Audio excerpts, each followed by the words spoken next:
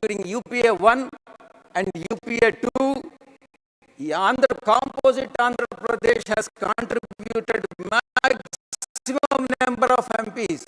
It is because of composite Andhra Pradesh and contribution from the from composite Andhra Pradesh, they have come to power at the center. And they have, in the other states, they have got nothing.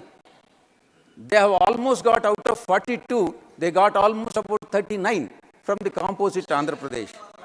37, UPA formation, UPA 1, they got 37, and UPA 2, they got 33.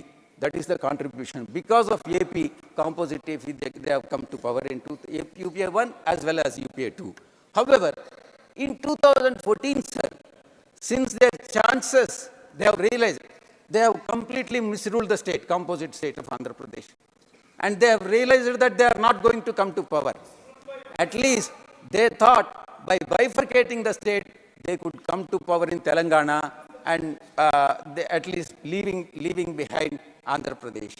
That was their idea, and the bifurcation of state to generate favorable electoral result in Telangana. The people of Telangana also have taught a lesson to them. That's a different issue, sir.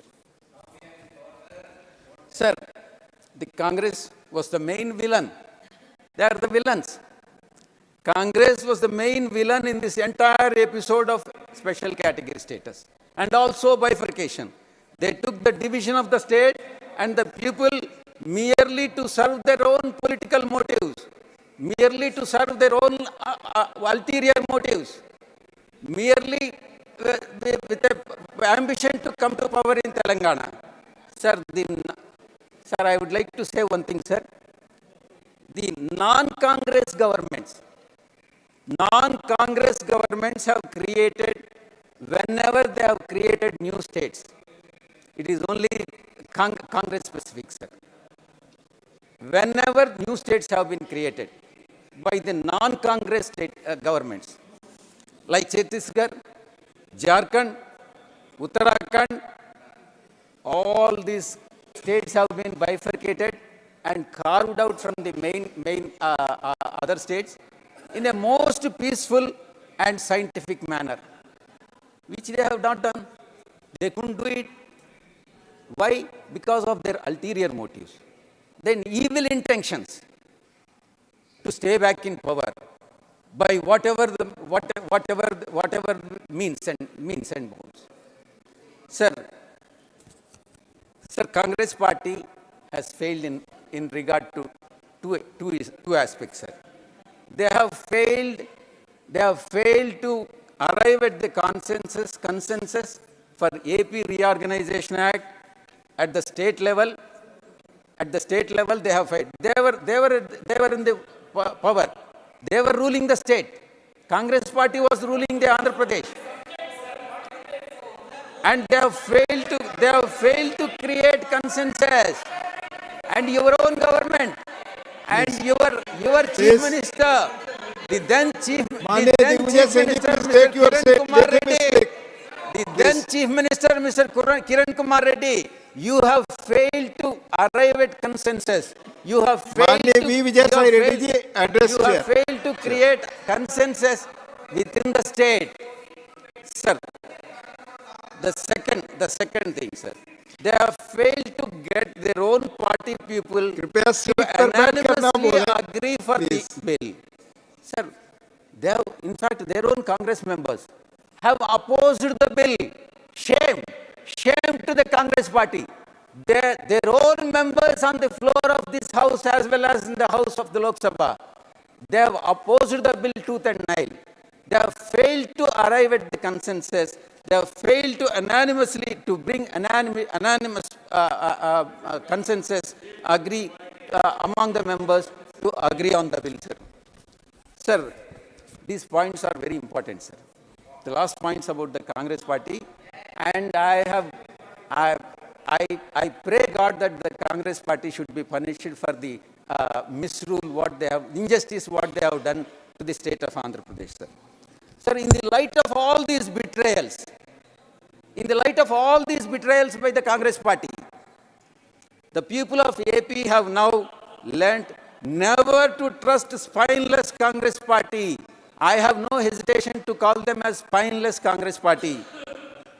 And I'll put a step forward, sir, and if you permit me, call them as Dhokebaz party. Permit within the Dhokebaz parliamentary party. words. Yes, please. You are playing politics, family politics. See, family issue. Don't bring family Maanनीय issues Vijay into Sai the Reddy ji, political arena. Vijay Sai Reddy ji, address to the chair. That is the reason why. Please, seat पर बैठ कर ना बोलें. See, Please. this is the reason why. That is the reason why your dirty tactics, and dirty planning. Maanनीय Vijay Sai Because Reddy of that, ji, keep in mind parliamentary words. Parliamentary words. Intervening in the family affairs. Please. That is the reason why people have taught a lesson to you. That is, sir, that is the reason. Sir, important, sir. This seat पर बैठ कर ना बोले. आपकी बात record पे नहीं जा रही है. सिर्फ विजय साई रेड्डी जी की बात रिकॉर्ड पे जा रही है. Please. I am not yielding, madam. Please. Sir, this is the reason why. This is the reason why the vote share of Dhokebaz party आप in Andhra parliamentary Pradesh words in इस्तेमाल करें. 2019 election was less than Nota. See the percentage what they have got in Andhra Pradesh. Percentage of votes polled to the Congress party in 2019 elections in Andhra Pradesh by Congress party is less than Nota votes. Shame. The Congress party, which has ruled the state, which has ruled the country for so many decades, has got less number of votes they have polled when compared to even less than Nota votes, sir. Sir, even at the national level. So leave about Andhra Pradesh. It is only one state. I'll come to the national level. Sir, at the national level, the downfall of Congress party is very clear. Sir, very visible. Sir, in 2014 election, 2014 elections, Congress party has won 44 seats with a vote share of 19.31%. 19.31%, they have won 44 seats. This is the worst ever performance of the Congress party, Dhokebaz party, in the general elections. Sir, in के बाद ये सारे शब्द parliamentary है नहीं. It will be examined. Please. Sir, in 2019 elections, 4 more minutes are there. 2019 elections, Congress party has won 52 seats. From 44, they have slightly gone up to 2052, 44 to 52, with a vote share of 19.46%. 19.46%. Sir, even their own allies, India, they call it India, INDIA. Their own. Please India. speak to the chair. Even their own allies of Congress party are saying that Congress will not even get 40 seats in 2024. The next elections, which are going to be held in April 2024. Sir, last year, the cephalogist, I am not an astrologer. माननीय Vijay Sai Reddy ji. Last year, their beloved leader, Rahul Gandhi ji, lost in Amedi. This time, he will lose from wherever he contests. Rahul Gandhi ji will be losing. He will not win. He will not be able to become a parliamentarian. Please. Sir, whether it is Andhra, Kerala, or anywhere in the country, let him contest. He will not be able to win. But in 2029, sir,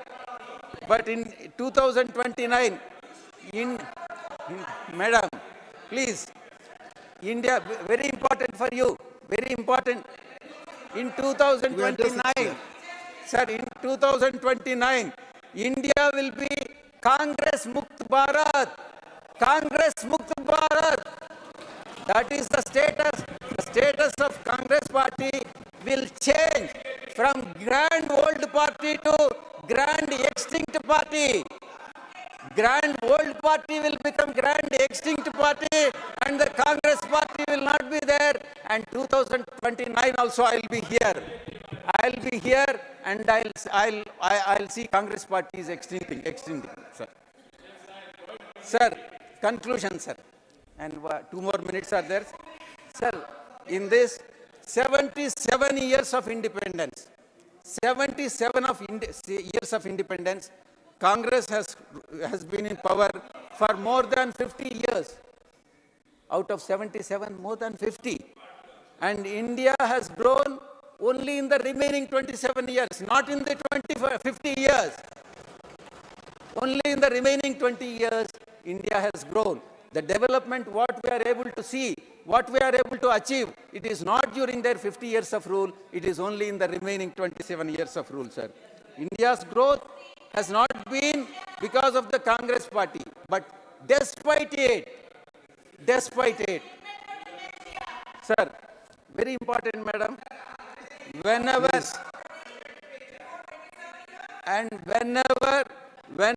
Congress party has been in power, India has prolonged period of backwardness. Whenever these 50 years, whenever they are in power, and we have seen the prolonged backwardness. Sir, very important, sir. Very important. This slogan has to be remembered by the Congress party, and they have to put it on their party walls on the party, sir, in the party. There is no doubt in anyone's mind that India grows only when Congress sleeps. India grows only when Congress sleeps. I am repeating it, sir. India grows only when Congress sleeps. Sir, the people of Andhra Pradesh, once again I am telling, will never forgive the Congress party. The Congress party has gone into the history in Andhra Pradesh. Thank you very much, sir. Thank you very much. Thank you. Dr. Sudhanshu Trivedi.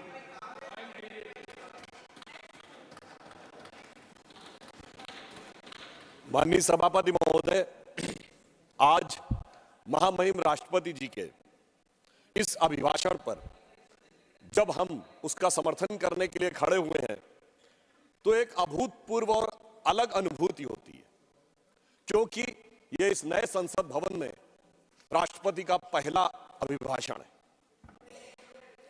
ये स्वतंत्रता का अमृत महोत्सव पूर्ण होने के बाद राष्ट्रपति का पहला अभिभाषण है और गणतंत्र का अमृत महोत्सव प्रारंभ होने के बाद का पहला अभिभाषण है। और अधिक सुखद संयोग यह है कि ये उस संसद भवन के नए परिसर में हो रहा है जिसका श्री गणेश चतुर्थी को हुआ था और जिसमें पहला बिल नारी शक्ति वंदन अधिनियम पारित हुआ था और वहां पर देश की पहली महिला अनुसूचित जनजाति के वर्ग से आने वाली महामहिम राष्ट्रपति जी के द्वारा इस अभिभाषण को प्रस्तुत करना और भी सुंदर सुखद संयोग बनाता है। और अधिक संयोग बेहतर इसलिए हो जाता है कि जब ये संसद भवन में प्रारंभ हुआ उससे पहले भारत चांद के अछूते कोने को छूने वाला दुनिया का पहला देश भी बन गया था और माननीय प्रधानमंत्री जी ने उस पॉइंट का नाम पॉइंट शिव शक्ति रख दिया था, अर्थात स्त्री शक्ति का उद्भव भारत में वनवासी क्षेत्रों से लेकर तो मोदी जी के नेतृत्व में अमृत काल में भारत की उभरती हुई और आकाश छूती हुई एक नई शक्ति का प्रतीक। परंतु यह अमृत काल आया है तो यह आत्मसम्मान का एक नया स्वरूप भी लाया है। अब किंग जॉर्ज की जगह इंडिया गेट के सर्किल पर नेताजी सुभाष चंद्र बोस की मूर्ति है। एक नहीं, सभी प्रधानमंत्रियों का संग्रहालय है। जनजातीय गौरव दिवस भी हुआ है, संविधान दिवस भी है। सुखद संयोग आया है। देश की अर्थव्यवस्था आज तेजी से बढ़ रही है। G20 में हम सबसे तेजी से बढ़ती हुई अर्थव्यवस्था है। 5G रोल आउट करने में हम पहले देश बन गए हैं और ब्रिटिश काल का किंग्सवे कांग्रेस के शासनकाल में राजपथ से होते हुए अब कर्तव्य पथ हो गया है। अब लोक रेस कोर्स रोड लोक कल्याण मार्ग हो गया है, इंडियन पैनल कोड भारतीय न्याय संहिता हो गई है, और मुगल गार्डन भी अब अमृत उद्यान हो गया है। और इस बात की स्वीकारोक्ति सिर्फ भारत ही नहीं, पूरी दुनिया कर रही है। वर्ल्ड इकोनॉमिक फोरम के चीफ बॉर्ज ब्रेंडे ने कहा है कि India is going towards the exponential growth with peace and no conflict. Investment in R&D and infrastructure is going in such a way that can make India a $10 trillion economy in a decade. ये world economic forum के chief कहते हैं। और Bill Gates ने यह कहा है कि जो इंडिया ने डिजिटल सिस्टम स्थापित किया है वो पूरी दुनिया के लिए अनुकरणीय है। चैथम हाउस थिंक टैंक ने एक आर्टिकल में कहा है कि G20 showcases the power of new emerging India. और तो और हमारे सबसे बड़े प्रतिद्वंदी प्रतिस्पर्धी देश माने जाने वाले चाइना के ग्लोबल टाइम्स ने भी मान लिया आखिर में 2 जनवरी 2024 को अपने एक आर्टिकल में यह स्वीकार कर लिया कि मोदी जी के आने के बाद भारत में अर्थव्यवस्था और विकास बहुत तेजी से आगे बढ़ा है। जितनी भी रेटिंग वाली एजेंसीज हैं, Fitch, Moody, IMF, World Bank, Standards and Poor's, ये सब 6.7 से लेके 7.8% तक भारत को बढ़ता हुआ ग्रोथ रेट दिखा रही है। इन सब के अनुसार भारत इस समय वर्ल्ड की सबसे बड़ी प्रमुख इकोनॉमीज में सबसे तेजी से आगे बढ़ रहा है। और सभापति महोदय, मैं कहना चाहूंगा, अब तो इस नए संसद भवन के ऊपर जो भारत के राजकीय चिन्ह के शेर हैं वो भी नई आभा से दिखाई लगने लगे हैं, क्योंकि हमारे बहुत से विरोधी कोर्ट चले गए थे कि शेर कुछ ज्यादा आक्रामक दिख रहे हैं, क्योंकि इनको चाहिए था कि शेर भी बिल्ली जैसे चाहिए थे। परंतु अब संसद भवन में एक ऐसा शेर बैठा है जिसकी वजह से अब किसी की भारत की तरफ आंख उठाने की हिम्मत नहीं है। जो इस भाव में विश्वास करते हैं, न विक्रमार्जितो सिंहस्य क्रियते मृगा विक्रमार्जित राजस्य स्वयमेव मृगेंद्रता। तो भारत की जो मृगेंद्रता है वो उठकर सामने आ रही है। परंतु मैं माननीय सभापति जी कहना चाहूंगा कि इसकी शुरुआत कहां से हुई। 16 मई 2014 को जिस दिन इस देश में सरकार बदली, उस दिन जनादेश जो मोदी जी के नेतृत्व में स्पष्ट बहुमत में हमें मिला, वो सिर्फ सरकार बदलने के लिए नहीं था, विचार बदलने के लिए था और व्यवस्था बदलने के लिए था। और इसके लिए मैं कोट करना चाहूंगा लंदन का संडे गार्डियन, जिन्होंने हम पे हुकूमत की थी, उनके अखबार को कोट करता हूं।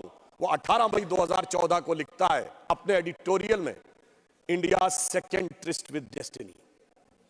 और आगे वो लिखता है 16 मई 2014, यानी वो दिन जिस दिन मोदी जी के नेतृत्व में हमें स्पष्ट बहुमत मिला, should be known in Indian history as the day on which Britishers finally left India। और आगे वो कहता है कि उसका कारण यह है कि आजादी के बाद लंबे समय तक उन विचारों का शासन रहा जिनके ऊपर ब्रिटिश उपनिवेशवादी मानसिकता की विरासत का प्रभाव था। परंतु पहली बार एक ऐसे विचार के हाथ में पूर्ण सत्ता आई है। अटल जी के जमाने में पूर्ण सत्ता नहीं थी, हमारे हाथ में पूर्ण सत्ता आई है, जो अपने इंसेप्शन और इंस्पिरेशन दोनों में पूर्णता भारतीय है और ब्रिटिश कॉलोनियल लीगेसी से कोई उसका मतलब नहीं है। और ये बदलाव वहां पे दिखा जब नीति आयोग बना। 1 जनवरी 2015 को नीति आयोग ने अपनी पहली जो बैठक की, उसमें कहा कि बहुत दिन भारत विदेश से आयातित आर्थिक विकास के मॉडल्स को लेता रहा। कभी हम रूस की कॉपी बनते रहे नेहरूवियन सोशलिज्म मॉडल में, तो कभी अमेरिका की कॉपी बने। मगर पहली बार नीति आयोग ने अपने रेजोल्यूशन में कहा कि now we will not be borrowing upon any model from outside, we will search from original भारतीय मॉडल। और आपने देखा उसके बाद उसकी शुरुआत इस प्रकार से हुई। इस देश में सबसे पहले प्रधानमंत्री जी ने क्या सोचा, वो अंत्योदय के विचार से प्रेरित थे। सभापति महोदय, जब हम लोग सत्ता में नहीं थे तो हम लोग कहते थे, उगा सूर्य कैसा कहो मुक्ति का, ये उजाला करोड़ों घरों में न पहुंचा। खुला पिंजरा है मगर रक्त अब भी थके पंछियों के परों में न पहुंचा। तो प्रधानमंत्री जी ने सबसे पहले यह इंश्योर किया जन धन योजना लाके कि गरीबों के पास अकाउंट होने चाहिए, और आज 54 करोड़ अकाउंट हैं तो थके पंछियों के परों में सीधा वह रक्त पहुंचे जिसमें ना कोई कट हो ना किसी अन्य प्रकार की चीज। फिर चाहे 11 करोड़ लोगों को शौचालय देना हो, 4 करोड़ गरीब लोगों को आवास देना हो, और इसके द्वारा बढ़ते हुए हमारे कई विरोधी लोग कहते हैं कि साहब रोजगार और व्यवसाय में स्थिति ठीक नहीं है। तो मैं बताना चाहता हूं कि 2014 में EPFO employees provident fund account यानी कर्मचारी भविष्य निधि खाता, कोई कर्मचारी बनेगा तभी अपना भविष्य निधि खाता बनवाएगा क्योंकि वो भी पैसा डालेगा और उसका एम्प्लॉयर भी पैसा डालेगा। 2014 में 11 करोड़ थे, आज 27 करोड़ है। तो इसका मतलब 16 करोड़ लोग ऐसे हुए जिनके की खाते इस दरमियान बने, तो उसमें एम्प्लॉयर भी है एम्प्लॉय भी है। इसका मतलब रोजगार के सृजन की दिशा में एक महत्वपूर्ण स्थिति आने वाले टाइम में आई। और हमारे तिरुचि शिवाजी कई बार कह रहे थे डेट के बारे में, तो मैं बताना चाहता हूं भारत दुनिया की समस्त अर्थव्यवस्थाओं में डेट टू GDP रेशियो में सबसे बेहतर स्थिति में है। आप China, America, Japan, France, Germany किसी से भी तुलना कर लीजिए, हम डेट टू GDP रेशियो में सबसे बेहतर स्थिति में है। पर्सनल डेट में हम सबसे बेहतर स्थिति में है। 73% लोग ऐसे हैं भारत में जिन्होंने कोई पर्सनल डेट नहीं ले रखा है। तो इसीलिए IMF ने हमारी अर्थव्यवस्था की वह तारीफ भी की है। परंतु ये सारा आर्थिक विकास सभापति महोदय तब तक बेमानी होता है जब तक उस विकास के साथ राष्ट्र के आत्मगौरव का भाव भी उसमें ना हो। क्योंकि आप विकसित होकर भी विश्व के सामने अपनी क्या तस्वीर रखेंगे। तो मैं कहना चाहता हूं कि महामहिम राष्ट्रपति महोदया का अभिभाषण एक और दृष्टि से महत्वपूर्ण था। सभापति महोदय, ये 5 साल के बाद आने वाली सरकार का जो दोबारा भी आने वाली है, सिर्फ 5 साल के बाद आने वाली सरकार का अभिभाषण नहीं था, उस कालखंड का अभिभाषण नहीं था। 500 साल के बाद आने वाले भगवान राम के आगमन के उस अलौकिक अनुभूति के कालखंड का भी था। और मैं यह भी बताना चाहता हूं, देखिए इस देश में भगवान राम, उनके जीवन ने इस राष्ट्र और समाज को जो प्रेरित किया वो राम मंदिर के समय में किस रूप में हुआ मैं बताना चाहता हूं। अगर भगवान राम का जन्म केवल इसलिए हुआ था कि रावण का वध करना था, तो अयोध्या के राजा के रूप में अयोध्या की सेना लेके जाते, रावण को मार देते, परंतु उससे धर्म नहीं स्थापित होता। इसलिए पहले राजा राम को वनवासी राम बनना था, उसके बाद निषाद राज का सम्मान, उसके बाद माता शबरी का सम्मान, उसके बाद सुग्रीव का राज्याभिषेक, फिर बानर, रीछ, भालू अर्थात समाज के उन दूर के कोनों में खड़े हुए लोग जहां तक किसी की दृष्टि भी नहीं जाती थी, सबको संगठित किया और संगठित करके तब जाकर उस समय की विश्व की सबसे बड़ी शक्ति को उन्होंने परास्त किया। अर्थात समाज के हर वर्ग को सम्मान स्थान देकर तब जाकर राम का राज्याभिषेक हुआ था। और आज आप देखिए, चाहे 4 करोड़ गरीबों को आवास मिला है, 11 करोड़ लोगों को शौचालय मिला है, और 54 करोड़ लोगों को जनधन अकाउंट मिले हैं, 50 करोड़ लोगों को आयुष्मान भारत में कवर मिला है, वो तो है। परंतु ये भी एक सुखद संयोग देखिए जो लोग हमसे कहने का प्रयास करते हैं। मैं याद दिलाना चाहता हूं, श्री राम जन्मभूमि का शिलान्यास जो 9 नवंबर 1989 को हुआ था, उसकी पहली ईंट जो पूरे शास्त्रीय विधान से हुआ था, जिसको सम्रांगण सूत्रधार कहते हैं उस ग्रंथ के अनुसार, पर पहली ईंट बिहार के कामेश्वर चौपाल ने रखी थी, जो आप लोगों के अनुसार सो कॉल्ड लोअर कास्ट में आते हैं। हम किसी को हायर और लोअर कास्ट नहीं मानते। और फिर संयोग देखिए, जब जजमेंट आता है 2019 में, तो उस समय हमारे महामहिम राष्ट्रपति श्री रामनाथ कोविंद थे, जो अनुसूचित जाति समाज से आते थे। और आज जब राम मंदिर का उद्घाटन होता है, तो हमारी राष्ट्रपति द्रौपदी मुर्मू जी हैं, जो अनुसूचित जनजाति से आती हैं, और उस प्राण प्रतिष्ठा के मुख्य जजमान हमारे प्रधानमंत्री श्री नरेंद्र मोदी जी थे, जो पिछड़े वर्ग से आते हैं।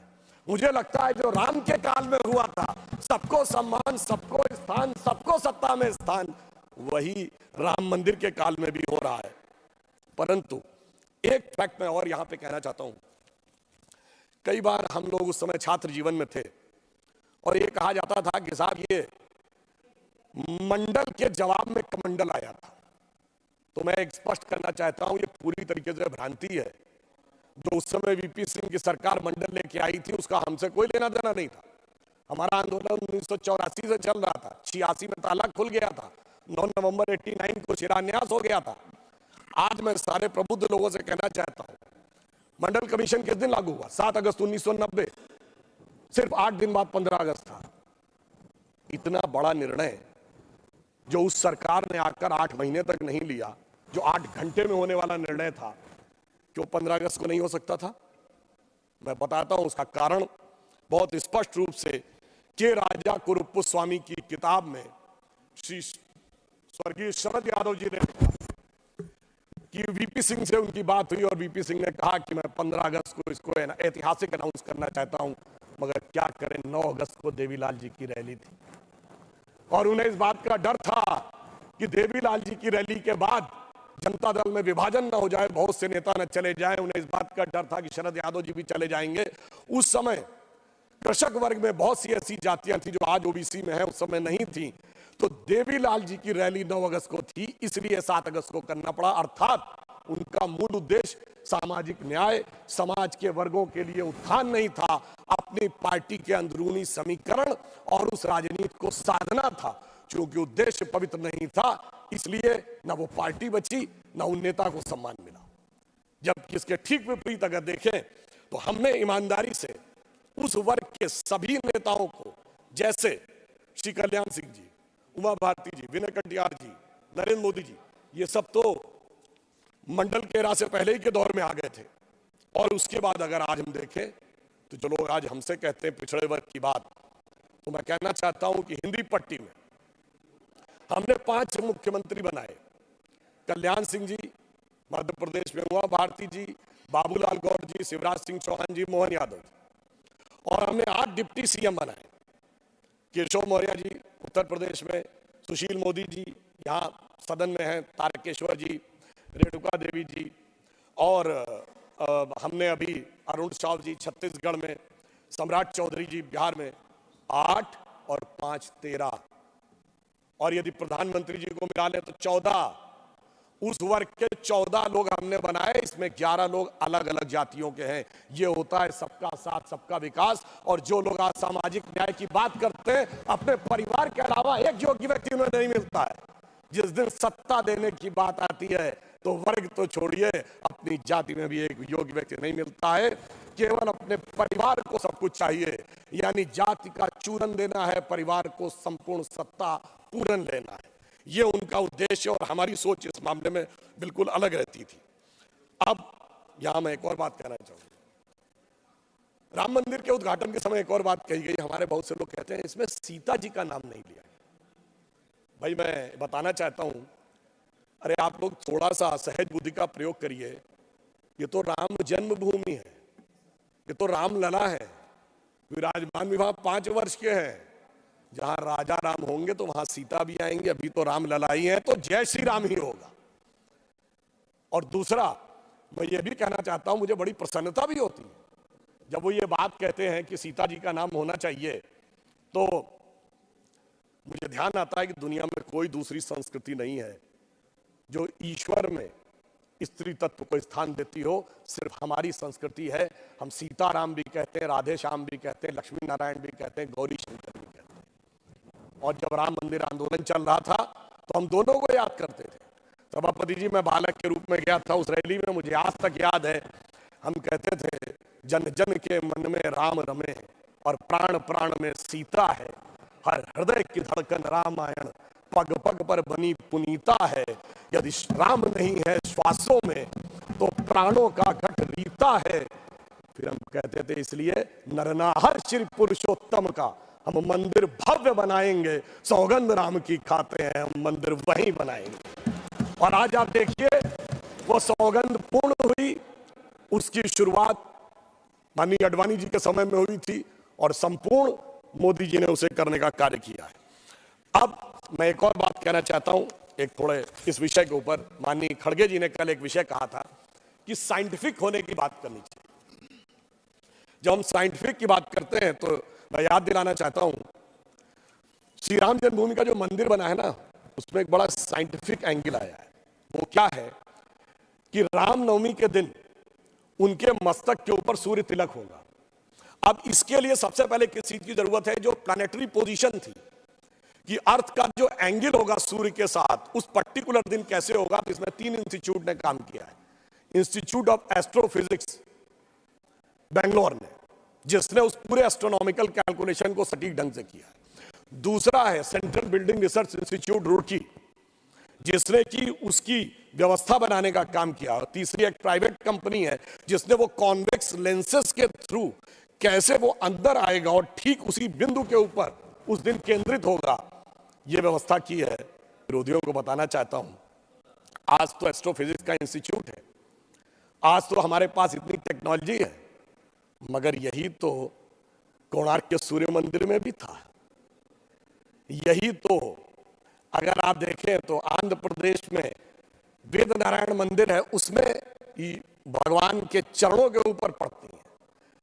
कोल्हापुर में महालक्ष्मी का मंदिर है महाराष्ट्र में, उसमें से जाते हैं तो देवी के मस्तक से लेकर चरणों तक चले जाते हैं।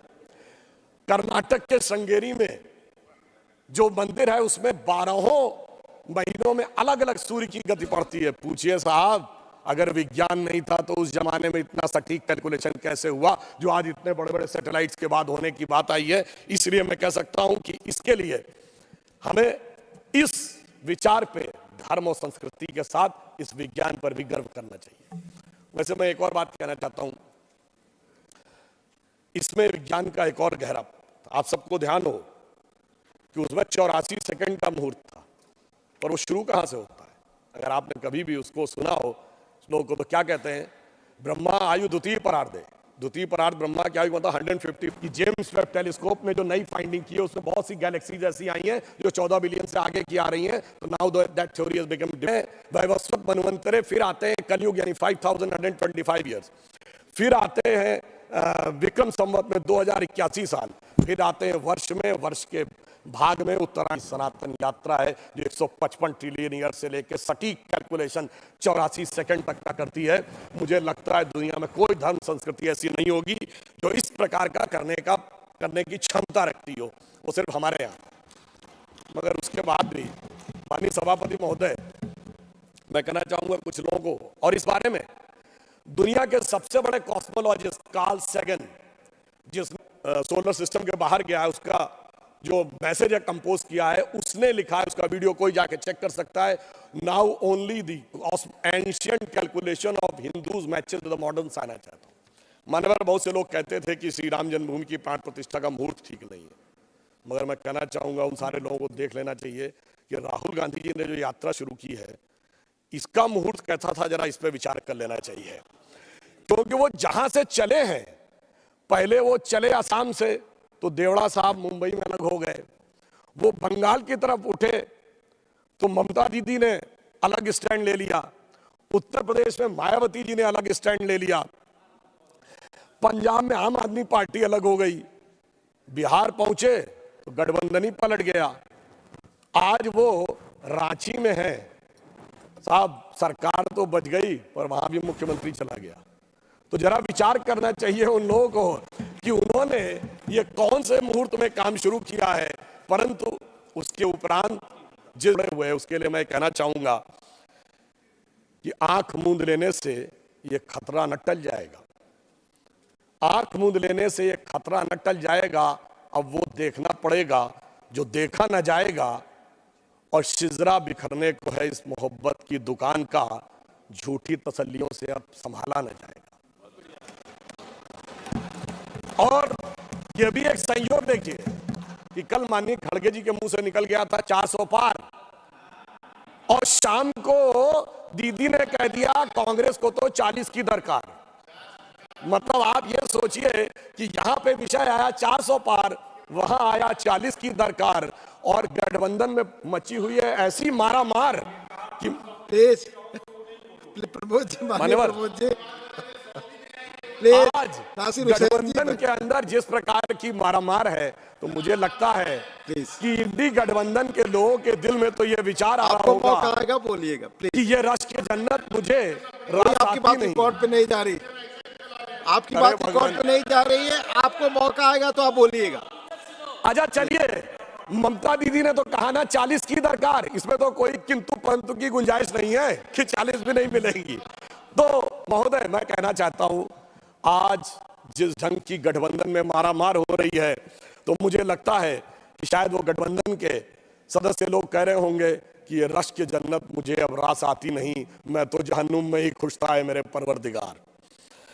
और एक बिंदु मैं और कहना चाहता हूं, बहुत गंभीरता से आज हमारे विपक्ष के लोग कहते हैं कि साहब SC ST OBC के आरक्षण को लेकर, उनकी जनगणना को लेकर बहुत कंसर्न है, उनके मन में बड़ी वेदना है। तो मैं पूछना चाहता हूं, यदि उस आरक्षण के लिए इतनी वेदना है, चाहे ये वास्तविकता में वेदना है या वोट के तराजू पर तौलकर सियासत के माहौल को खोलकर तब देखा जाता है कि किस आरक्षण का कब इस्तेमाल करना है।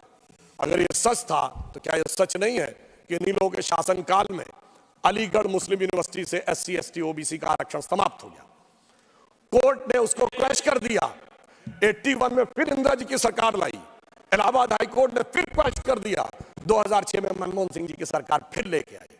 कहां चला गया, कहां चला गया? इसलिए कि वोट बैंक पे तौला जाता है कौन सा तगड़ा वाला वोट बैंक है, फिर उसके लिए बोला जाता है। जामिया में खत्म, जम्मू कश्मीर में SC ST OBC का आरक्षण नहीं, क्यों नहीं? और मैं बताना चाहता हूं, जो लोग आज कहते हैं समाज के उन वर्गों के लिए, जम्मू कश्मीर इस देश का एक ऐसा इकलौता राज्य था जहां वाल्मीकि समाज के प्रतिभाशाली बच्चे चाहे कितना भी पढ़ जाएं सिर्फ सफाई कर्मचारी बन सकते थे। जब 370 हटी है उसके बाद वो बराबरी मिली है। आप इस सीमा तक दबा के रखते थे और हमने महर्षि वाल्मीकि इंटरनेशनल एयरपोर्ट बनाया है। ये दर्शाता है मोदी जी की सोच और आपकी सोच में कितना बड़ा अंतर है। और फिर इतना ही नहीं है माननीय सभापति महोदय, बाकी तो छोड़ दीजिए, ये लोग तो अगर इनके नेता के घर पर भी अटैक हो जाए और लगे कि वो दूसरा वाला वोट बैंक ज्यादा तगड़ा, चुप्पी साध लेते हैं। कर्नाटक में कांग्रेस के एक MLA थे, 2018 या 20 की बात है, अखंड श्रीनिवास मूर्ति अनुसूचित जाति के थे, उनके घर पर अटैक हो गया और अटैक करने वाले लोग जला के फूंक दिए। उसके बाद भी लोग शांत रहे, उन लोगों को बेल भी मिल गई, वो बेचारे सुप्रीम कोर्ट गए बेल क्लैश कराने, अब तो खैर पार्टी भी छोड़ के चले गए। तो ये तो वो है कि वोट बैंक की सियासत के लिए अगर घर फूंक तमाशा देखना हो तो वो भी देखने के लिए तैयार रहते हैं, इनको उसमें भी किसी भी प्रकार की। और फिर मैं एक और बात पूछना चाहता हूं, वो कौन था ये बताइए। अगर इस देश के किसी प्रधानमंत्री ने, मान्यवर सभापति जी, कोई बात अगर इस देश में ना बोले प्लीज प्लीज, अरे सभापति जी, मैं पूछना चाहता हूं, इस देश में किस प्रधानमंत्री ने कहा था मुस्लिम should have the first right over the national resources of India? आपने तो नहीं कहा SC ST OBC और गरीब का होना चाहिए। हमारे मोदी जी ने कहा गरीब का पहला हक है, वंचित का पहला हक है, किसान का पहला हक है, महिला का पहला हक है। ये दिखाता है कि आपकी हकीकत क्या थी, दिल में क्या है और सामने क्या है। फिर मैं ये भी बताना चाहता हूं कि ये हकीकत जो बोली थी मनमोहन सिंह जी ने ऐसे ही नहीं थी। कर्नाटक की सरकार ने एक आदेश निकाला है, जिस समय चुनाव लड़े थे तो कहा था कि हम सबको जैसे 2000-3000 की जिस प्रकार की छूट देंगे, चुनाव में आ गए। फिर आदेश निकाला कि माइनॉरिटी कम्युनिटी के जो लोग 4 व्हीलर खरीदना चाहेंगे तो सरकार 50% पे करेगी।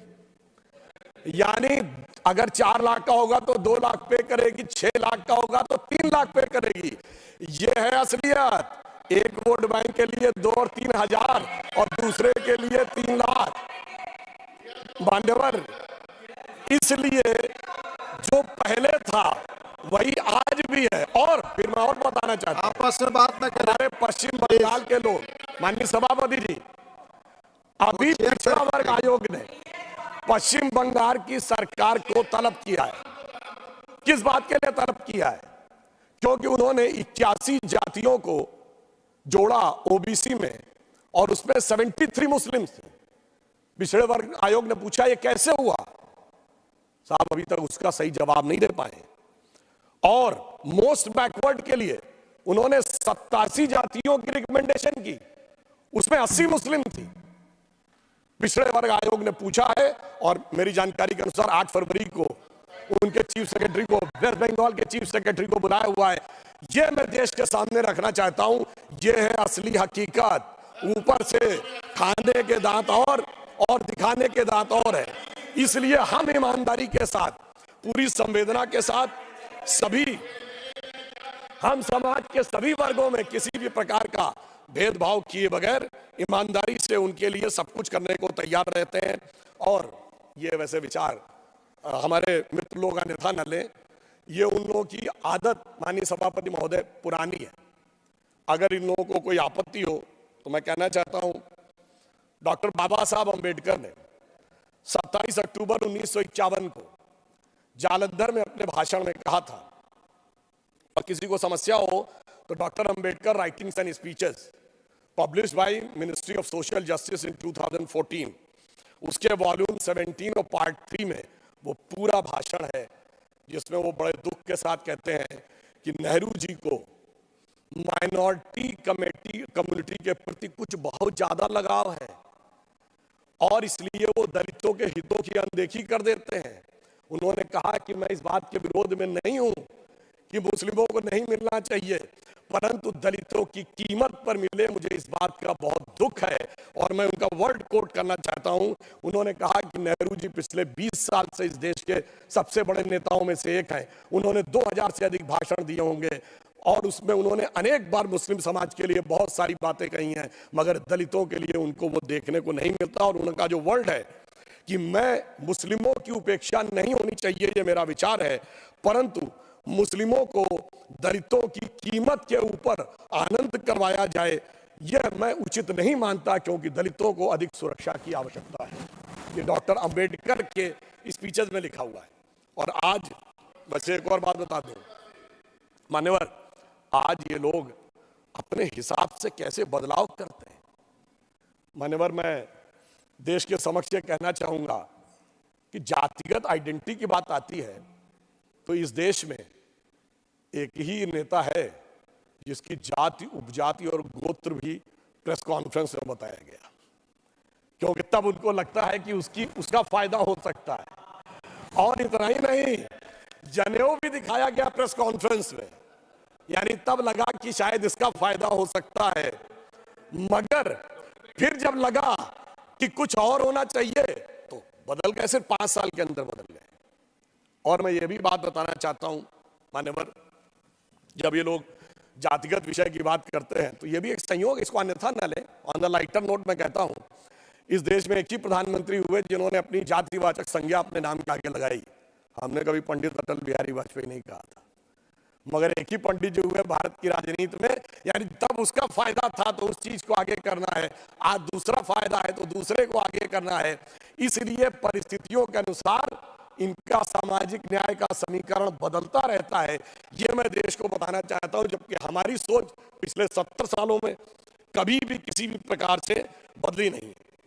और मैं ये भी बताना चाहता हूं, इनके एक नेता थे, कल माननीय खड़गे जी ने एक विषय की बात कही, जिस विषय की उन्होंने ट्वीट की बात कही, वो ट्वीट डिलीट भी कर दिया गया था और ये भी बता दिया गया था कि वो गलत ट्रांसलेशन था, मगर शायद उनको रिसर्च देने वाली टीम ने ध्यान नहीं दिया। वो जिस सीएम के बारे में बता रहे थे वो जानते हैं किसका ट्वीट लिख रहे थे?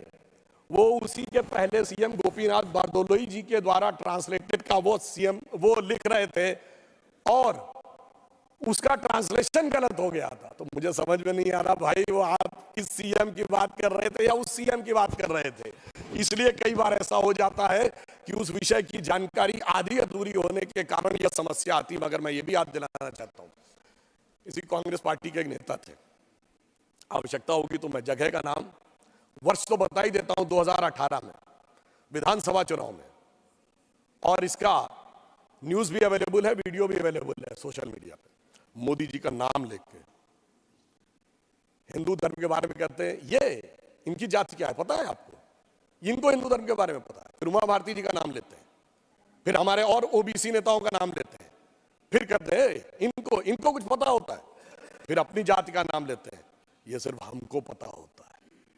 मान्यवर, इस ढंग की बात मैं दावे के साथ कहता हूं, अगर किसी भाजपा के नेता ने बोल दिया होता तो जैसे वो एक गाना था ना, आरा हिले छपरा हिले, ये दिल्ली मुंबई नहीं लंदन न्यूयॉर्क हिल गया होता, दुनिया के समुद्रों में सुनामी आ गई होती, पर आपने उनको विधानसभा का अध्यक्ष बना दिया।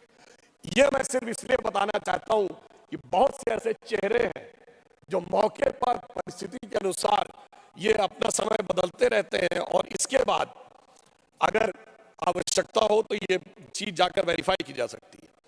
और यहां मैं एक और बात भी कहना चाहता हूं कि ये विचार कांग्रेस पार्टी का आज जो है ये हमेशा से था। आज कितने संयोग की बात थी कि जब श्री राम जन्मभूमि का शिलान्यास हो रहा था, तो आपको ध्यान है, शायद हमारे बहुत से लोगों ने ध्यान हो तो मैं बता दूं, 22-23 दिसंबर 1949 की रात को जब श्री रामलला प्रकट हुए थे, तो उसकी सबसे पहली गवाही किसने दी है? यानी जो लाइट दिखी थी वो बताई थी एक यूपी पुलिस का सिपाही था अब्दुल बरकत। अब्दुल बरकत ने यह गवाही दी है कि उसे दिव्य रोशनी दिखाई पड़ी, और उसके बाद जब वो दिव्य रोशनी हटी तो वहां श्री रामलला विराजमान थे। और जो पैरोकार था इकबाल अंसारी बाबरी पक्ष का, देखिए उसको भी इनवाइट किया गया और वो आ भी गया। अब्दुल बरकत को रोशनी दिख गई मगर इनको रोशनी अभी तक नहीं दिखी। इकबाल अंसारी जो था वो आ गया रामलला की प्राण प्रतिष्ठा में, उसका तो इकबाल बुलंद हो गया, इनका इकबाल नहीं बुलंद हो पाया, जमीदोज रह गया। ये मुझे समझ में नहीं आता है कि ये किस आधार के ऊपर ये निर्णय लेते हैं। वैसे इसमें भी इनको कोई नई बात नहीं है मान्यवर, ये इनकी समस्या पुरानी है। 24 अप्रैल 1951 को पंडित नेहरू जी ने जाम साहब दिग्विजय सिंह, जो सौराष्ट्र के राज्य प्रमुख थे, like chief minister of today, उनको लेटर लिखा था सोमनाथ मंदिर के उद्घाटन पे कि मैं बहुत स्पष्ट करना चाहता हूं कि मैं इससे सहमत नहीं हूं। मुझे इस बात का बहुत कष्ट है कि हमारे कुछ मंत्रिमंडल के सहयोगी जा रहे हैं, और उन्होंने कहा कि I am troubled by this revivalism, ये वर्ड है, यानी मैं इस पुनरुत्थान से बहुत दुखी और समस्या में हूं। मगर साहब हुई है वही जो राम रचि राखा, जो होना था वो हो गया। और मगर यह दर्शाता है कि जो आज की यह प्रवृत्ति है, यह प्रवृत्ति गांधी जी की नहीं थी। गांधी इस देश की धर्म संस्कृति को मानते थे, नेहरू जी की सोच अलग थी। तो मैं कह सकता हूं कि आज की कांग्रेस गांधी जी की सोच से ज्यादा नेहरू जी की सोच के ऊपर चलती है, इस कारण से यह समस्या आती है। और एक बात मैं और कहना चाहता हूं, मैं एक उदाहरण और कोट करना चाहता हूं मान्यवर, ये भी selected works of Jawaharlal Nehru series 2 volume 17 में है। 1959 में उन्होंने कहा, मैं कोट कर रहा हूं, किसी को समस्या हो तो मैं रेफरेंस के साथ बोल रहा हूं। ललित कला अकादमी में वो भाषण देते हुए कहते हैं, mister Humayun Kabir referred to the great temples of south and Taj Mahal, but whenever I go to south temples of south, in spite of their duty, I cannot stand, I feel suppressed. और दूसरी तरफ कहते हैं, बट जब मैं ताजमहल देखता हूं तो मुझे बड़ी खुशी लगती है। सेम उसमें, और ये ऑल इंडिया रेडियो के जो टेप्स अवेलेबल हैं नेहरू मेमोरियल लाइब्रेरी में, उसमें भी अवेलेबल है 1959 के उस टेप्स में। ये सिर्फ मैंने बताने का प्रयास किया कि ये सोच इस प्रकार की थी जो भारत की वास्तविक शक्ति और सत्ता को उभरने न देने के लिए थी, और इस कारण से इनकी सोच ऐसी रही। हमारी सोच क्या थी, मैं एक छोटी सी बात कहूं, प्रधानमंत्री जी ने उन सारे श्रमिकों का सम्मान किया, उन पे पुष्प वर्षा की, और ताजमहल के बारे में क्या कहानी है कि श्रमिकों के हाथ कटवा दिए गए थे। और मुझे आश्चर्य है कि जो लोग सर्वहारा की सिद्धांत की बात करते वो उस कहानी को यूटिलाइज करते थे, और सुबह कैसे बैठा दिया गया कि हमें वो सही लगने लगा कि वो एक अच्छी बात थी। यानी एक प्रश्न बरसा रहा है, वह तो गलत था और हाथ कटवाना सही था। मुझे लगता है वो महिमा मंडन करने लायक था, उसे देखने में आनंद की अनुभूति होती थी। मुझे लगता है कि यह समस्या सोचनी चाहिए। और अंत में मैं एक बात कहना चाहता हूं, एक बात और मान्यवर, ये लोग कहते हैं भाई जातिगत जनगणना कराइए, बिल्कुल अच्छी बात है, पर पहले तो बताइए जातिगत जनगणना रोकी किसने थी, किसका निर्णय था? ये 1951 में नेहरू जी का निर्णय था ना, और उस समय तो कॉन्स्टिट्यूएंट असेंबली थी, क्योंकि चुनाव तो 52 में हुए। और फिर हमने बचपन में सभापति महोदय सुना, इंदिरा जी के जमाने में कांग्रेस की क्या सोच थी, जात पे ना पात पे, इंदिरा जी की बात पे मोहर लगेगी हाथ पे। राजीव गांधी जी के जमाने में क्या था, 6 दिसंबर 1990 को इसी सदन में मंडल कमीशन का विरोध करते हुए राजीव गांधी जी ने कहा कि कांग्रेस पार्टी जात पात में विश्वास नहीं करती, हमारा नारा है जात पे ना पात पे मोहर लगेगी हाथ पे। अरे भाई, मैं पूछना चाहता हूं, नेहरू जी सही थे कि इंदिरा जी सही थी कि राजीव जी सही थे, या आज के आपके कुल गौरव सही हैं, या दोनों सही थे? जैसी मौका मिल जाए वैसा सही था। तो मैं कहना चाहूंगा कि एक जमाने में जो पार्टी कहती थी जात पे ना पात पे, इंदिरा जी की बात पे मोहर लगेगी हाथ पे, वो अपने पुरखों की बात को धर के लात पे पार्टी ले आए फुटपाथ पे। एक और मैं बात कहना चाहता हूं मान्यवर, एक और विषय, माननीय खड़गे जी ने कहा था कि देश की साक्षरता दर और एक इनकलाब आएगा, 1951 में 18% थी। मैं कहना चाहता हूं अपने विपक्षी साथियों से, इनकलाब आएगा नहीं, इनकलाब आ चुका है। जो जो साक्षरता दर बढ़ती चली गई, भारतीय जनता पार्टी का प्रभाव बढ़ता चला गया। मैं आपको सुलभ संज्ञान के लिए बताना चाहता हूं, भारत की साक्षरता दर 50% क्रॉस की 1991 में, हम मुख्य विपक्षी दल बन गए। इंडिया की पॉलिटिक्स यूनिपोलर से बाइपोलर हो गई। 2001 में साक्षरता दर ने क्रॉस किया 60%, हमारे नेतृत्व में गठबंधन की सरकार आ गई। 2011 में 70%। शिक्षा शेरनी का दूध है, जो पी लेगा उसके मन में कोई कंफ्यूजन या संशय नहीं रहेगा, और भारत की युवा पीढ़ी उसको देखकर पूरी तरीके से आगे बढ़ती चली जा रही है। अब यहां पर मैं एक और बात कहना चाहूंगा, एक और आरोप लगाया जाता है कि साहब ईडी और सीबीआई का बड़ा उपयोग हो रहा है। तो मैं याद दिलाना चाहता हूं, आज हम लोग 2024 में बैठे हैं। आज दो दलों का नाम सबसे ज्यादा आता है, झारखंड मुक्ति मोर्चा और राष्ट्रीय जनता दल, बिहार और झारखंड का। महोदय, मैं कहना चाहता हूं कि कई बार हम लोग बचपन में देखते थे, फिल्मों का बड़ा फेमस डायलॉग होता था, 20 बरस पहले की बात है। आज मैं कहना चाहता हूं 30 बरस पहले की बात है, 1994। सिर्फ वो उदाहरण दे रहा हूं जो कोर्ट से प्रूव हो चुके हैं। एकमात्र केस जिसमें सुप्रीम कोर्ट से यह प्रूव हो गया कि रिश्वत लेकर सरकार बचाई गई, वो झारखंड मुक्ति मोर्चा रिश्वत कांड 1994, जिस समय झारखंड के जेएमएम के सांसदों ने नरसिम्हा राव की कांग्रेस सरकार बचाई। भाई, आप तो उस जमाने से ऐसे चलते चले आ रहे हैं, आज खामखा में हम पे आरोप लगा रहे हैं। मतलब 19 साल, वो तो 2014 के बाद प्रॉब्लम है। मैं तो कह रहा हूं 1994 में भी ये साथ साथ थे जेएमएम कांग्रेस वाले, और आज भी साथ साथ हैं। मतलब ऑन द लाइटर नोट मैं कहना चाहूंगा, एक पुराना गीत था ना, तो उसको थोड़ा परिवर्तित कर दें कि शायद ये दोनों दल एक दूसरे से कह रहे हैं। लोग के नेताओं ने भ्रष्टाचार के आरोप में कोर्ट कचहरी और जांच एजेंसी के चक्कर न काटे हो। श्री पीवी नरसिम्हा राव जी के जमाने से लेके मनमोहन सिंह जी की दोनों सरकारों के जमाने में। तो भाई, अगर आपका तो ये भ्रष्टाचार से याराना बहुत पुराना है और इसके लिए सिर्फ मोदी जी पर इल्जाम लगाना है, मैं तो ये बात सही नहीं मानता, ये यथार्थ है। मगर मैं ये भी कहना चाहता हूं कि जब भ्रष्टाचार को कवर अप करना होता है तो कैसे कवर किया जाता है मान्यवर? मैं एक बात कहना चाहता हूं, भी प्रभावों से अपने को मुक्त करना है, और उस प्रभाव से मुक्त होकर हमें एक नई दिशा में आगे बढ़ना है। यहां पर एक और बात कही थी हमारे विपक्षी दलों के लोगों ने, वो कहते हैं हम तो बहुजन की बात करते हैं। मान्यवर, ये वास्तविकता में कहते तो बहुजन की बात है, कुछ में अंतर यह है कि मोदी जी कहते हैं यदि आप बहुजन की बात करेंगे तो भी कुछ जन तो छूट जाएंगे। तो मोदी जी उस विचार से प्रेरित हैं जो कहती है सर्वे भवन्ति सुखिनः सर्वे सन्तु निरामया सर्वे भद्राणि पश्यन्तु मा कश्चित् दुर्भाग् भवेत्। सबको मिलेगा, जो सरकार की नीतियां होंगी, सरकार के लाभ होंगे, वो सबको मिलेंगे। इसमें किसी भी प्रकार का जो भेदभाव हमारी तरफ से नहीं किया जाता है। और मैं यह भी कहना चाहता हूं, एक और आरोप लगाया गया था कि विपक्ष के नेताओं का सम्मान नहीं होता। माननीय खड़गे जी ने एक उदाहरण दिया था, वो उदाहरण अटल जी के प्रधानमंत्री का नहीं था। वो जब वो विदेश मंत्री बने थे तो विदेश मंत्रालय में जवाहरलाल नेहरू जी की फोटो लगी थी, वो हटा दी गई। तो उन्होंने कहा नहीं, जो देश के प्रथम प्रधानमंत्री थे वो जहां जैसे है वैसे ही रहना चाहिए। ये हमारा संस्कार है और मोदी जी ने उसको कितना आगे बढ़ाया। सरदार पटेल की मूर्ति दुनिया की सबसे ऊंची मूर्ति बना दी। हमने इस बात की चिंता नहीं की कि उनके कालखंड में संघ पर प्रतिबंध लगा था, मगर अफसोस की बात यह है कोई भी आज तक गया नहीं है।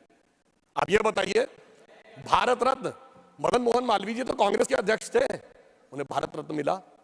प्रणब मुखर्जी जी कांग्रेस के नेता थे, उन्हें भी भारत रत्न मिला। क्या पद्म अवार्ड तरुण गोगोई जी को नहीं मिला? क्या एससी जमीर जी को नहीं मिला? और अभी आदरणीय कर्पूरी ठाकुर जी को मिला। ये ईमानदारी है हमारी सरकार की। समाज के जिस जिस व्यक्ति ने, जिस जिस महापुरुष ने जो जो योगदान दिया, हमने ईमानदारी से किया है। और इनके यहाँ ये सम्मान की बात करते, इनके यहाँ तो ऐसा था मान्यवर, इस देश में 2 ही प्रधानमंत्री हुए जिन्होंने अपनी सरकार में अपने अंदर गठित कमेटी के द्वारा अपने को भारत रत्न अर्पित किया। एक पंडित जवाहरलाल नेहरू और एक श्रीमती इंदिरा गांधी जी। इन्होंने अपने नेताओं को नहीं दिया, हमने सबको दिया। ये मोदी जी की विराट सोच और इन चीजों के बारे में हमारा जो नजरिया है वो उसको दर्शाता है। और मैं ये भी कहना चाहता हूं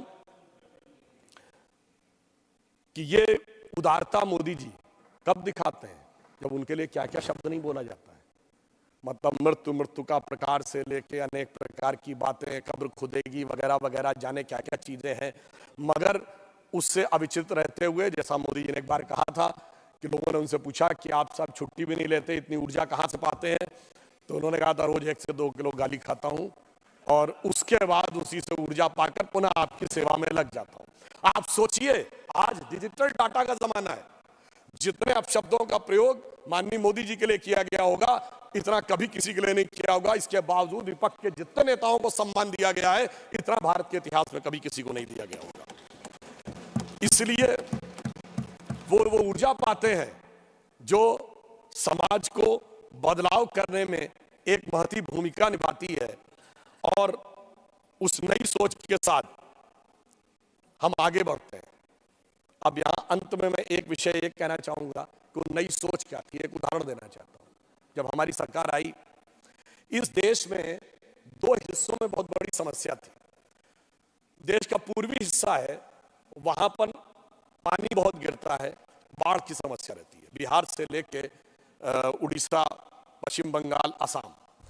जो पश्चिमी हिस्सा है, राजस्थान और गुजरात, वहां पानी कम गिरता है, इसकी वजह से सूखे की समस्या रहती थी। अब मोदी जी ने आने के बाद जो एक नई सोच के साथ सोचा, तो जहां पर पानी कम है तो वहां सौर ऊर्जा की अधिकता है, तो सोलर एनर्जी के अंदर उसके पे एक नया स्वरूप शुरू किया गया। और जहां पर पानी की अधिकता है वहां नदियों के पाट को ड्रेजिंग करके और गहरा किया गया और इनलैंड वाटरवेज की शुरुआत की गई। यानी जो समस्या है उसके अंदर से कैसे एक नया रास्ता निकाला जा सकता है वो देखा। और सोलर एनर्जी में हम वहां पर पहुंचे कि आज दुनिया में हम 5th स्थिति में है सोलर एनर्जी में, जो हमने 2022 में अचीव कर ली है। तो हम 4थे नंबर के देश हैं दुनिया में जो इंस्टॉल्ड कैपेसिटी में क्लीन एनर्जी के फील्ड में खड़ा हुआ है। हम 4थे बड़े स्टॉक एक्सचेंज भी हैं। हम 3रे बड़े ऑटोमोबाइल मैन्युफैक्चरर बने हैं। हम 2रे बड़े मोबाइल हैंडसेट के मैन्युफैक्चरर बने हैं। और डिजिटल ट्रांजैक्शन में हम दुनिया में नंबर 1 है। इंफ्रास्ट्रक्चर में हम दुनिया में नंबर 1 है। और सभापति महोदय, डिजिटल ट्रांजैक्शन में 2022 में भारत ने 46%, दुनिया का 46% डिजिटल ट्रांजैक्शन भारत में हुआ, जो इसके बाद के 4 देशों से मिलाकर उससे ज्यादा था। अर्थात एक नई सोच, सोलर एनर्जी, इनलैंड वाटरवेज और डिजिटल ट्रांसफॉर्मेशन भारत को एक नई दिशा में ले जाने में सफल रहा। तो मैं ये कहना चाहूंगा कि इस नई सोच के साथ इस अमृतकाल में हमें आगे बढ़ना चाहिए और ईमानदारी से एक यथार्थ और स्वीकार करना चाहिए। महोदय, हमारे देश में क्या कोई ऐसी घटना हुई? अमेरिका में सिलिकॉन वैली बैंक और न्यूयॉर्क सिग्नेचर बैंक डूब गया, हमारे यहाँ कोई बैंक डूबा क्या?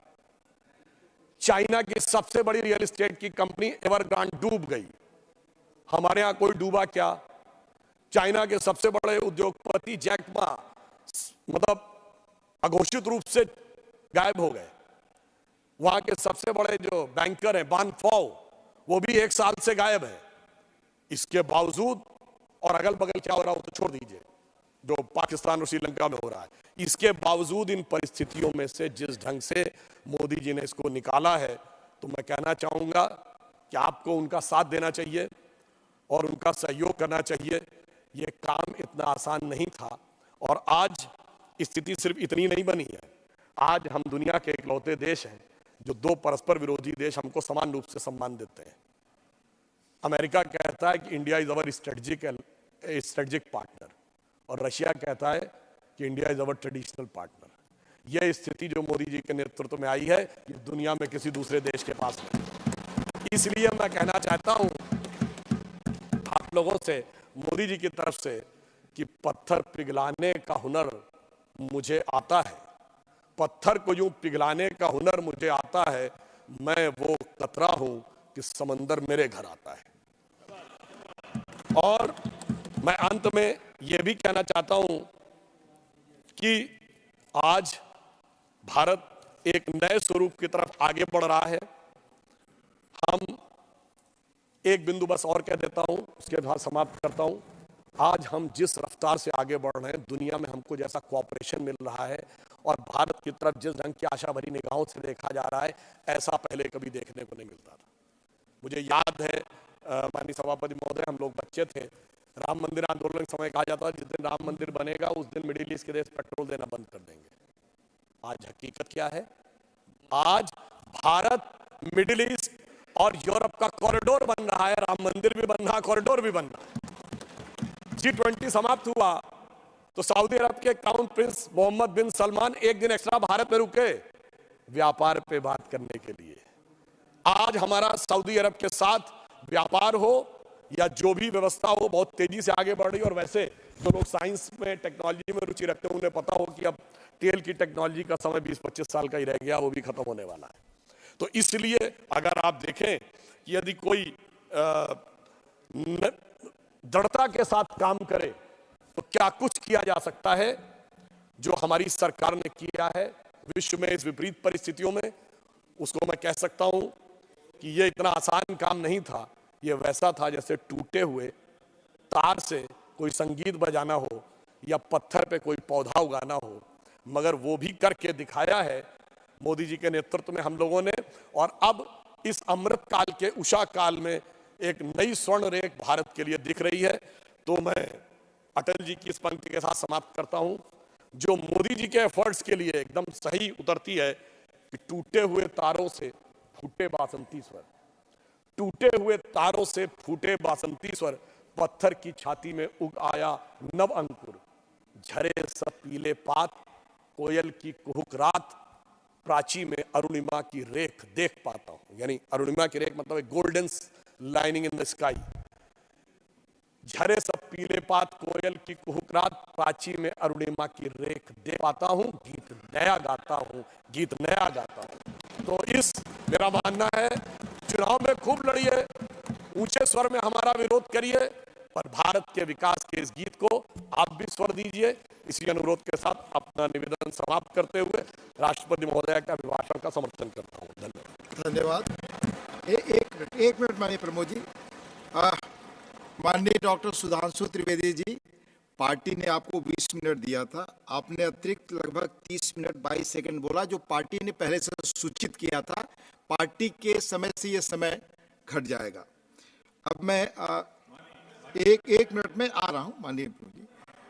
जो सूची पहले से थी, उस सूची में एक परिवर्तन था। श्री वी विजय साई रेड्डी जी के बाद डॉक्टर सुधांशु त्रिवेदी जी का नाम था, फिर माननीय दिग्विजय सिंह जी का। मैं आग्रह करूंगा आपसे बोलने के लिए। इसके पहले Pramod ji point of order पे कुछ कहना चाहते हैं क्या? पॉइंट ऑफ ऑर्डर किस रूल के तहत?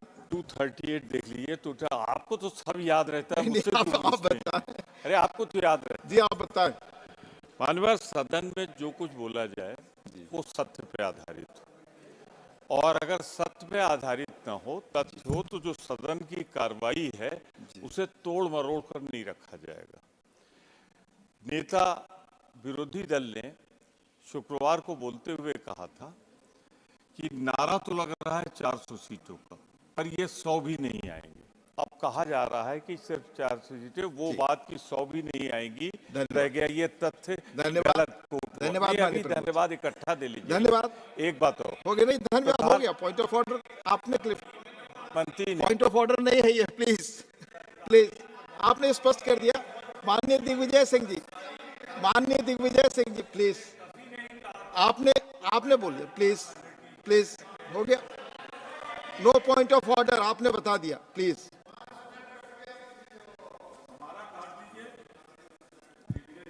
माननीय दिग्विजय जी। माननीय सभापति महोदय, अभी विद्वान हमारे सुधांशु त्रिवेदी जी ने जो अपना भाषण दिया वो मूल रूप से उसी विचारधारा पर केंद्रित था जिस विचारधारा से वे आते हैं। अंग्रेजों ने फूट डालो और राज करो की नीति अपनाकर इस देश पर राज किया और उन्हीं से प्रेरणा लेकर आज भारतीय जनता पार्टी और राष्ट्रीय स्वयंसेवक संघ इस देश में जिस प्रकार से फूट डालो और राज करो की बात कर रहे हैं उसी पर उनका पूरा भाषण केंद्रित था। मैं तो उनसे इतना ही कहना चाहता हूं, उन्होंने 500 वर्षों बाद भगवान राम को उन्होंने स्थान दिलवाया। 500 वर्षों बाद नरेंद्र मोदी जी इतने महान हैं कि 500 वर्षों बाद भगवान राम को वो मंदिर में ले आए, लेकिन लेकिन लेकिन नीरव मोदी जैसे लाखों करोड़ रुपए लेकर भागे हुए लोगों को वापस नहीं ला पाए। ये लोग कहाँ है? वो लोग जो आपने वादा किया था कि काला धन वापस लाएंगे, भगोड़ों को वापस लाएंगे, कहाँ है वो? बात वही है, इन्होंने केवल अपने पहले हिंदू मुसलमानों को बांटा, अब भगवान राम के भक्तों को आप बांट रहे हैं। ये मैं आपसे कह देता हूँ, मैं आपसे कह देता हूँ, सीट पर बैठकर ना बोले। सभापति महोदय, अब मंदिर वहीं बनाएंगे। मंदिर जहां बाबरी मस्जिद तोड़ी वहां नहीं बनाया, वो जहां कांग्रेस पार्टी ने भूमि अधिकृत की थी और जहां शिलान्यास कराया था वहां मंदिर का निर्माण कराया है। इनका वही मंदिर वहीं बनाएंगे का कारण ये था कि जब तक मस्जिद नहीं टूटेगी तब तक इनका उद्देश्य पूरा नहीं होगा। यही भारत जोड़ो यात्रा में हम लोगों ने नफरत छोड़ो भारत जोड़ो का संदेश लेकर राहुल गांधी आज यात्रा कर रहे हैं। माननीय सभापति महोदय, हमेशा नरेंद्र मोदी जी कहते हैं सबका साथ, सबका विकास, बाद में जोड़ा सबका विश्वास और अब कह रहे हैं सबका प्रयास। मैं तो आपसे अनुरोध करना चाहता हूं, हर पहलू पर मोदी जी विफल हुए हैं। हाँ, इन्होंने बहुत सारी सफलताओं का उल्लेख किया है, लेकिन वो सारी योजनाएं जिन पर ये सफलता का श्रेय ले रहे हैं, ये सारी योजनाएं कांग्रेस पार्टी के द्वारा प्रारंभ की जा रही योजनाएं थी, जिनको अलग अलग नाम दे दिया गया।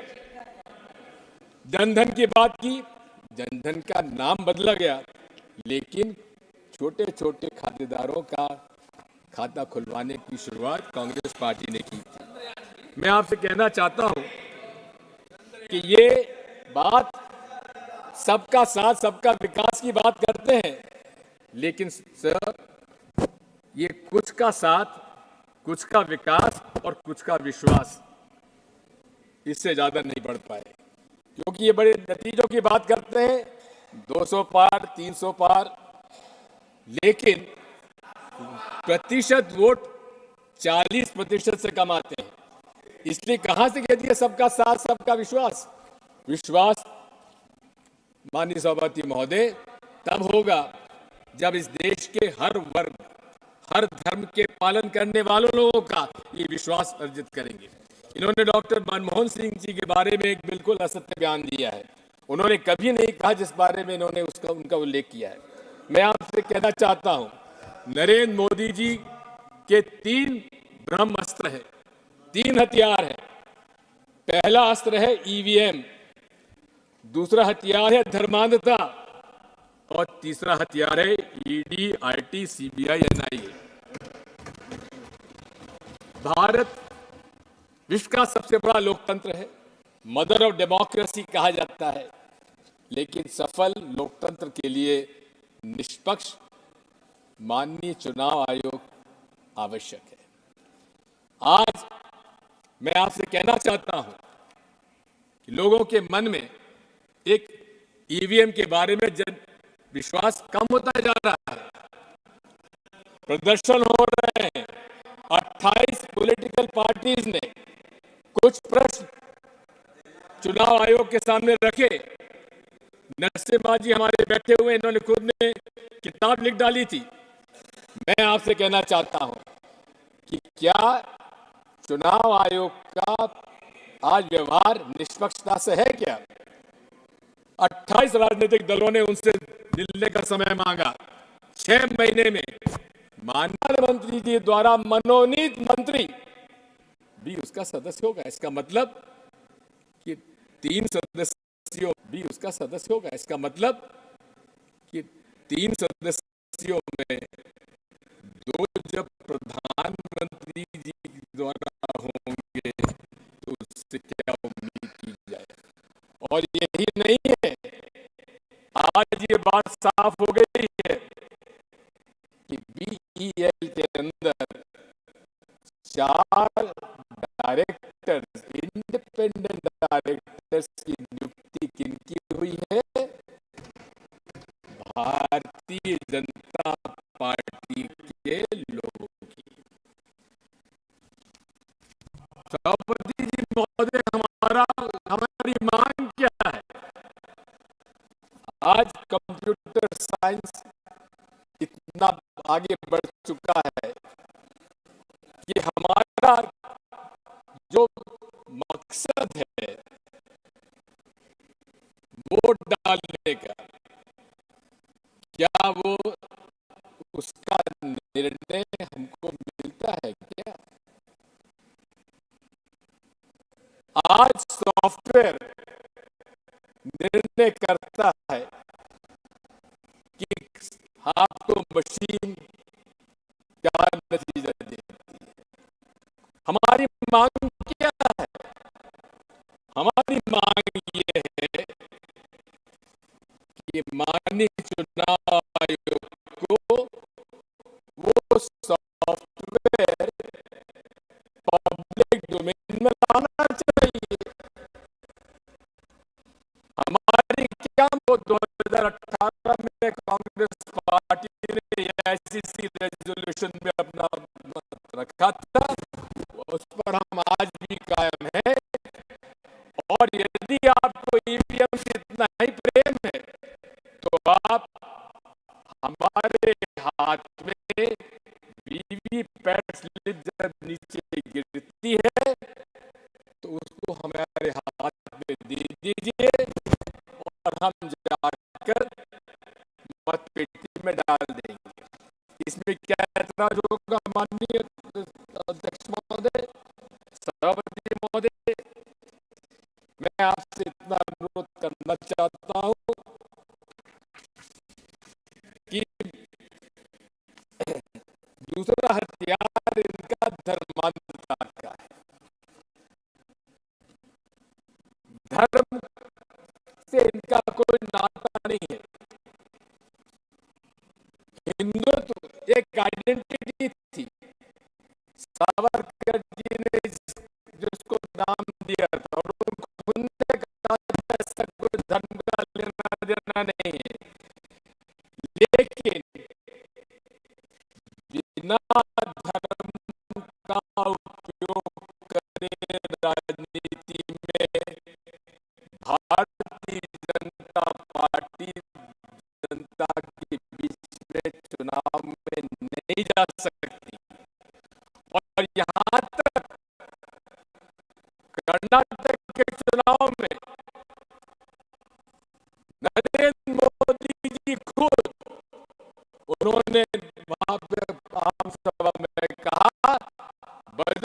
बली का नाम लो और कमल के फूल पर बटन दबाओ।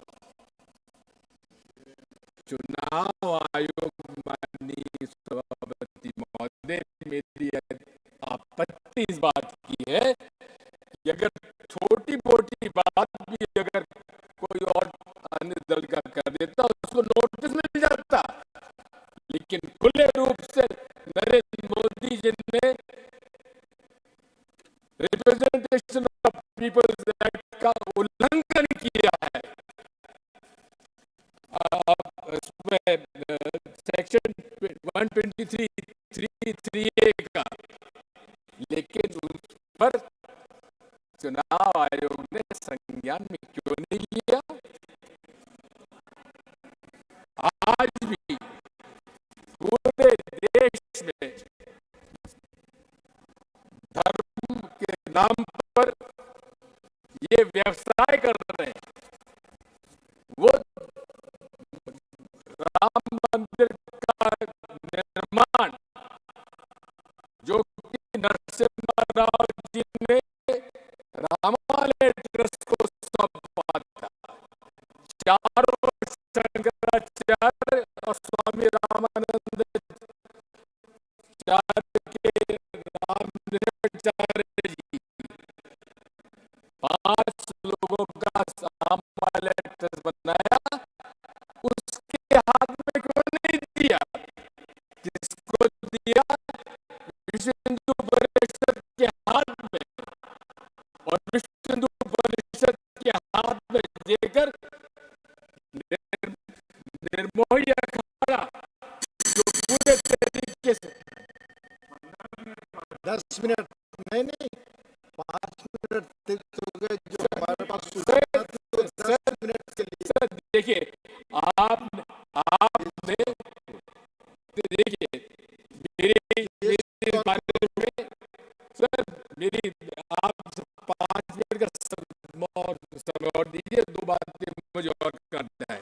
आपको 5 मिनट दिया गया था, ऑलरेडी 10 मिनट हो गए हैं। 5 मिनट समय तय था आपके लिए। देखिए बात ये है, आपको बात ये है हमारे कोई समय ही नहीं है। हमारे लीडर ऑफ ऑपोजिशन का समय हमारे इसमें नहीं रखा जाना चाहिए, क्योंकि वो उनका अधिकार है। अभी जो नियम तय है उसी अनुसार चलेंगे। मैं आपसे कहना चाह रहा था कि पीपल्स रिप्रेजेंटेशन एक्ट का वायलेशन हो रहा है, उस पर कोई संज्ञान में नहीं लिया जा रहा है। मैं आपसे इतना कहना चाहता हूं कि आज तीसरा हथियार इनका है ईडी, आईटी, सीबीआई, एनआईए। इसमें मोदी जी को कहते हैं मेरी गारंटी, मोदी गारंटी का एक आपको उदाहरण देना चाहता हूँ। भोपाल के अंदर उन्होंने भाषण में कहा कि मेरी मोदी गारंटी, ये महाराष्ट्र के नेता, उन पर 70,000 करोड़ का घोटाला है, उनको मैं जेल भेजूंगा। लेकिन 3 दिन बाद क्या हुआ सभापति महोदय? जेल भेजने के बजाय उनको मुख्यमंत्री बना दिया गया। देवेंद्र फडणवीस कहते थे दादा चक्की पीसिंग, आज दादा जेल में नहीं, महाराष्ट्र के मंत्रालय में बैठकर पूरी तरह से Bharatiya Janata party anti poor है, शुरू से रही है, कोई नई बात नहीं है। पूरे corporate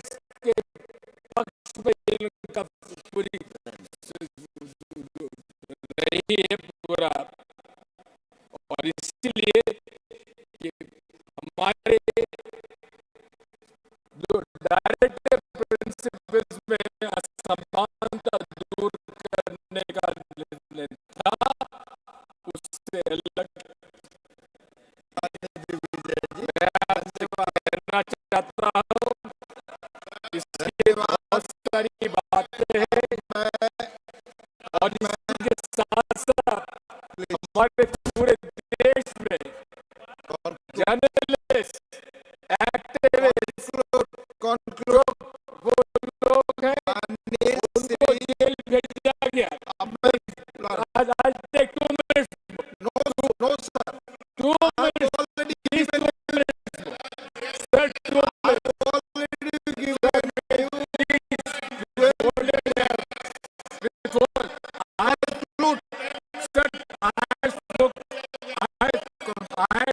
spoken to chairman, sir. sir मैं I had spoken to chairman, sir. already Please, I'll take 2 minutes. conclude no Only 2 minutes.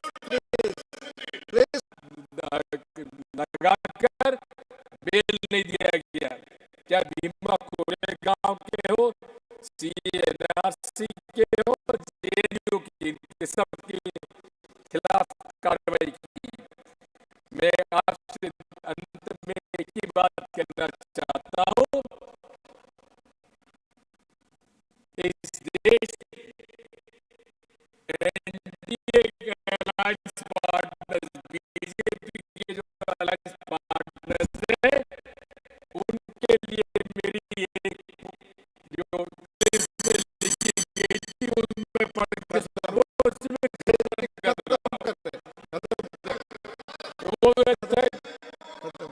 वो फैसला मार्टिन न्यूमन ने लिखी थी। First they came for the socialists and I did not speak out because I was not a socialist. thank you Then they came for communists.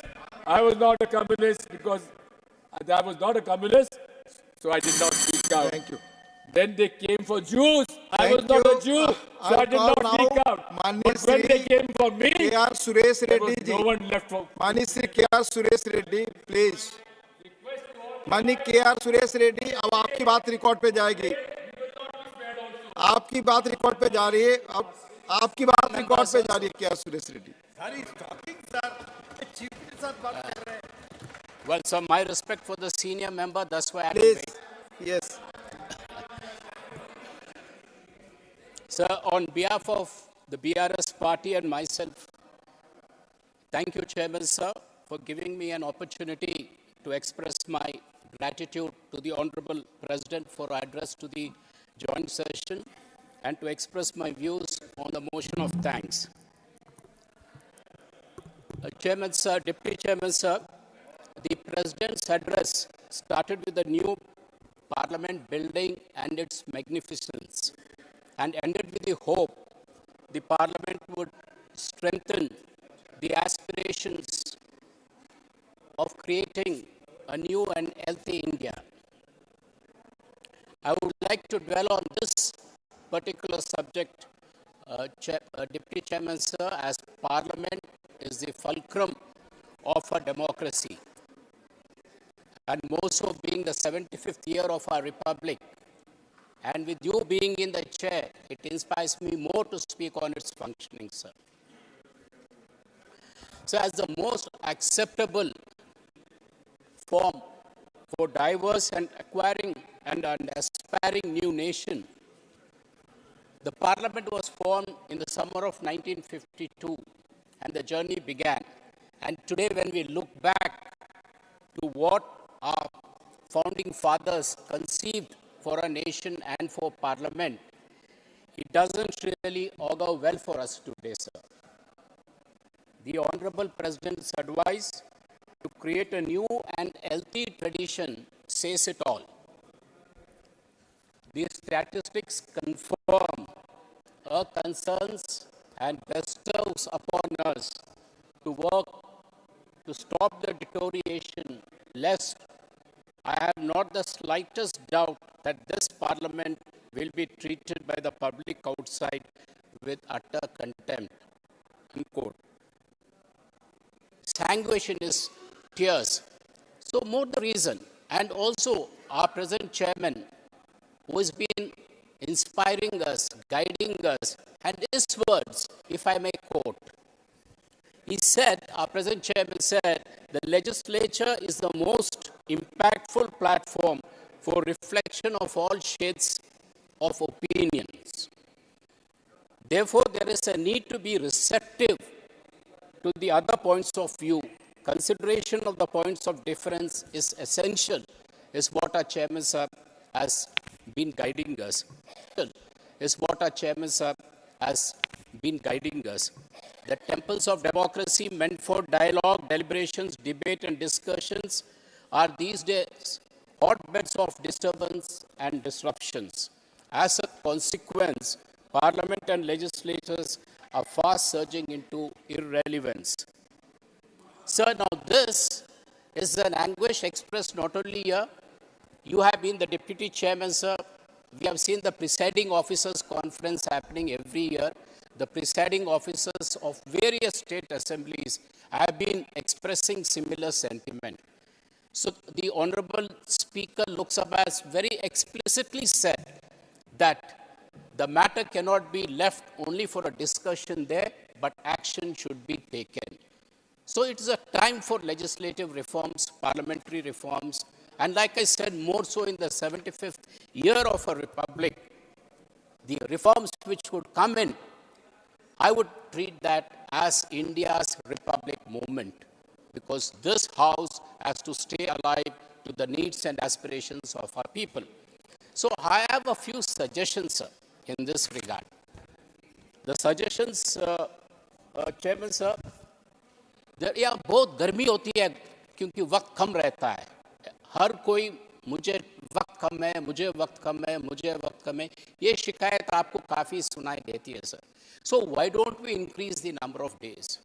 The working days of parliament, the working days of legislatures, let it be increased क्योंकि diversity है, regional parties more and more are coming in.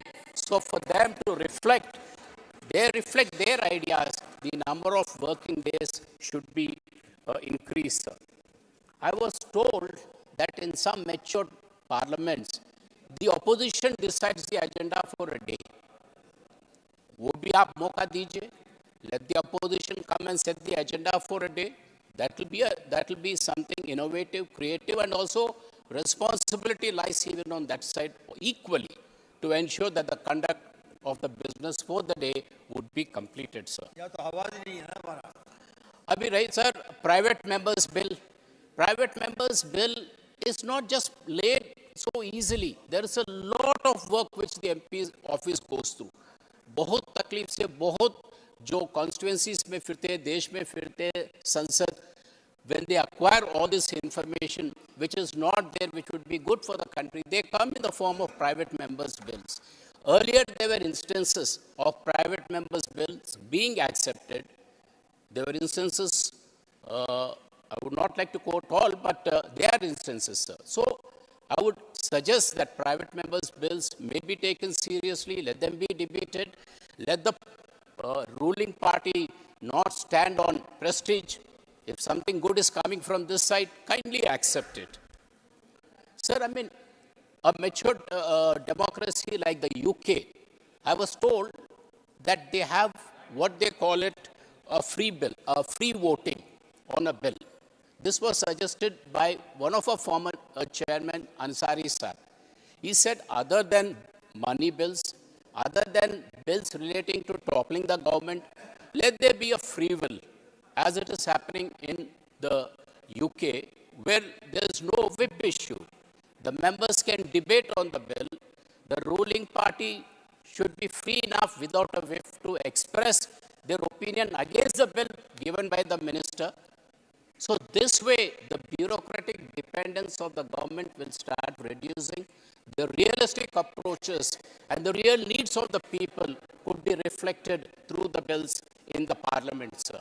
If this is accepted, this could be a very good norm for discussion. Then we look at the committees, sir. Now the committees, jab baar jate, everybody says these are mini parliaments. I would say they are major parliaments. क्योंकि वहाँ कुछ dissidence नहीं रहता, there is a very good consensus, there is a very free flow of opinion. So where the subject is the criteria. Now this is where the committees help the parliament and through parliament help the government. But unfortunately, the statistics speak otherwise. The statistics say, sir, in the 17th Lok Sabha, only 14 bills have been referred for further examination, that is till the budget session of 2023. As little as 25% of the bills introduced were referred to the committees in the 16th Lok Sabha. When you compare to 71% and 60% referred by the 15th and the 14th Lok Sabha respectively. Now this indicates a declining trend of national legislation being subjected to expert scrutiny.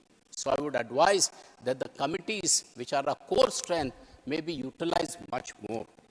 So bills passed and the rules not being framed. इतना गर्मा गर्मी में आप bills पास करके ले जाते हैं बाहर, मगर उसके rules frame होते नहीं. आप देख रहे हैं subordinate legislation committee के सामने कई वक्त आते रहता है कि अभी rules not framed. So this is something which the government needs to seriously look at, sir. I mean, bills are sacrosanct. Now, Abhi Vijay Sai Reddy Sahab, he was talking about the AP reorganization bill. Yes, AP reorganization bill has been passed 10 years ago. It was passed not merely as a bill. It was passed due to the pressure of the struggle, due to the sacrifice of the people of Telangana, who have been fighting for a separate statehood. Kafi log, people have sacrificed their lives. A lot of employees have lost their jobs. People have left different countries, the good opportunities to come and fight for the cause of Telangana, which was led by our leader KCR ji. Now, 10 साल हुए वो bill pass होके, आज भी लोकसभा, राज्य सभा में questions कम कि what are the assurances, what are the promises, they are not fulfilled. They are referred to the assurances committee. The other day, Keshav Rao Saab and myself, we had to with such a heavy heart, we had to look into the review of the bills passed but not implemented in the 10th year, that is the final year. So, आप कुछ ना कुछ एक sunset clause लगाइए कि भाई आप 10 साल में खत्म करना है तो खत्म कर दीजिए. अगर करने का नहीं है, come back to the house. If there's a problem, come back to the house. So this is how the effectiveness of any bill, of any legislation would help the sanctity of this house and also the people of the country at large, sir. Of course, we have seen, for example, the farmers' bills being withdrawn. Agar farmer bills आप committee को भिजाते, तो things would have been different. But you learnt it the bitter way. Log sacrifice way. You have to come down on your prestige and eventually apologize and say, I'm taking back the bills. That would have happened if the parliament had functions to its full set principles. Unfortunately, that did not happen, sir. So another major aspect which is troubling us is the anti-defection. Now, anti-defection may last many years, we are seeing how anti-defection is being evaded. Now, I would not like to blame any institute or any person, but the system itself has got that lukana which has to be cleared up. We have seen how anti-defection is evolving to get over the 10th schedule, to get over the problem of anti-defection, how parties are acting in that way. We have seen now, apart from individual shifting parties, now we have to look at this aspect where alliances are formed for elections, alliances fight the elections, and after the election, alliances break up. Wouldn't that reflect as a vote? Wouldn't that reflect as a defection? Wouldn't that go as against the spirit of the persons who have elected them? Because जब दो party मिलके चुनाव लड़े और चुनाव के बाद अलग-अलग हो जाते हैं, तो definitely this also attracts anti-defection in my view. So we have, और हम क्या ये सब मुद्दे कोर्ट को ले जा रहे हैं. And when we go to the court, Deputy Chairman, sir, we have seen how overburdened they are. We have seen instances of the Chief Justice of India breaking down. He says, I don't have the infrastructure to tackle so many cases. When they are so overburdened, why do you send it? क्यों ना हमारे committee constitute करिए, which keeps looking into it. Why new committee? Why not committee on law and justice? Why can't they keep saying, you kindly give the mandate to them? आप देखिए anti-defection कैसा evolve हो रहा है और उसके क्या-क्या amendments लाना चाहिए. They'll keep working on it. We have very eminent people here, senior lawyers, well experienced in public life. Who better than them to help us, guide us? So this is the area where, in my opinion, sir, we should see. So the other aspect of utilizing the platform, for example, Manipur. Now Manipur has been in news, national news, local news, international news, demands from this side, demands from the side. There's a solution for this, sir. We have the Honorable President. Why not utilize the office of the President? Why not the President address the Assembly of Manipur? If she addresses the Manipur Assembly, that would give a healing touch. She will be the catalyst of bringing all the forces. She will give a leverage. She can create a platform on which the government can progress further on that, sir. But we are losing these opportunities. I have seen, sir, I have seen Dr. APJ Abdul Kalam addressing various assemblies. I have seen him addressing my assembly in Andhra Pradesh. He just didn't come and speak. He came with the development 10 charter development plan, and the plan was given to the government. The government said they will fulfill it, and the speaker said, we will refer it to the assurance committee if you don't fulfill it. So that is the strength of legislation, sir, which unfortunately हम बहुत दूर से डरते डरते legislation के बारे में बात करते हैं जब इतनी ताकत हमारे पास है तो इसकी इस्तेमाल करिए ये होना चाहिए. So ये रही sir in the 75th year of Republic the legislation.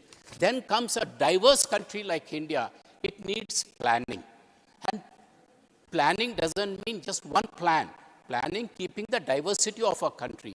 So now we have the Niti Aayog doing this for us because planning is what kind of strengthens the federal structure of our country, sir. Every state has got different views, different needs, and that can be done only through planning, sir. So in my humble submission, sir, I would say that you need to strengthen the planning because earlier I have seen when the earlier planning commission was there, chief ministers used to come to Delhi, sit before the planning commission, express their views. Planning commission used to advise them, aapke yahan ye kami hai, ye kami hai. I have seen my chief minister then, Chenna Reddy Garu, coming here, after explaining it to the planning commission, I am from a Naxal affected area, I need special funds. Naxalism cannot be treated as law and order, it has to be treated as a socio-economic problem. Planning commission was impressed. Over and above the plan, they allocated funds which they could utilize in the Naxal affected areas to bring in development. So today with Niti Aayog, Telangana government said, Niti Aayog approved and said, let them give them 5,000 crores for our Mission Bhagirath and also funds for the other development programs, sir. But unfortunately, the suggestions from Niti Aayog were not honored. So where is Niti Aayog now? The government didn't honor it. You made it toothless organization, which doesn't augur well for us. So with the diversity what this country has, the planning what is required, it not just Niti Aayog or planning commission. You need planning boards at the district level. हर जिले का एक ताकत है और उसकी मजबूती क्या है वो अगर जिले बोर्ड्स में आप रखेंगे जिले board state board NITI Aayog you link it up, that is when the development will come in, sir. नहीं तो देखिए आज कई records बताया गया वो what you call it, the inequality 1990 से अभी देखे तो sir, what is shocking is 50% of Indians who had wealth of almost 11% of wealth in 1990, जो bottom of the pyramid है, जो गरीब से गरीब है, they controlled 11% of wealth, and in 2020 their wealth dwindled to 6%. While you are talking about the fifth largest economy, fine, but where is it going? Why are the majority of the Indians getting poorer and poorer? Because of the planning. जिले planning board से शुरू करिए फिर आप नीति आयोग के बारे में बात करिए. इनकम डिस्पैरिटीज रूरल अर्बन में सब हो रहा है सब. And sir and finally of course sir the farming, one major thing for the farming today, farmer का एक इश्यू आता है सर, तो फार्मर इश्यू 5 मंत्रालयों में जाता है. Finance ministry for credit loans, your commerce ministry for other permissions, WTO, you have what you call it, the food ministry for the FCI control, the GMO for, but environmental ministry and government of India keeps control of the essentials commodity act.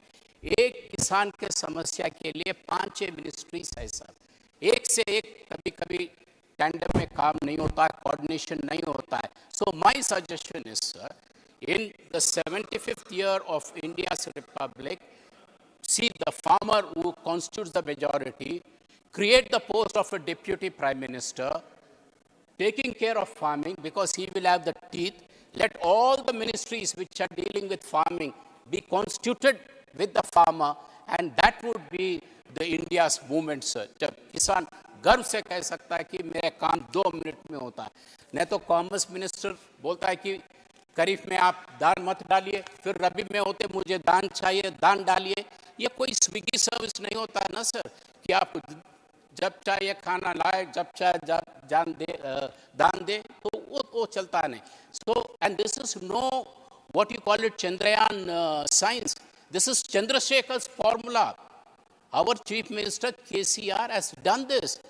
Bundelkhand, Rayalaseema, parts of Orissa, parts of Rajasthan, they were all declared as designated drought-prone areas. It is only Telangana in 2020 stood out not only out of drought-prone, but became the #1 state in the country, earning the highest per capita income. So keeping this in view, sir, I would only suggest, sir, this a couple of 2 further demands, sir, with your kind permission. There is a request that a bench of the Supreme Court may be constituted. So why not in South India? So kindly look at Hyderabad. और मैं हिंदी में कह रहा हूँ चारण साहब का, भाई हिंदी को जबरदस्ती मत डालिए. हिंदी अगर मन से बोलना चाहेंगे, अगर दिल से बात करना चाह रहे तो बात करने दीजिए, मगर जबरदस्ती आप हिंदी में पढ़िए, हिंदी में ये कानून की बात करिए, तो ये तरह बहुत तकलीफ होने वाली बात है. So with these words, Deputy Chairman sir, I thank you for the opportunity. Thank you. धन्यवाद माननीय श्री के सुरेश रेड्डी जी. माननीय श्री एडी सिंह जी. माननीय Shri AD Singh. Thank you, Deputy Chairman, sir, for allowing me to speak on this important motion of thanks by the Honorable President. The Honorable President, in the beginning of our address, which is actually the document of the government of the day, has enumerated a lot of achievements and development work which has taken place in the country in the last decade. On listening it appears that the whole of India is on a development path and there is prosperity everywhere. But let us take the situation in Bihar. Bihar is also part of India and there is hardly any development in the life of the common man. The government of Bihar was asking for a special category which is yet to be given to them. Secondly, the Honorable President has definitely talked about India, but what about Bharat, where we are feeding 80 crore people, and we can understand the kind of lowering of their dignity, and उनको हम लोग ने याचक बना दिया है. तो जहाँ तक माननीय राष्ट्रपति महोदय ने बताया है कि हर चीज़ ठीक हो गया है, वो ऐसा नहीं था. और अगर आप बिहार के नए सरकार का हम देखें तो हमारे रिस्पेक्टेड मुख्यमंत्री ji from many years has turned a blind eye to the concept of prohibition, where we are losing because they have created a liquor mafia, where at least the state is losing 15 से 20,000 crore. And of course, and also the sand mafia. So अगर special category हमें नहीं मिल रहा है तो अगर केंद्रीय सरकार उनको प्रेशर देके रियलिटीज ऑफ लाइफ बताए तो वो पैसा हमारे स्टेट कॉफर्स में आएगा और हम को फिर स्पेशल कैटेगरी के पैसे की जरूरत नहीं पड़ेगी. Because I feel that we are losing at least 40,000 crore by creating sand mafia and the liquor mafia in the state. And चूंकि अब ये ऑनरेबल प्राइम मिनिस्टर देख रहे हैं पूरे हिंदुस्तान को, और ऐसे भी फेडरल गवर्नमेंट तो हमारा है नहीं, यूनिटरी गवर्नमेंट है, तो एक कमेटी कॉन्स्टिट्यूट हो, जाके देखे कि वहाँ पर सचमुच प्रोहिबिशन है या घर घर अवेलेबल है made to order with any brand. और जहाँ तक 25 करोड़ लोगों को जहाँ तक बताया गया है कि ये पॉवर्टी लेवल से ऊपर हो गए हैं, तब भी हम लोग को 80 करोड़ लोगों को क्यों फीड करना पड़ रहा है। और दूसरी बात देखिए, there is not a single word about Manipur in the address. There is no respite from violence in the state for 10 months. It appears that the central government does not care about the fate of Manipur, especially the hill tribes who are spending desperate times in difficult conditions for the past 8 months. और एक armed privilege group है जो वहाँ पर shots carry on कर रहा है, और जब सरकार उसको देख रही है under article 355, then it's all the responsibility of the central government to come in terms with, to bring peace there. The Kuki MLAs are not attending assembly session as they fear for their life. There is no democracy in Manipur. Now the Home Minister says that he will go for fencing of the borders of states of India and Myanmar to travel. No, there is no democracy. Now the Home Minister wants to fence the 1643-kilometer border with Myanmar and the free movement regime, which allows the citizens of bordering states of India and Myanmar to travel up to 16 kilometers on each other's territory without visa, will be reconsidered. This move is against the interest of Mizoram, Nagaland, who have opposed it. It is high time that these issues in the state be resolved.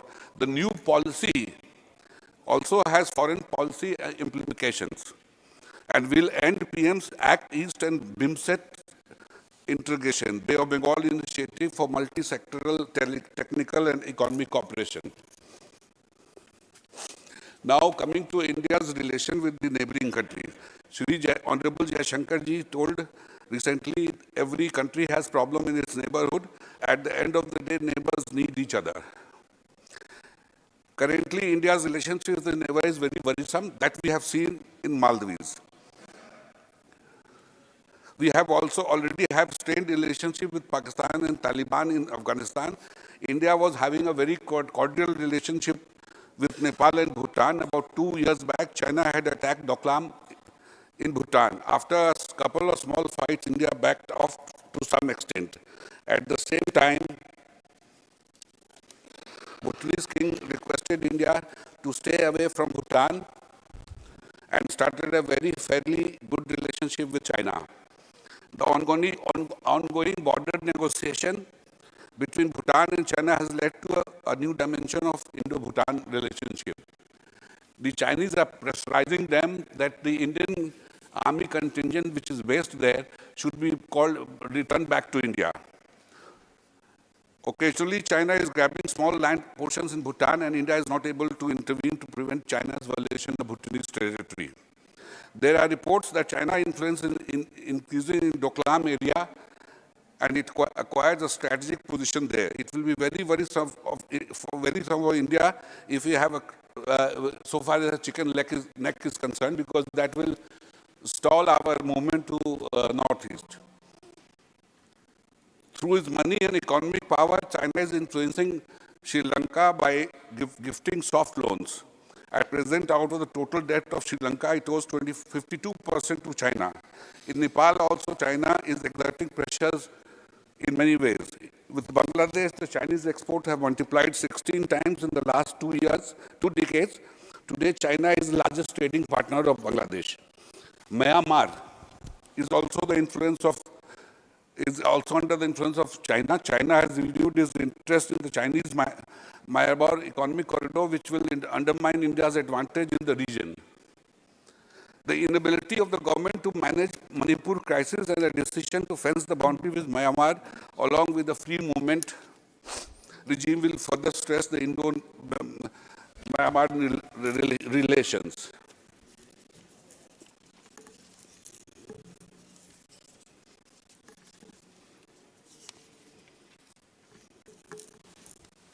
cybercrime. In paragraph 14 of the address, it has been maintained that Digital India has made the life and business easier in India. Today, 46% of the world's total real-time digital transaction takes place in India, but at the same time, there is a quantum jump of 55% in cybercrime related to cheating cases as compared to last year. Maximum cases are related to job fraud, followed by online purchase frauds. Cases are also increasing in other categories of cybercrime. Innocent people are losing crores of rupees to these cybercrime frauds. The police do not seem to be well equipped in deal with these crimes, and detention of the conviction rate is very poor. Something has to be done urgently. RBI has taken action against Paytm, but there is a need to look at what value many of these digital middlemen are adding. Why can't the government not promote its own UPI backbone and BHIM application besides PSU bank application? We do not need middlemen.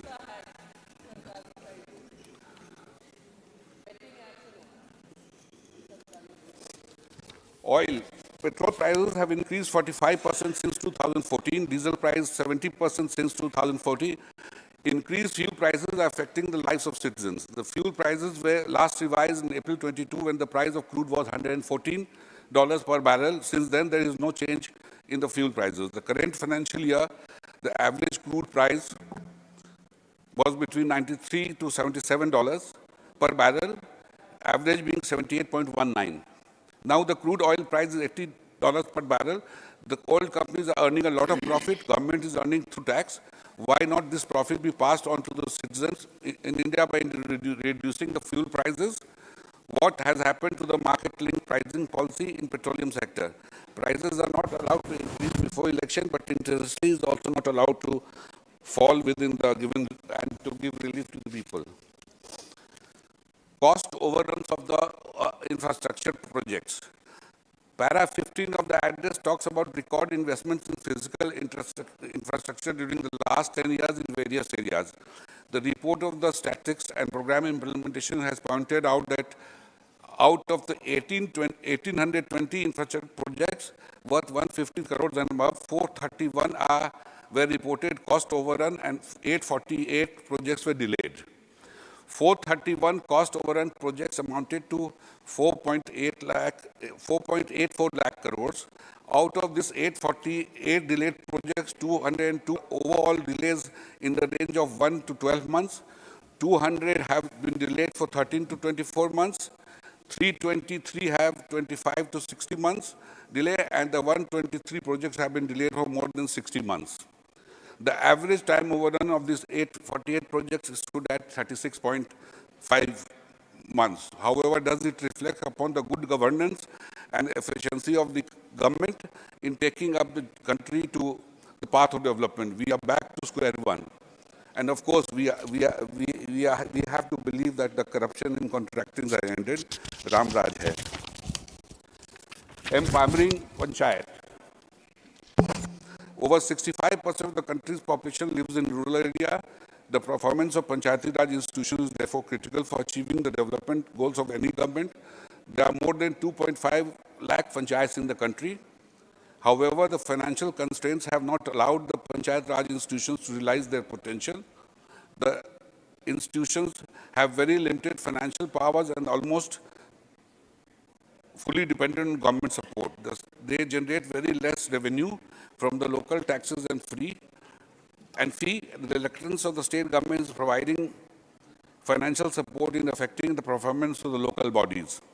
It is well accepted fact that the decentralization yields better outcome. The leaders and the officials at local level are in a better position to design and execute projects based on local levels. A mechanism needs to be developed to give local bodies to predictable and meaningful flow of revenue. This will help them plan and execute the programs effectively. Education. Education is the most important for the development of any country. Para 32 of the address mentions the implementation of the new education policy. It also says that to improve the quality of education in government is running PM Shri Vidyalayas. There are 14.9 lakh schools, 75 lakh teachers, and 26.5 crore students in the country.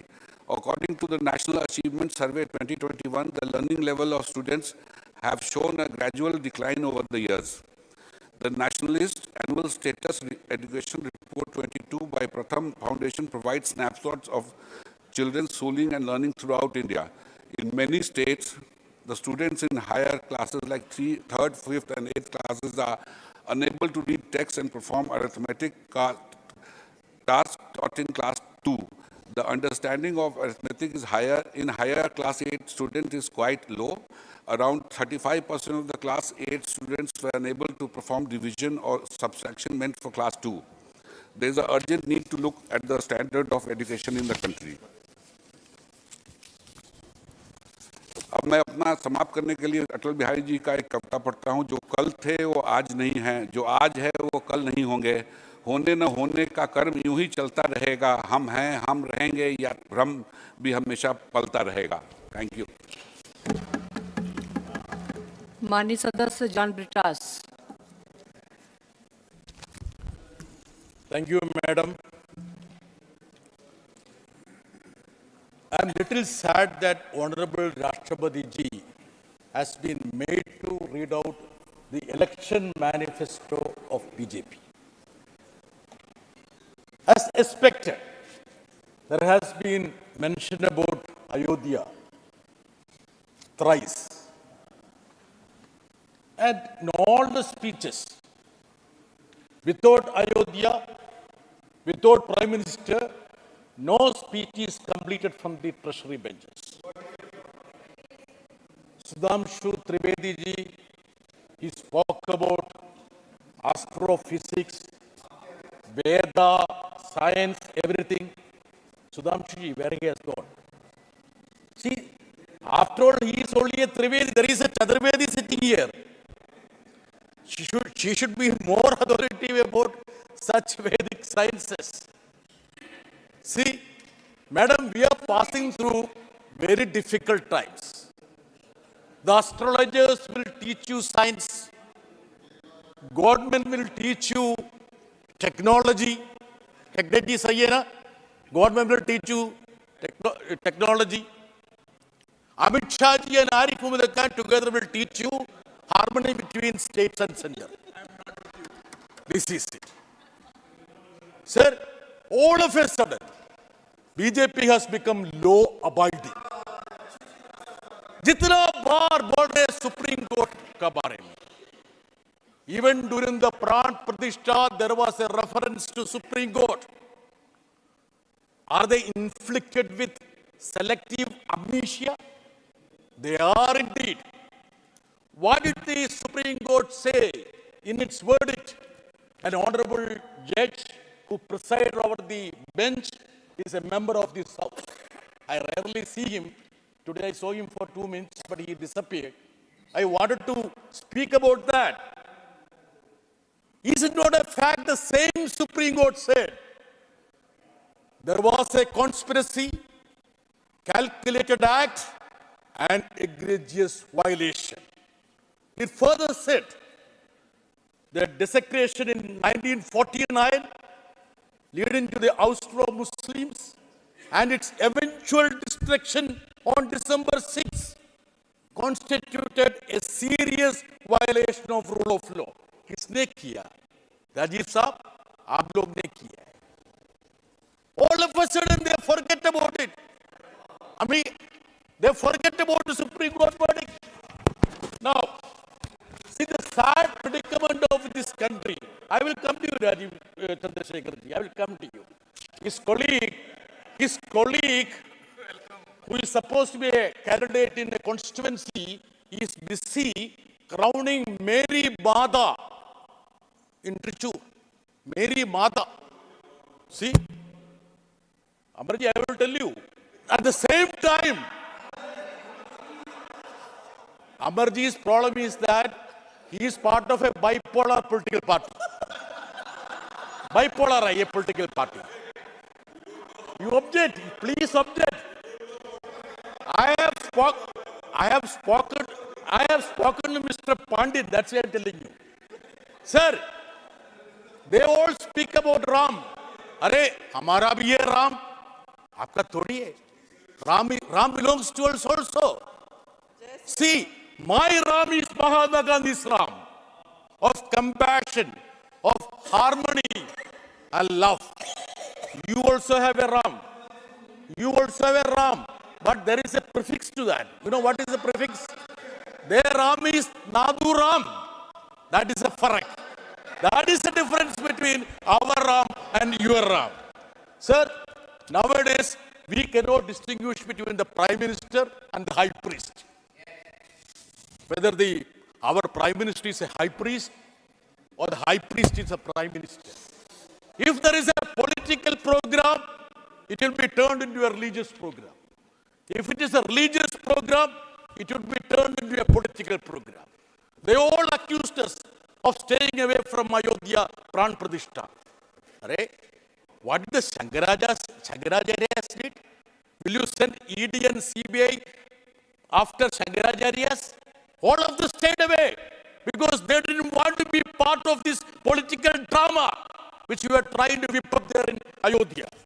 Sir, madam, let me just say one thing. Mahatma Gandhi in Harijan precisely wrote about them, sir.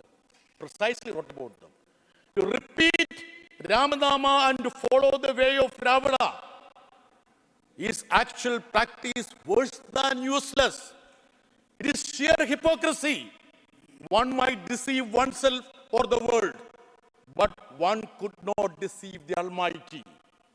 You cannot deceive Lord Rama because though you are harping on Rama, your only intention is to reap political benefits, nothing else. Madam, the situation in this country, it's vitiated. You would be surprised, madam. A professor in a organization, in an institute, posted in her social media account that she is proud of Godse for saving India.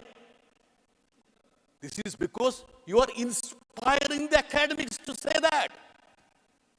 Can you ever think about such a situation, say 5 years back in this country? This is where the country has been taken. Madam, today is 5th. Yesterday was 4th. There is a significance for 4th. You know what is 4th significance? February 4th? That was the day Mr. Rajiv Chandrasekhar, our hero, your hero, Sardar Patel banned RSS just on the eve of this day. You understand that? And one more thing. I was so sad to see the Honorable Rashtrapati being paraded behind a Shankol. Is it a modern democratic country, madam? Is it not a fact that Sardar Patel would be turning in his grave because he was instrumental in dumping Sengol, Simhasan, crown to redeem this country from all these monarchies. You want to take back this country to the monarchy era. Shortly, Mr. GC, the Sirbai, you will see a Simhasan here. The parliament would be turned into it. I am always afraid. I am always afraid when the Prime Minister prostrates in front of an organization or an institution. Prime Minister, when he took charge as the Prime Minister, he came and prostrated on the steps of Parliament. Kadam kar diya Parliament. Wherever he prostrate, kadam kar rahe. If he calls Mitrom, there is going to be a misery for the people. You know that. What happened during the demonetization. So, you are doing injustice to Mr. Sardar Patel by bringing back Shengol and Simhasans. And of course, the clowns also will be back because palace clowns were there. Naturally, when monarchy comes, Rajya Sabha, palace clowns also will come back. Sir, it's an insult to the Republic, of course. Sir, the moment the Kerala, where is Mr. Javadekar ji? Rajiv Chandrasekhar ji is very active. It's said that he is going to be contesting from Kerala. Thank you, sir. Welcome. We are very happy that he should come. He should listen to the music of the people of Kerala. That is what we want him to do. So, instead of giving everything to Mr. Muralidharan, you also should come there. Sir, madam, the point is very simple. Sabka saath, sabka vikas. सभी वक्त को ये सुन के तंग हो गया. किसका साथ है आप लोग? किसका साथ है? किसका साथ है? आपने मेरे साथ है ना? आपने प्राण प्रतिष्ठा किया. I don't want to dispute about pran pratishtha because these are times when human beings will have to give pran to gods. That is it. But the primary responsibility of the Prime Minister is to give pran to the citizen, not the gods. He should obviously stick to his duties. He should go to Manipur and conduct a pran pratishtha for the citizens. That should be done first. Instead of that, don't create political drama to just get some votes. Viplo Babu, I know you are nodding your head. You are in agreement with me. You cannot dispute me. I know that. Sir, madam, now the pastime of BJP, RSS, is dismantling institutions. Institution after institutions are dismantled. We all talk about Suresh Reddy ने बोल दिया ये parliament के बारे में अभी क्या debate चल रहे कोई perusal bills due diligence है what happened to the standing committees कुछ हो रहे प्रियंका मैडम कुछ हो रहे she has not been Birendra Prasad Asia. Thank you, sir. Given me opportunity to speak on the motion, sir, on behalf of my party president, Atul Vora, and on behalf of my party, Assam Gana Parishad, I raise here today to support the motion of vote of thanks address given by Her Excellency President of India. Sir, this is the first speech, first address of Honorable President of our country in this new building when our country is observing 75 years of adoption of our Constitution. So this 10 years, last 10 years, sir, because I am not getting much time, I am getting very small time. So within this limitation of the time, I like to pinpoint successful achievement of our government, sir. Sir, in this critical time, all is passing through the critical time. What is, sir? No. Oh, testing. Sir, I can get some extra time also, no, sir, because I got some minus, sir. You Sir, speak. Today, all economy is passing through a very critical time. Leading countries like China, Germany, France, United States of America, facing the trouble of the economic growth, sir. In this critical time, sir, India economy is doing fantastically beautifully, sir. It is not my version, sir. It is recognized by the International Monetary Fund. It is recognized by United Nations of India, and it is reflected by the motion of the World Bank. Sir, in this critical time, when we are facing about the situation like China, Germany, USA, at that time, our economic growth is more than 7.5%. This is the achievement. This is the wonderful leadership of our Prime Minister Narendra Modi ji, and who is the driving seat. Under his leadership, India is very well in economy. Sir, I am going to speak about our external affairs policy. Indian external affairs policy is recognized by the world. It is supported by all leading nations, sir. And it is the proud moment for every Indian.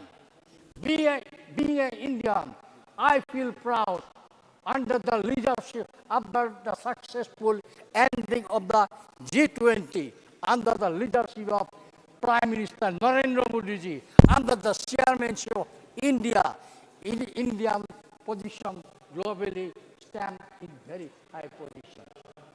Sir, we have a very good relation with the Africa.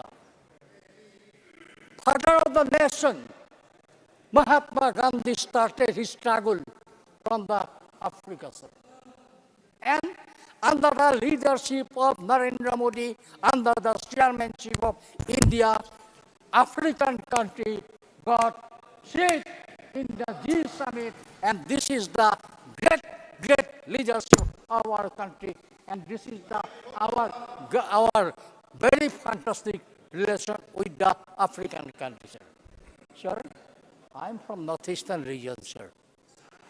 Many people have spoken about the Manipur, sir. Sir, without going to Manipur, it is very easy to criticize the situation of Manipur, sir. Without going to Manipur, it is very easy to criticize the situation, sir. But this is the only government, sir. Honorable Home Minister Amit Shah ji came Manipur for 3 days, sir. Earlier, no Home Minister is visited more than 1 day, sir. And our Home Minister Amit Shah ji visited and came Manipur is 3 days, sir.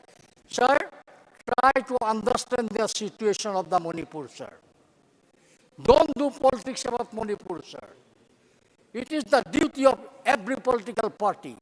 It is the duty of every Indian citizen to sincerely think about the permanent solution of the Manipur instead of doing politics.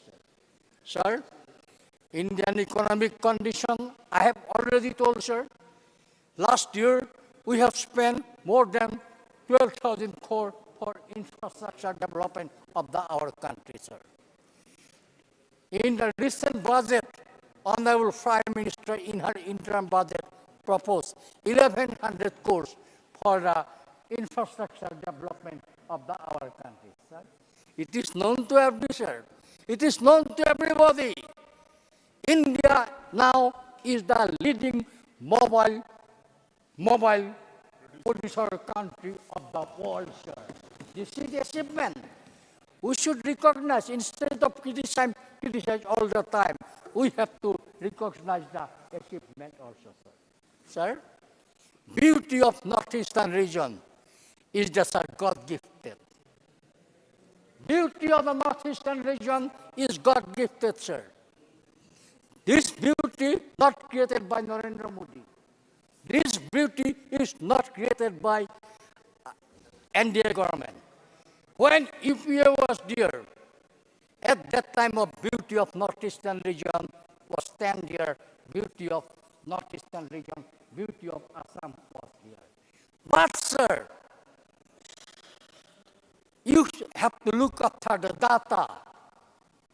If you have to look after the data, you have seen the domestic and international tourists visiting northeastern right is very high, sir. Percentage is increasing like anything, sir. This is due to the peaceful situation of northeastern region. I am very proud. I am very proud. I am from northeastern region, sir. And I very proudly say, now northeastern region is one of the states of our country, which is the most peaceful situation of the country. And due to this peaceful situation and due to this infrastructure development, can you imagine? Sir, can you imagine? Can anybody imagine? 20 years back, there is only one flight from Guwahati to Delhi. There is no direct flight Guwahati to Delhi, sir. If there is a flight, only one flight India coming Guwahati to Patna, Patna to Delhi, sir. Now, there is a 22 regular flight from Guwahati to other parts of the country. This is the achievement. And due to the peaceful situation, due to the improvement of infrastructure situation, tourism is coming our country, tourism is going. Sir, I am an Indian, sir. Every Indian should be proud because India is the only country of world.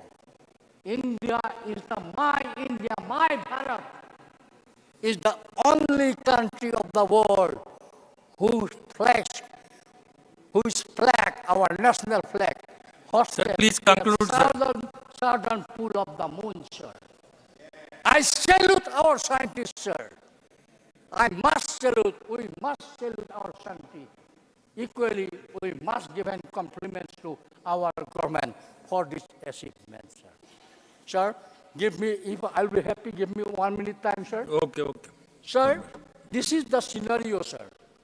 Sir, we are speaking about the sports development of our country, sir. This year,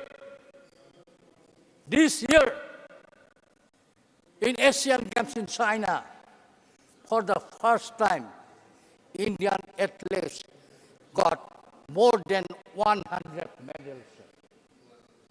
Our para-athletes, they have got more than 100 medals, sir.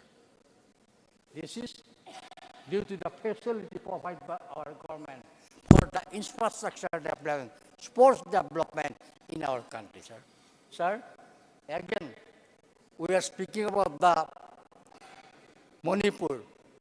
We are speaking about the northeastern region.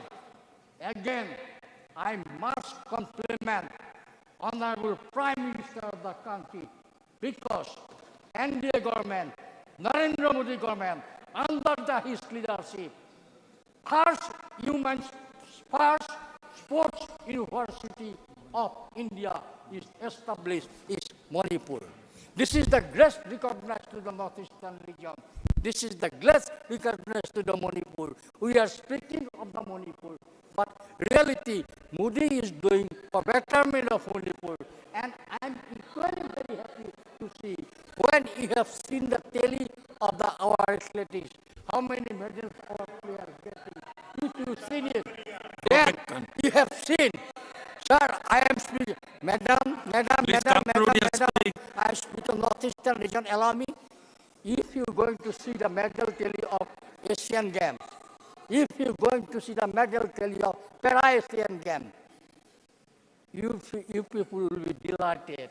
You people will be happy because many medals getting athletes from the northeastern region, athletes would be sure. Thank you very much.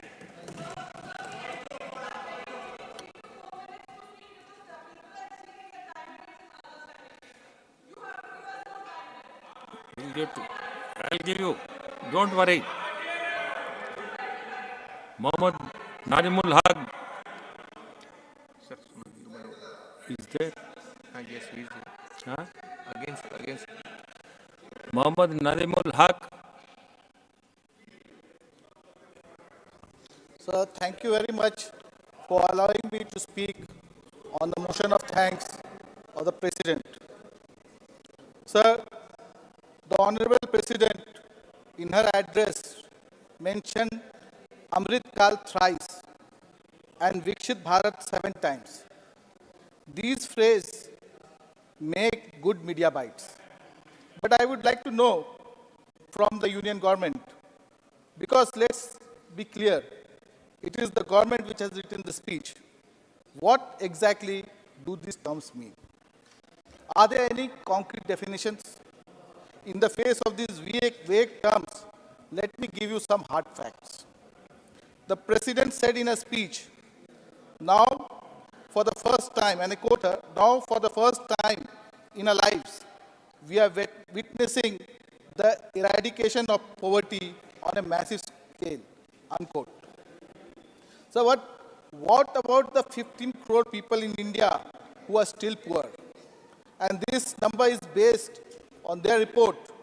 I can speak for 10 minutes on why the methodology for calculating this number is wrong. The actual number is much higher. But let's go with it.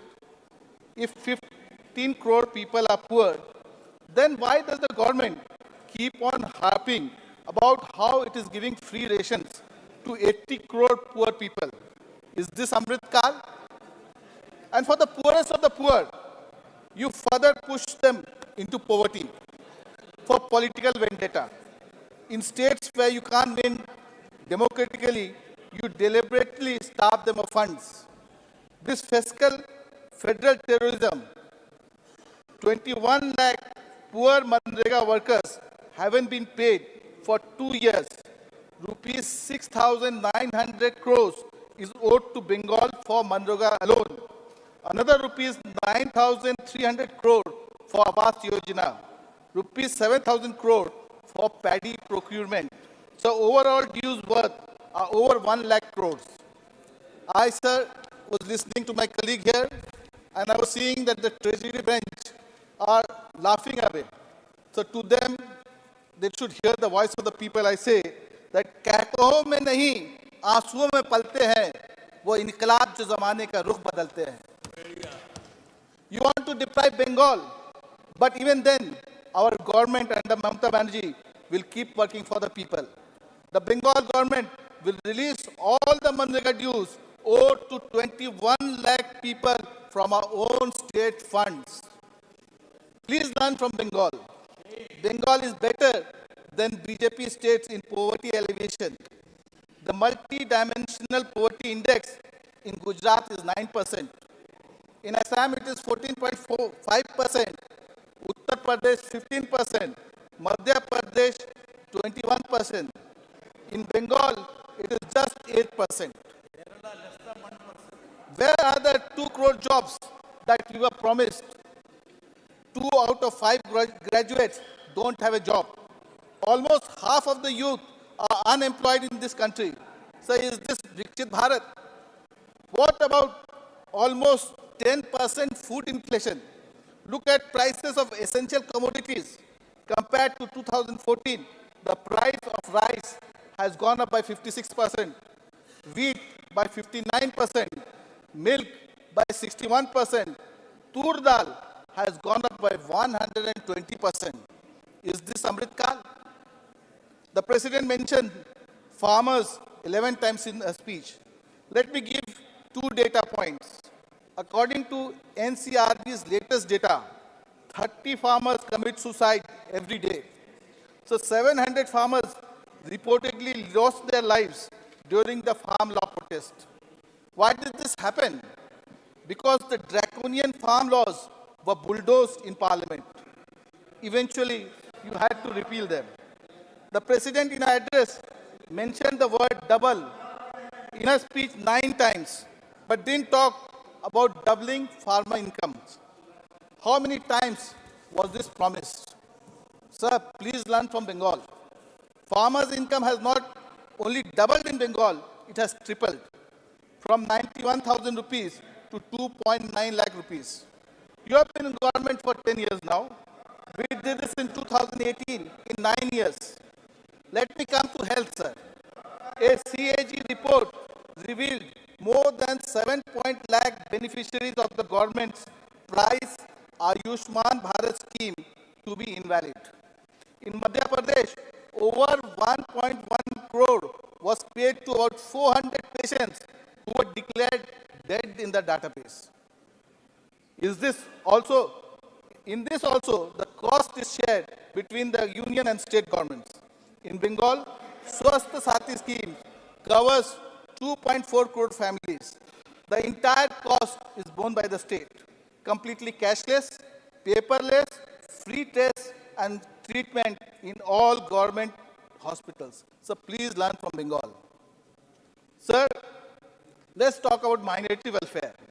The president mentioned minorities only once in a speech. What? That too about citizenship to minorities from other countries. What about minorities living in India? In 2023-24, the ministry saw a 38% slashing of funds, receiving one of the lowest budgetary allocations in terms of key social welfare ministries. The Maulana Azad Foundation saw a reduction of 99% funds. Schemes that support minority students in clearing public exams got nothing. The BJP governance model operates as a bulldozer Raj, demolishing minority establishment, altering names, erasing people, and rewriting histories. Today, our children navigate a divided India where sections of the society live in uncertainty. They watch as MP use communal slurs in parliament without facing any consequences. They face cultural vilification, political persecution, and economic boycotts. अमृत काल से देश में क्या बदलाव आया है? Nothing, except that our patriotism is now defined by the color of our dress, the food we eat, and the names we are born with. Sir, we talk about Amrit Kal, but the last assembly election in Jammu and Kashmir was held 10 years ago. The JNK reorganization bill, which stripped JNK of its statehood, was passed in 2019. The supplementary list of business reached the members at 11:18 a.m., while the bill was introduced at 11:07 a.m. It was discussed and passed the very same day. The government promised that black money will be recovered from tax havens abroad.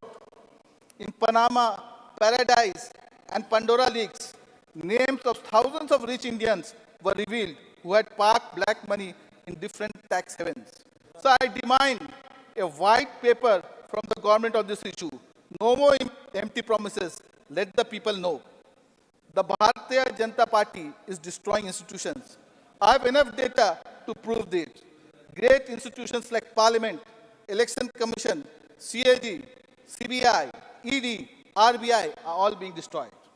Even the majestic Supreme Court has not been spared. It is now being called the subservient court. There is disturbing talk about bench fixing in the SC. The Parliament cannot look away. Let me ask some questions to the government. Why has the Indian Prime Minister not held a single press conference in 10 years? Conclude, yes, please. Why has the Lok Sabha not had a deputy speaker in the last 5 years? Why has the Committee on Security in Parliament complex not been reconstituted in the last 5 years? Why has not a single BJP MP been suspended in the last 9 years? That is 146 MPs were suspended in the last winter session of Parliament for demanding a discussion on the security breach in Parliament. Sir, Please conclude your speech. okay, sir. I'm just concluding. Sir, paragraph 29 of the President's address talks about India's ranks globally in various sectors. Let me add to that. India ranked 93rd in the Global Corruption Index, 111th in the Global Hunger Index, 117 in the Inclusiveness Report, 126th in the Global Peace Index, 127th in the Global Gender Gap, and 150th in the Press Freedom Index. Is this Viksit Bharat? So I end with one couplet. This बहुत बर्बाद है लेकिन सदाए इनकलाब आए, वहीं से वो पुकार उठेगा जो जर्रा जहां होगा, इनकलाब आएगा रफ्तार से मायूस ना हो, बहुत आहिस्ता नहीं जो बहुत तेज नहीं. Thank you very much.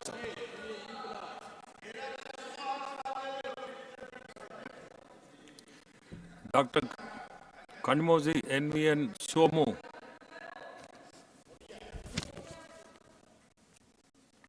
Honorable Chairperson, sir, thank you for giving me an opportunity to speak on the motion of thanks on the President address.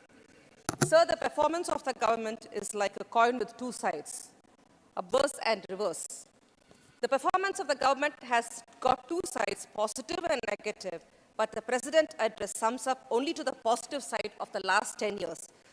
comfortably forgetting the negative sides which has been existing in the last 10 years, sir. Sir, I'm exclaimed to find the phrases like in the last 10 years or a decade ago found mentioned more than 32 times in the president's speech while narrating the achievements of this government in the last 10 years. The nation also wants to know the reverse side, which is terrible. It is quite understandable that the president's address on the election year would sound like that. It is more like a teaser of a film. But due to the coming Lok Sabha elections, but the positivity not only should be spoken, all the negativity of the whole country needs to be mentioned. I would like to record in this August House what really matters and what is really missing. The Honorable President has failed to mention the blatant failures of this government, especially. Sir, anyone sitting in this August House knows exactly what is happening in Manipur. If this is a condition for the Member of Parliament, what about the normal people and the ordinary citizens of the country? The President fails to address and mention what is happening in the Manipur state, whether any appropriate steps being taken by the government to stop the ethnic violence in Manipur and to restore peace and normalcy in the Manipur in the state of the country. Sir, the Honorable President has failed to mention about the 75 foreign trips made by the Honorable Prime Minister in the last 10 years, visiting around 70 countries. If not for the COVID, he would have visited 100 countries, sir. He would have made a century on it. But they have failed to address what was the inputs of it, what is the investment brought by the Prime Minister of India to our country, what is the growth of a country by visiting so many? Nothing. It is only a very, very unspiced speech by the President, sir. Sir, the suicides by the farmers and the farm workers. It is very unfortunate that the incidence of the death by the suicide by the farmers and the farm workers is on the rise. More than 1 lakh farmers have committed suicide in the last 10 years. According to the report of National Crime Records Bureau, 30 farmers died every day by committing suicide in spite of the tall claims of farm loan disposals by the government. A country cannot be considered a developed one when the sons of the soil, farmers, live in utter distress and penury. The government, which boasts that it provides free ration for 81 crore people below poverty lines for the next 5 years, is indeed indebted to those poor farmers who produce such humongous quantities of food grains, toiling in hot sun and braving hostile socio-economic and climatic conditions, sir. Sir, the overall unemployment rate in India as of now has gone beyond 10%. In 2014, the unemployment rate was 5.4%. As of now, it is 10.03%. The unemployment rate among the age group 25 to 35 years has touched 30%. This shows that 40% of our youth population is unemployed. Another 30% of the population is underemployed. Only the 30% of the people are fortunate enough to get a regular job in the government, either in the government or in the PSUs or in the private entities.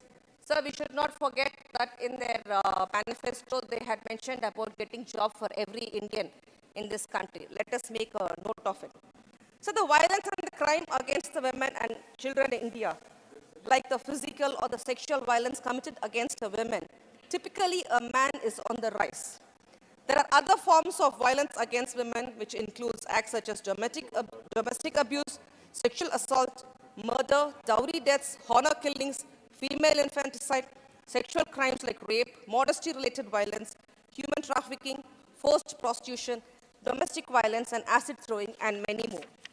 Sir, according to the National Crime Records Bureau in 2011, there were more than increased incidents of reports of crime against women, while in 2021, there is a sharp increase of 87% increase. According to the 2021 annual report of National Crime Records Bureau, 31,677 rape cases were registered across the country. This is an average of 86 cases per minute. So we have passed Women's Reservation Bill in this such kind of a scenario in the country, which is still a far dream for all the women of the country.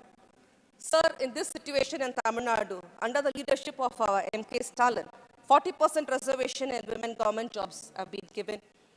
The Movalu Ramamridam Ammayar Higher Education Assurance Scheme of rupees 100 until the girl child is able to complete her higher education, and the Kalaignar Magali Complete your of speech. rupees 100 for the financial support for the women. Sir, atrocities against the SC/ST and the oppressed communities. As per the report of the National Crime Records Bureau, Ministry of Home Affairs, more than 5 lakh atrocity cases have been registered in the last 10 years under the Scheduled Caste and the Scheduled Tribes Prevention Atrocities Act 1989.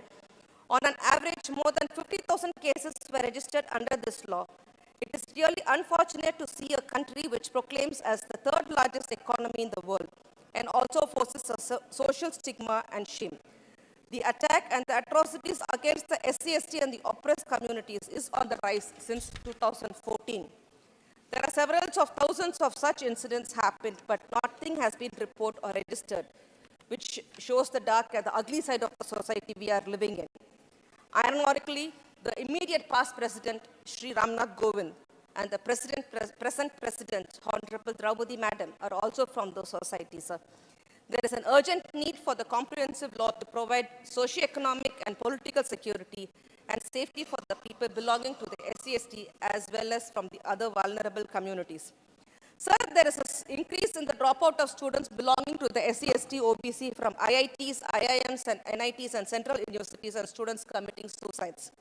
It is shocking to know that maximum number of dropouts occur among students belonging to the SC/ST and OBC and minority communities from the PG and PhD programs across the countries in the IITs. In the last 10 years, more than 8,000 students belong to these communities, and minority communities have dropped out from the IITs, IIMs, IITs, and NITs, and the ISS.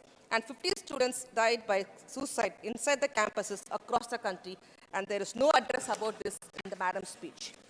Sir, there is an unprecedented increase in the cyber crimes and cyber fraud in the country. The number of reported cyber crimes in India increased by more than tenfold in the last 10 years. The number of unreported would have been manifold. Even the websites of the vital and crucial government departments are being hacked. The menace of the crimes and frauds through social media networks is increasing. Alarmingly, even the social media handles of the ministries and the ministers are compromised. What is the guarantee for the common people then? We need to enact strict laws and stringent action to curb and stop the menace of the cyber crimes and cyber frauds in the coming years. Otherwise, the people of the country will be swallowed by the criminals of the cyber world. So, the lynching and the killing of the people from minority communities, it is an act of killing someone or a group without a legal trial. In other words, it is a planned extrajudicial killing via a group. The Honorable Supreme Court observed that these extrajudicial attempts of killing under the guise of these protectors of the law have to be nipped in the bud, otherwise it would lead to anarchy which would clog and destroy the nation like an epidemic. In the last 10 years, India has seen an outbreak of the religious crimes. Sir, the President's address is silent on this very dangerous issue, which may ruin the life and the nature of the future generations. It's a wake-up call for all of us. If we don't act judiciously now, the future will witness tumultuous scenes and the reactions very frequently. So, killing of the defense personnel posted at hostile locations is on the rise of the last 10 years. So, the value of the rupee versus the dollar. It is unfortunate that the value of the Indian rupee against the dollar has been falling continuously for the last 10 years and dropped to an unprecedented low of 83 now. The value of INR against the US dollar was 53 per US dollar in 2013 to rupees 83 per US dollar. India is predominantly an importing nation, depends on the import of crude oil fertilizers. Dr. India's speech. Sir, just 2 more minutes. I would just like to talk about the national education policy has set the target of reaching 50% GNR in 2035. The Tamil Nadu has reached its this milestone way back in 2020. This was possible because of the one man, he is Thandai Periyar, he propounded the Dravidian Code and propelled by the people of Tamil Nadu with equality, social justice and brotherhood. Peraringer Anna, the founder of Dravida Munnetra Kazhagam and Muttamalinga Dr. Kalaignar has followed the principle of Ondre Kulam Oruvane Devan and Kadamai Kanniyam Kappittu Paadu. With their superlative enlightening speeches, they have energized the heart and the soul of Tamil Nadu and pave the way for the equitable growth which is spearheaded by her leader, M.K. Stalin. Sir, before I conclude my speech, I would like to quote our leader, Aringer Anna, who spoke 62 years back on the motion of thanks on the President address in this August House, unquote, what Aringer Anna said. I regret very much that the President has not stated anything about the neo-nationalism that is surging up in the South. Sir, I have stated that there are three tenets: democracy, socialism, and nationalism. I would conclude by saying that democracy is distorted, socialism is emaciated, and nationalism is misinterpreted. I think in the coming years, there will be a new sense of appreciation, and the needs and philosophy of the South will be better understood, and self-determination accorded to Tamil Nadu, from where I have the honor to come. Unquote, sir. When we look at the happenings around us, his maiden speech has the relevance even today. Thank you very much. Vikram Singh Sani.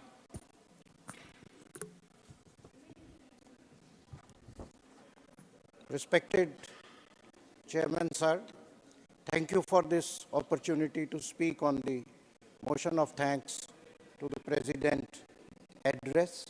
I would request you, after a lapse of 1.5 years, I am able to give my maiden speech only today. So please correct the time and add 10 minutes, or I hope you will be considerate. You have 15 minutes anyway. No, 15 minutes. 4 minutes you have given to Northeast. Okay, you continue your speech.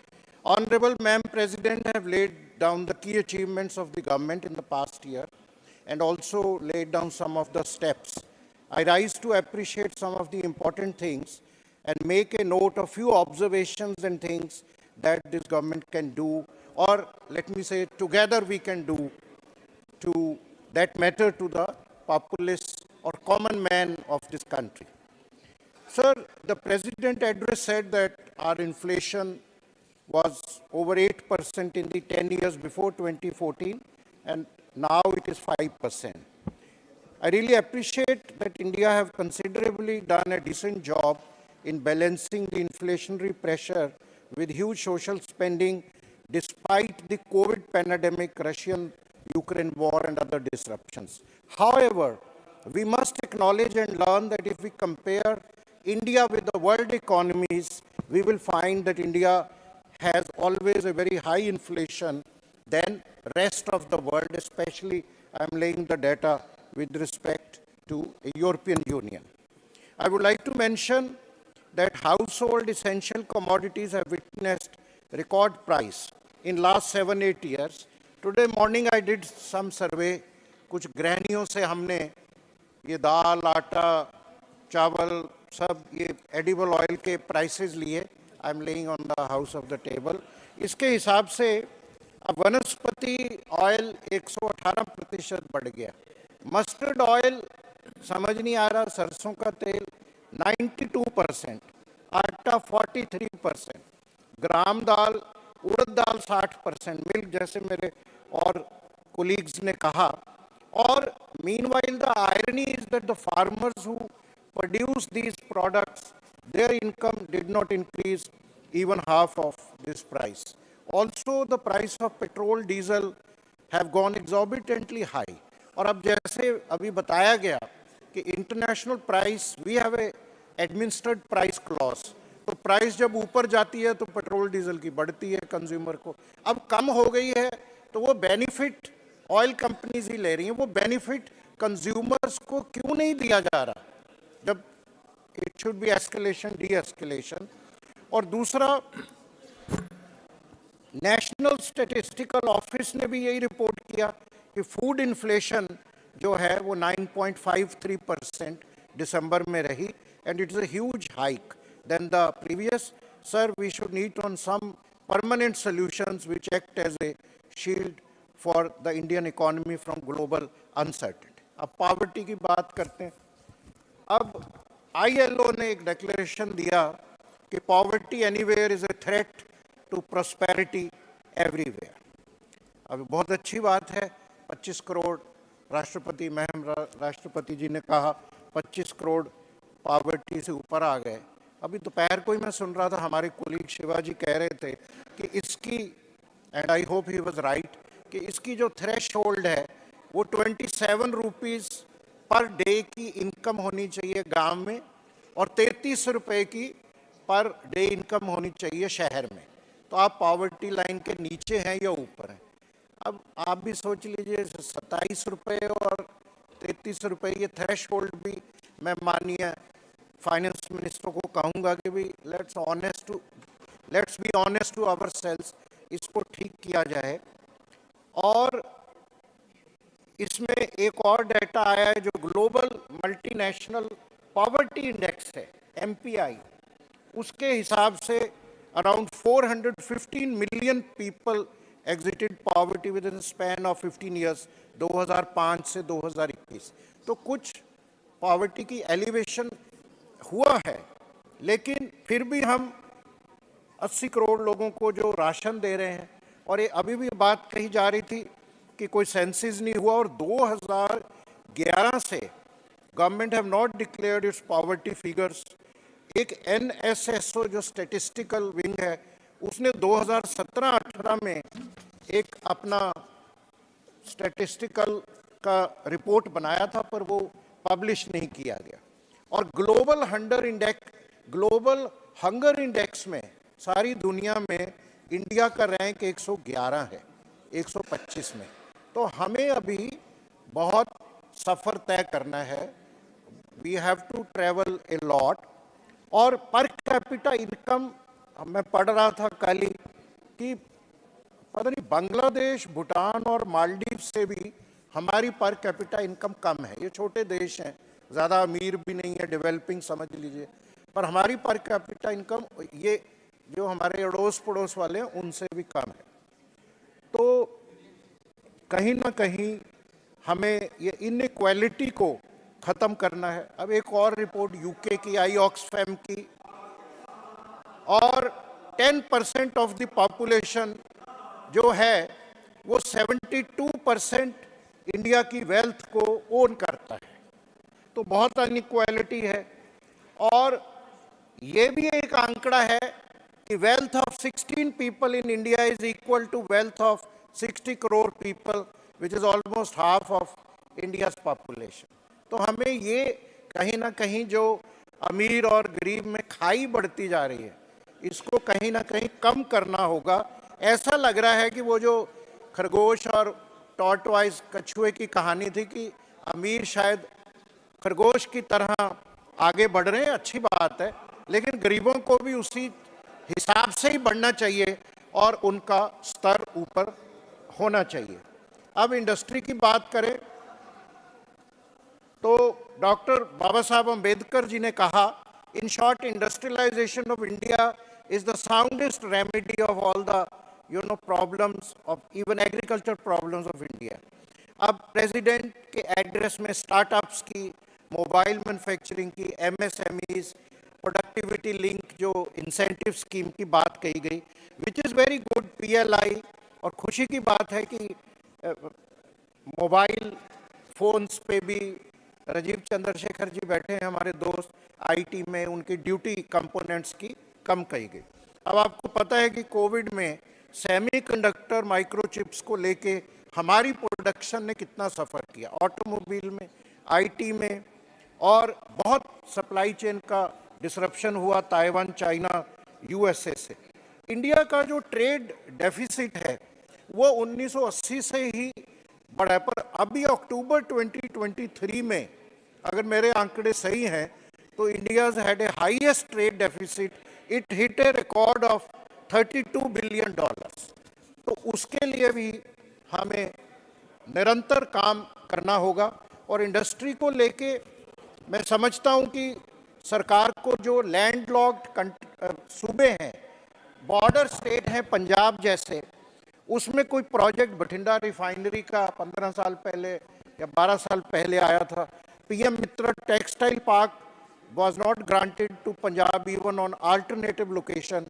Similarly, industries like software parks, semiconductor hubs have not been given to Punjab. despite Punjab having these capabilities. G20 की बात की गई, बहुत भारत की छवि उससे बढ़ी, बहुत हमने खर्च भी किया 400 कुछ करोड़, लेकिन जैसे मेरे अदर कोलीग्स कह रहे थे, we have to see actual deliverables to the benefit of India. FDI, ठीक है, इंडिया यूरोप इकोनॉमिक कॉरिडोर की अनाउंसमेंट की प्रधानमंत्री जी ने, पर मैं समझता हूं कि हम ब्रिक्स के भी मेंबर हैं, हम अभी क्वाड के भी मेंबर हैं, हम आसियान के साथ भी कर रहे हैं, हमें CIS कंट्री में स्पाइस रूट, सिल्क रूट भी रिवाइव करना है. तो कहीं ना कहीं यूरोप तो खुद ही अभी रिसेशन में है, तो अच्छी बात है, लेकिन हमें दूसरे इकोनॉमिक कॉरिडोर्स भी खोलने पड़े. आपका ध्यान में एग्रीकल्चर और फूड पे आता हूं, और डॉक्टर MS स्वामीनाथन से बड़ा विख्यात इंसान नहीं शख्सियत हो सकती, तो उन्होंने कहा था, if agriculture goes wrong nothing else will have a chance to go right. अब एग्रीकल्चर 46% हमारे जो भाई हैं वो एग्रीकल्चर पे, इट्स एग्रेरियन इकोनॉमी, लेकिन अब जो बजट एलोकेशन एग्रीकल्चर का है वो कम होता जा रहा है.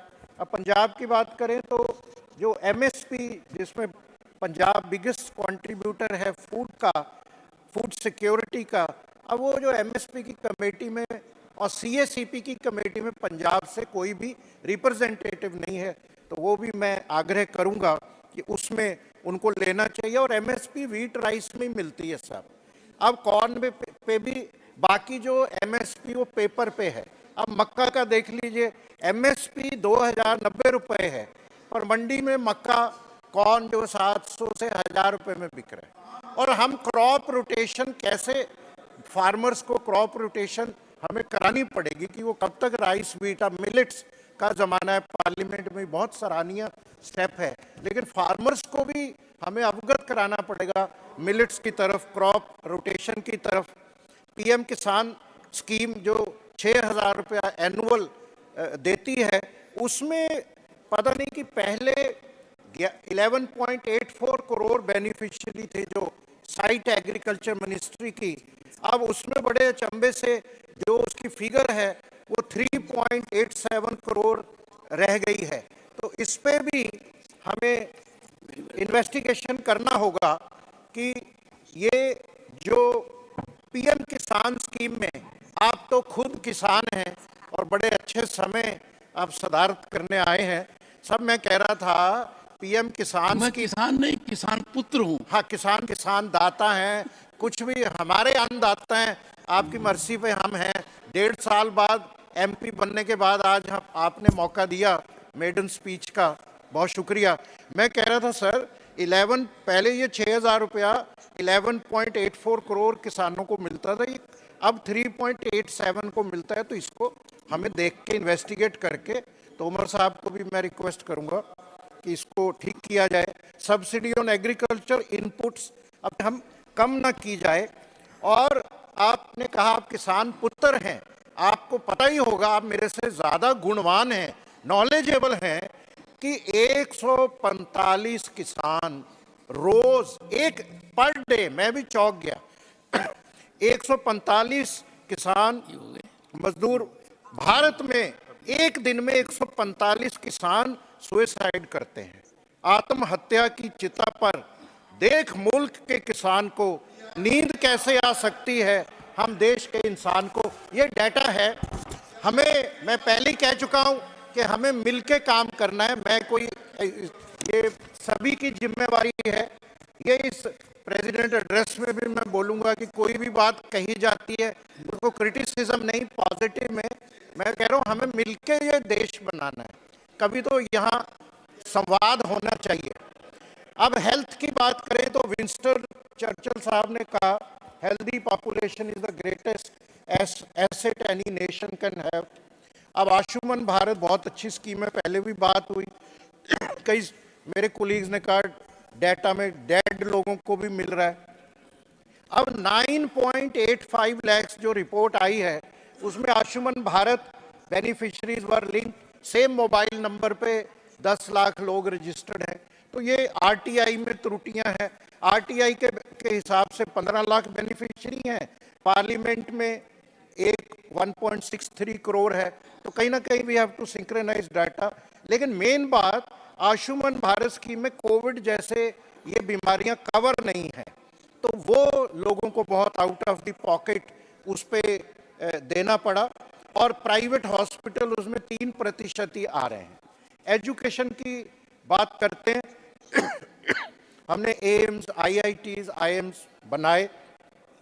प्राइमरी एजुकेशन की सर देश में हालात ठीक नहीं है कि अभी आपने भी पढ़ा होगा, 10 दिन पहले एक इंग्लिश डेली में ASER की रिपोर्ट ने बताया कि 14 से 18 साल की आयु में जो बच्चे थे, 25% सेकंड लेवल में अपनी रीजनल लैंग्वेज का टेक्स्ट भी नहीं पढ़ पाए।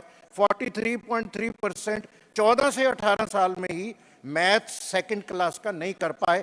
तो हमें रूरल एजुकेशन में जो, क्योंकि वहीं से हमारी नींव बनती, हम भी तपड़ वाले स्कूल में पढ़े, लेकिन मेहनत उसमें हमें रूरल हर सूबे को चाहिए और एजुकेशन के लिए चाहिए। और एक हमारा जो एजुकेशन आउटले है वो भी कम है, 2.9% है। भूटान में 8% है, ब्राज़ील चलो बहुत बड़ा मुल्क, फिर वहाँ भी 6 है, मालदीव्स में 4.6, मॉरिशस में।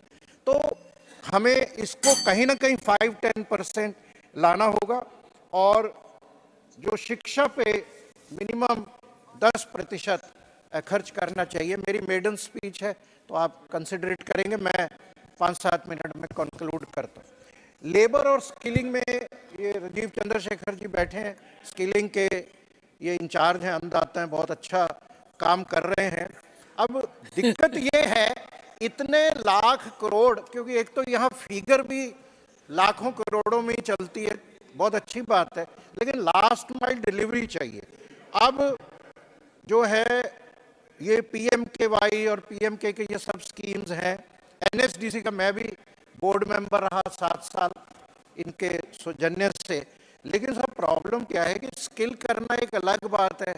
अब प्रेसिडेंट साहब के और उनके एड्रेस में लिखा है इतने हजार कितने स्किल हो गए, जॉब लायक बना दिए। जॉब लायक नहीं ना, जॉब्स, उनको नौकरी चाहिए। नौकरी हम सबकी जिम्मेवारी है, हमें उनको नौकरी देनी पड़ेगी। मैं भी खुद NGO चलाता हूँ, हमने 5000 यूथ को पिछले 2 सालों में नौकरी दी, 20,000 रूरल सेंटर्स में हमने एम्पावर किया।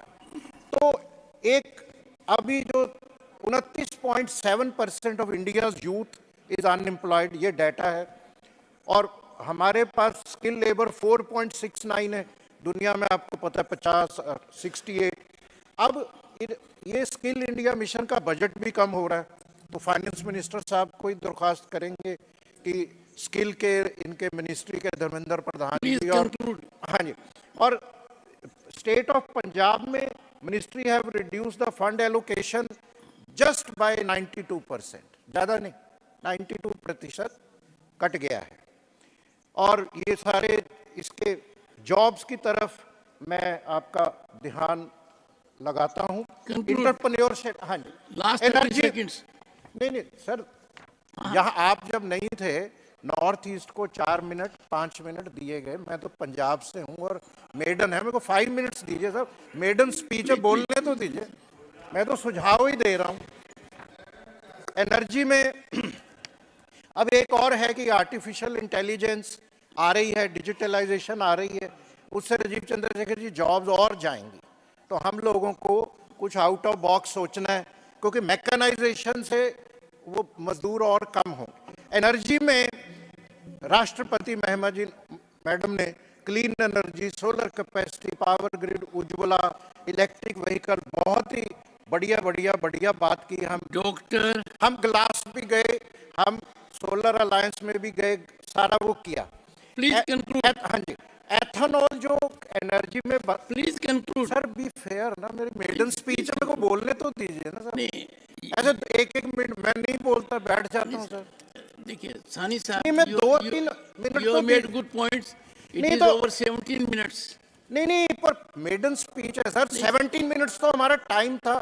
अच्छा चलो 2 मिनट दे दीजिए, वाई टू वेस्ट टाइम। मैं कंक्लूड कर, please, I have high regards of 2 minute, please, क्योंकि हर 10 सेकंड में आप कहेंगे तो सर मैं। एथेनॉल शुगर केन और राइस से बनता है, और वाटर इंटेंसिव है, तो हमें देखना होगा अब crop residue stubble can be converted into fuel for thermal plants और फार्मर्स। इससे आपने देखा जो दिल्ली में ये धुआं छा जाता है, क्लीनर इन्वायरमेंट, उसका भी इलाज होगा। रिसर्चर्स फ्रॉम पुणे ये एग्री वेस्ट हाइड्रोजन से इलेक्ट्रिक व्हीकल्स के लिए, इंदौर में जो है सर जो डीजल बन रहा है plastic waste and CNG out of liquid waste बन रहा है, तो एनर्जी रिन्यूअल पर हमें नई चीज़ों पे ध्यान देना होगा। डिफेंस के बारे में ये बहुत अच्छा डिफेंस मैन्युफैक्चरिंग का उन्होंने कहा। India is the largest importer of arms, 40,000 crore. पर मेरा मानना यह है कि हमारी जो ऑफसेट पॉलिसी थी कि भाई जो हमें डिफेंस इक्विपमेंट बेच रहा है हम उस पर ऑब्लिगेशन लगा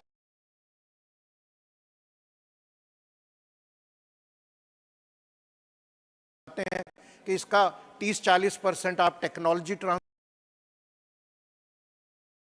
करो या एक्सपोर्ट करो, वो उतनी सक्सेसफुल नहीं हुई। उस पर ध्यान देना। हमारे ऑर्डिनेंस फैक्ट्री बोर्ड इतने हैं, कानपुर से लेकर इधर, उनको वो इक्विपमेंट बनाने चाहिए जो हम इंपोर्ट करें। बुलेट प्रूफ जैकेट है, आर्मर्ड व्हीकल है, इंफ्रास्ट्रक्चर बहुत बनी, पर अब इंफ्रास्ट्रक्चर पे भी जो है पुश करने की जरूरत है, नेशनल इंफ्रास्ट्रक्चर पाइपलाइन। और जैसे ये पंजाब हरियाणा ये जो सूबे हैं हमारे, इसमें ड्राई पोर्ट्स और मल्टी मोडल ट्रांसपोर्ट जब तक नहीं बनेगा तो ये लोग compete नहीं कर पाएंगे। Last soul of India lies in villages. Sir ये 100 स्मार्ट, मैं लास्ट कर रहा हूँ, 100 स्मार्ट सिटीज पेपर पे हैं, एक्चुअल वो बने नहीं हैं। और आखिर में मैं यही कहना चाहूंगा सर, महात्मा गांधी जी ने कहा रघुपति राघव राजा राम ईश्वर अल्लाह तेरो नाम सबको सन्मति दे भगवान। Let us ensure social fibre of secularism and equality. Nothing will go down. Only Dr. Amar Patnaik now. Dr. Amar Patnaik, sir. Thank you, sir. 7 minutes. Honorable Chairman, sir. And you know how to monetize time. As I stand here on behalf of my party, the Biju Janata Dal, and my leader, Shri Naveen Patnaik, the Honorable Chief Minister of Orissa, in support of the motion of thanks on President's address, I am filled with pride on several counts. First, for being an Odia, as Honorable President is the first Odia to occupy this highest constitutional office of our country. She is also the first tribal president of India and only the second woman president of India. I salute the visionary leadership of my leader, Naveen Patnaik, who as undisputed leader of 4.5 crore ODIs for about quarter of a century now, was the first to support her candidacy to this august office. Sir, the Arthashastra mentions three important principles of good governance. Sarva Loka Kalyankari Karma, meaning universal welfare. Sarva Loka Sangram Evapi, meaning maintaining and protecting each and everyone in the creation. And Sarva Hitaya Rata, that is securing universal care for everyone. Honorable Chairman, sir, the President's address highlighted that the grand edifice of a Viksit Bharat will be erected on four strong pillars: women power, youth power, farmers, and the poor. Sir, our Honorable CM Naveen Patnaik's governance model has always centered around bringing happiness to these sections of society, adopting the unique 5T model of implementation, which includes transparency, technology, teamwork, time, and transformation.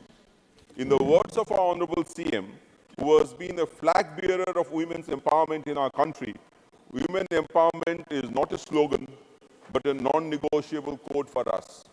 Since 1992, when Odisha pioneered the women's political reservation under the legendary leadership of Sri Biju Patnaik by providing 33% reservation for women in local bodies, The BJD has persistently advocated for this right. Women-led development has been the mantra of development and governance of Honorable Chief Minister Naveen Patnaik ever since he assumed the reins of the state in 2000.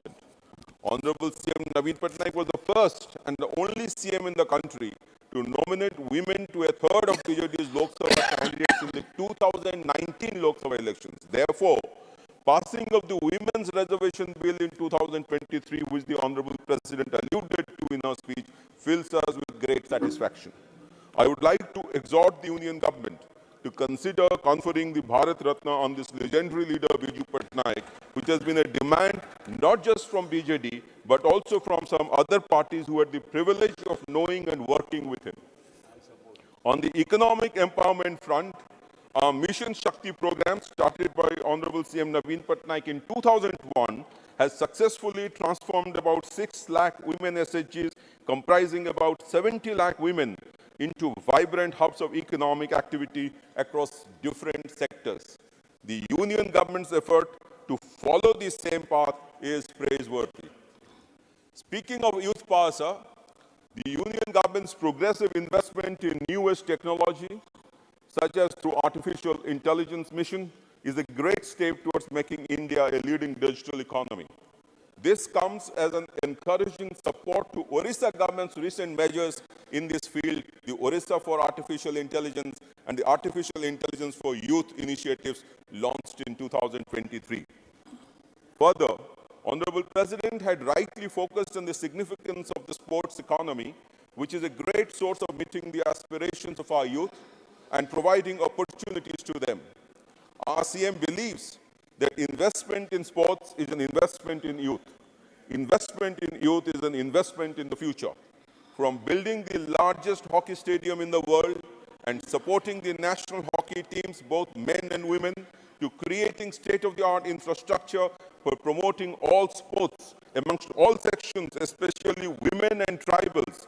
Such measures have enabled Odisha to move closer to the vision of becoming India's sports capital. This unique sports model of Orissa, built around partnerships of sporting excellence, competition, coaching, infrastructure, and welfare schemes for meritorious athletes, can be a blueprint for the center and other state governments. Honorable Chairman, sir, farmers are the backbone of our nation. Former American President John F. Kennedy once said, "The farmer is the only man in our economy who has to buy everything he buys at retail, sells everything he sells at wholesale, and pays for the freight both ways." Thanks to the leadership of Honorable CM, Orissa is the only state in the country to double the farmer's income. This achievement has been made possible through systematic interventions and income support to all farmers, including the landless laborers and the tenant farmers, through the Krushak Assistance for Livelihood Income Augmentation Scheme, the Kalia scheme. Through this House, I wish to fervently implore the Union government to emulate the same model and expand the reach of Prime Minister Kisan Samman Nidhi scheme to encompass tenant and landless farmers, and implement the MS Swaminathan Committee report in true spirit while calculating the MSP for procurement of farmers' produce. I also suggest introducing a composite blended insurance scheme customized for farmers' various needs. This inclusive plan could cover crops, agricultural tools, as well as personal insurance, such as health and accident coverage. This would save time and money for farmers and ensure comprehensive protection. Speaking of the poor, sir, the upliftment of 25 crore people from multidimensional poverty is certainly a considerable feat. Our leader, Sri Naveen Patnaik, believes that a healthy population with the right education and skill is always the prime driving force for a prosperous nation. Orissa experienced the most notable reduction in the count of multidimensionally poor, dropping from 29.34% in 2015-16 to 15.68% in 2019-21. It has also achieved the fastest decrease in poverty in rural areas from 32.59% to 19.28%. This underlines the significance of a well-functioning social sector which is accessible and affordable till the last mile of the state. I also want to highlight the importance of social mobility. In a 2000 survey by the World Economic Forum spanning 27 nations, India emerged as the leader in residents' confidence regarding upward social mobility. This underscores the widespread belief amongst Indians that with humble beginnings and hard work, prosperity and success is an achievable and prevalent journey. However, social mobility is elusive in a society plagued by inequality of all kinds, some of which has been historically inherited. It is the imperative that we address this inequality in all its forms. And I am reminded of the lines of Sant Bhima Bhoi.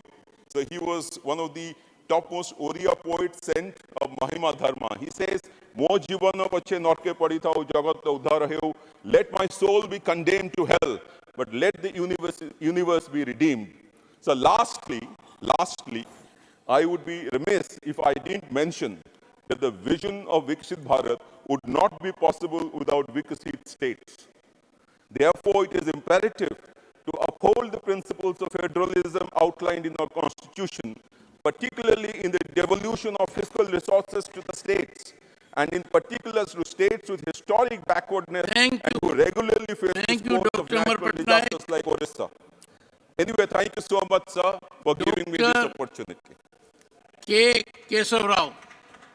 No, sir, I said I will speak tomorrow, if you excuse me. Correct. Professor Manoj Kumar Jha, not present. Shri A. Rahim. Chairman, sir, this is my maiden speech. 7 minutes. Sir, this is my maiden speech, sir. Kindly ensure 15 minutes. Sir. Kindly give your protection, sir. This is my maiden speech, sir. I'll make it 10 minutes. Sir, please, sir. 10 minutes are good enough. Please, continue. Sir. Mr. Rahim, continue. I know your talent. I know your talent. Sir, thank you, sir. Sir, this is my maiden speech. So I would like to start my speech with the historical words of Sri Narayana Guru. And I do believe that this is the befitting mantra for the present era.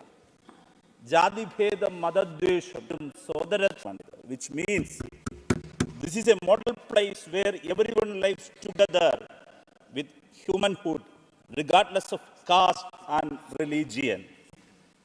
Sir, these are the words inscribed under the Shiva Pradishta done by real Vishwaguru, Sri Narayana Guru. Listen behind me quoting Sri Narayana Guru's words at the time of Shiva Pradishta. In the beginning, the Honorable President in her address was very eloquent about the... I would like to read the preface of our Constitution, preamble of our Constitution, sir.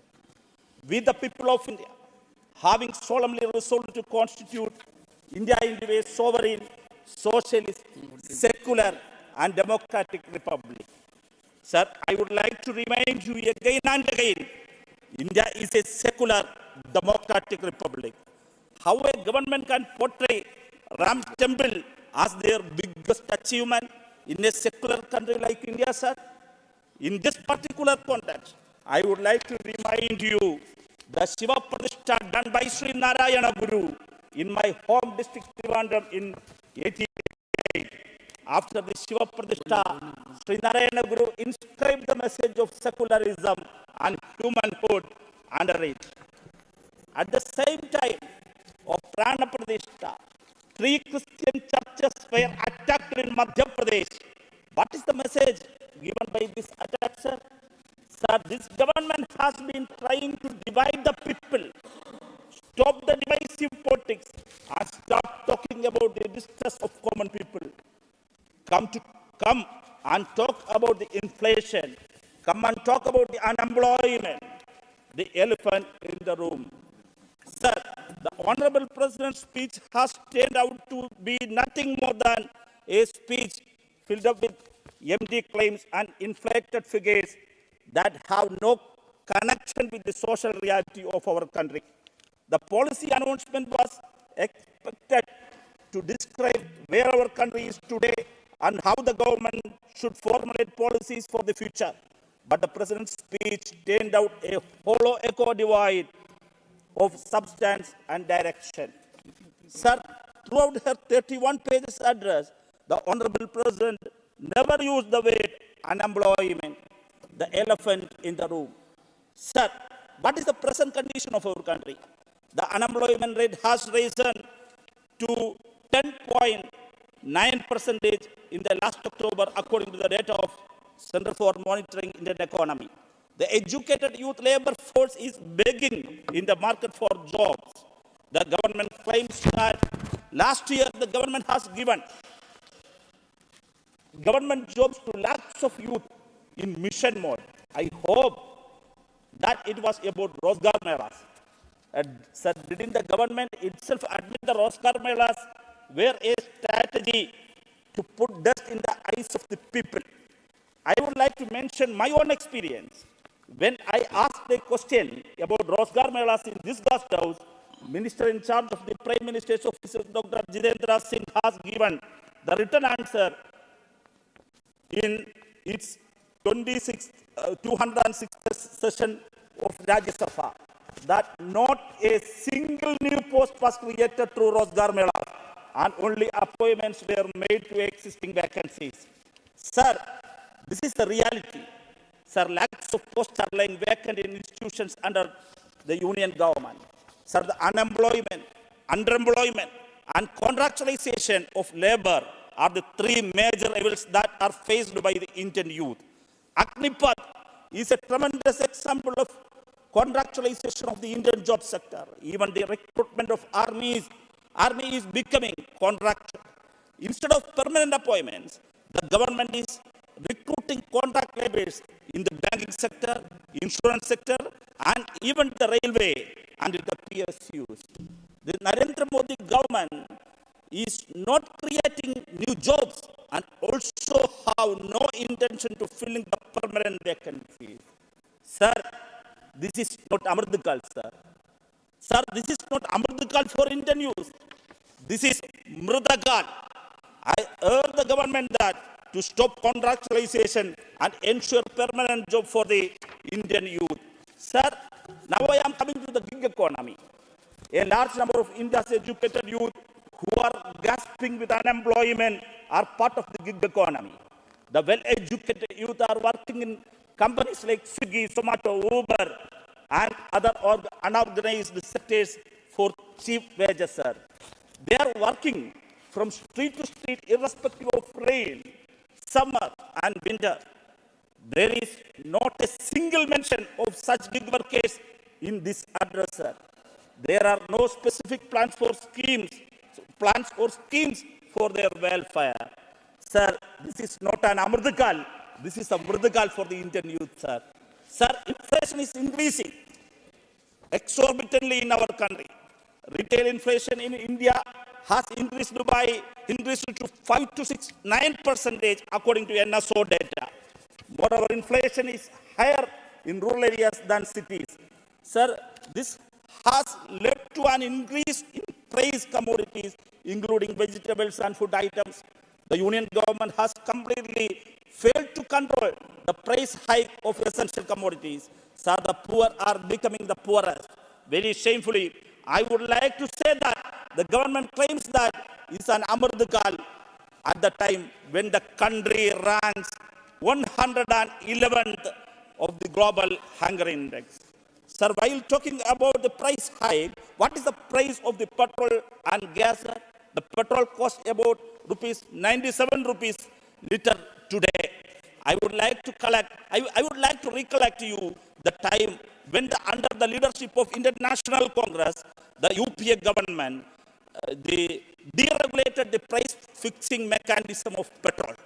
During that time, BJP organized unprecedented protest against the deregulation policy. Now I recollect a viral visual. A member and Minister of State Sri V. Muralidharan in this August House representing Maharashtra organized even a bullock cart protest in the capital of Kerala. Sir, but when they came to power, they even deregulated the price fixing mechanism of diesel, sir. Sir, Even on this budget day, the price of commercial gas cylinders increased by rupees 15. Does the government have the courage to say how many times the price of petrol, diesel, and gas cylinder increased during their Amrit Kal since 2014, and on what percentage? Sir, since 2014, the living expenditure of the common people is skyrocketing day by day. This is not an Amrit Kal for common people. This is for Amrit Kal. Sir, now I am coming to the airfare. Like the petrol and diesel, this 56 inches government doesn't have any control over airfare. The Indian private air carriers are looting domestic travelers and non-resident Indians. This 56-inch government is laughing at common people while watching this. The government doesn't have any control over the price of petrol. They don't have any control over the price of diesel. They don't have the control over airfare. They don't have control over anything that is directly affecting the lives of the common people. In short, they are rewriting the mantra of Indian democracy of the people, by the people, for the people, to of the corporate, by the corporate, and for the corporate. Sir, the union government is implementing unproclaimed financial emergencies upon opposition-led states. They are fiscally handcuffing them for political motives. Sir, just a minute, sir. Sir, now I am coming to the Nari Shakti. What is the real picture of Nari Shakti? Sir, according to NCRB data, 51 women are physically or mentally being abused every hour in our country. Women were paraded nakedly in Manipur. The government was silent. We have seen what happened in Bilkis Banu case. The Honorable Supreme Court of India caught the Gujarat government's decision to grant remission to 11 convicts in the case of Banu's gang rape and murder of 7 of her family members during the 2002 Gujarat riots. Sir, I started my speech by expressing my concerns over the changing nature of secular fabric of my country. Secularism and pluralism are the soul of our country. Don't bulldoze on it, sir.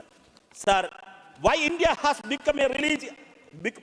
Why India has not become a religious state? The only one reason for that is the secular essence of the Indian freedom movement. Sir, I am representing Kerala, which is the land of great freedom fighter and martyr Vakam Abdul Khader. He is popularly known as INA hero. He entered into the Indian freedom fight under the leadership of Netaji Subhash Chandra Bose. He was a great revolutionary and freedom fighter who got arrested along with other 3 INA soldiers on the 10th September, sir, just a minute, 10th September 1943. Those 4 brave soldiers were hanged. Madras St. George Fort was witnessed. M. Thambidurai. I have given you more time than you expected. Dr. M. Thambidurai. Okay, Thank you. half a minute. Conclude. Sir, my time, sir, you have to protect me. Sir, kindly, sir, just a fraction of a second. Half a minute. Just a minute. Please conclude. Sir, those 4 brave soldiers were hanged. Madras St. George Fort was witnessed an interesting incident just before they got hanged. Only 2 persons can be hanged at a time in Madras Central Jail. British officials had decided to hang Vakam Abdul Khader and Fauja Singh together, and Anandan Nair and Bardhan. The brave Vakam Abdul Khader demanded to the British to hang with the Anandan Nair. British officials asked why. That 26-year-old brave son of India said that I belong to a Muslim family. Please, nothing will go on record now. Please, Dr. M. Thambidurai. Please, Dr. M. Thambidurai. Thank you very much. Nothing will go on record now. Dr. M. Thambidurai. No, M. Thambidurai. Please continue.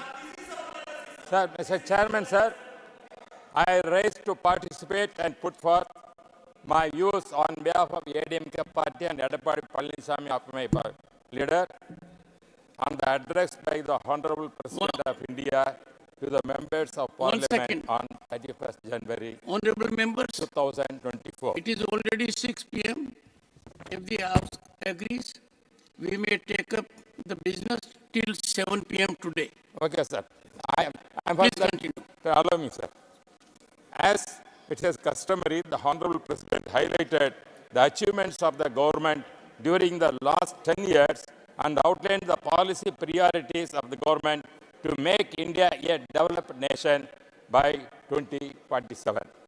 The Honorable President has stated that India has emerged as the fastest growing major economy and that it maintained a growth rate over 7.5% per consecutive quarter, sir.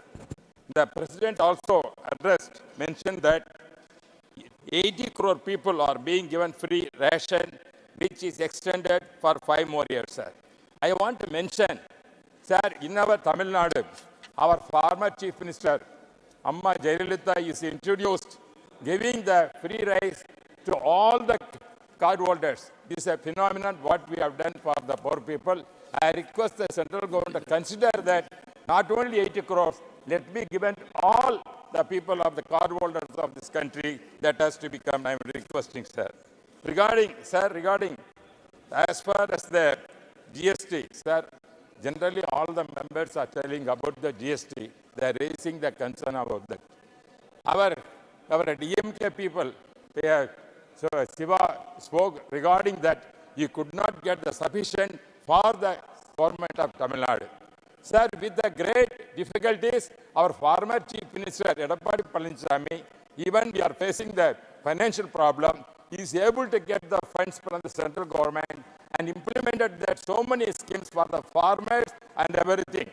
Sir, but this government, present DMK government, is higher, increased the tax for the properties, tax for the diesel and everything, they could not reduce it, and also liquor also, which they are selling, they increased that. Like that, the DMK government increased all the prices, but they are blaming the central government that got the fund. And whatever, sir, now the present Chief Minister has gone to abroad to raise fund for the investment. When he could not get the fund from central government, how he is going to get the fund from foreign country, I could not understand, sir. Therefore, no, I am telling this, please, that is why, sir, this please, honorable members, please, take your seat. Take your seat. Continue. Take your seat. When he was the Chief Minister, when he conducted his international investment, he raised a lot of funds. He also visited foreign countries. He has done. But I am telling, because why I am telling, that tax is when we are living at that time and it is reasonable, which we are not able to do, the problem will come, sir. Second, I want to make regarding the major issue, fishermen issue. Sir, coming to the Kachitub is the main issue. Many times we are raising this issue in the parliament. But the government is not able to solve this problem because the Kachitub is the part of our Tamil Nadu, that is India.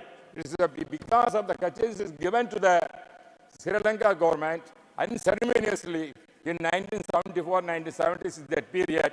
Still our Tamil Nadu fishermen is suffering the lot because if we are adding that Kachitub, our territory, this could not happen. Therefore, I request the central government to consider that, see, it is a part of the Indian territory. It is not approved by the parliament. Any territory we have in other countries, it must be approved by parliament. Till now, not yet approved. Therefore, the government has to consider, see that it has to be, at the same time, sir, regarding fishermen, recently many times they are arrested, many letters are written by various times for the government of central government to help our fishermen. Recently also, many fishermen are arrested. I request the central government to see that they can be released at early. This is my other request, sir. Regarding the, and also, sir, for example, sir, the health, for our president has said empowerment of women. So I am very happy that bill has passed in the Parliament because I was the law minister in 1998 when a Vajpayee government, I introduced the bill for this kind of reservation for the women.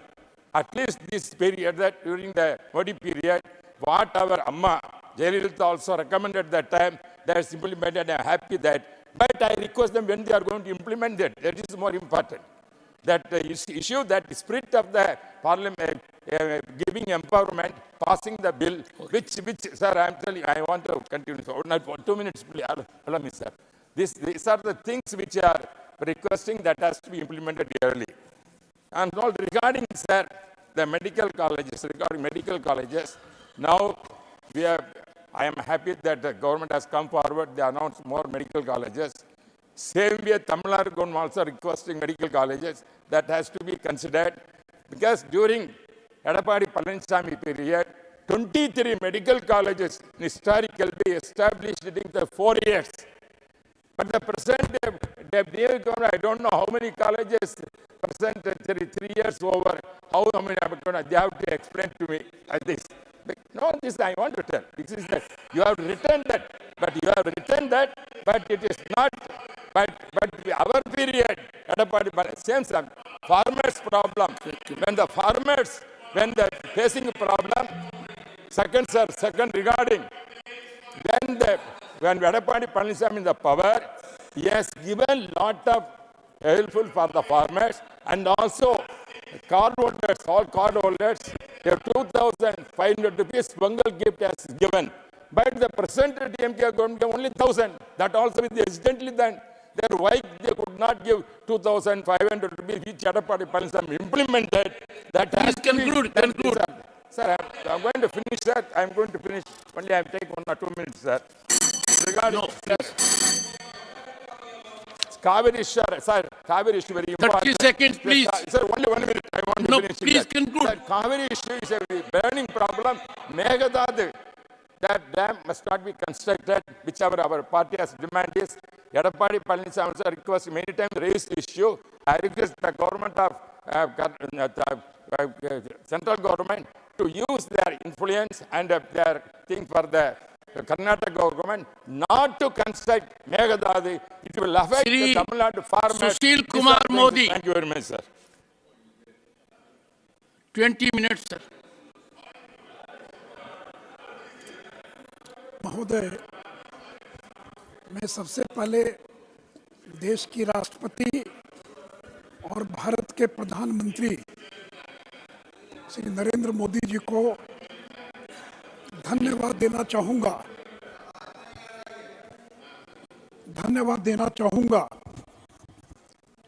कि उन्होंने स्वर्गीय कर्पूरी ठाकुर जी और श्री लाल कृष्ण आडवाणी को Keep the paper away from mic. Yes. देश के सर्वोच्च सम्मान भारत रत्न देने का ऐलान किया है, जहां एक और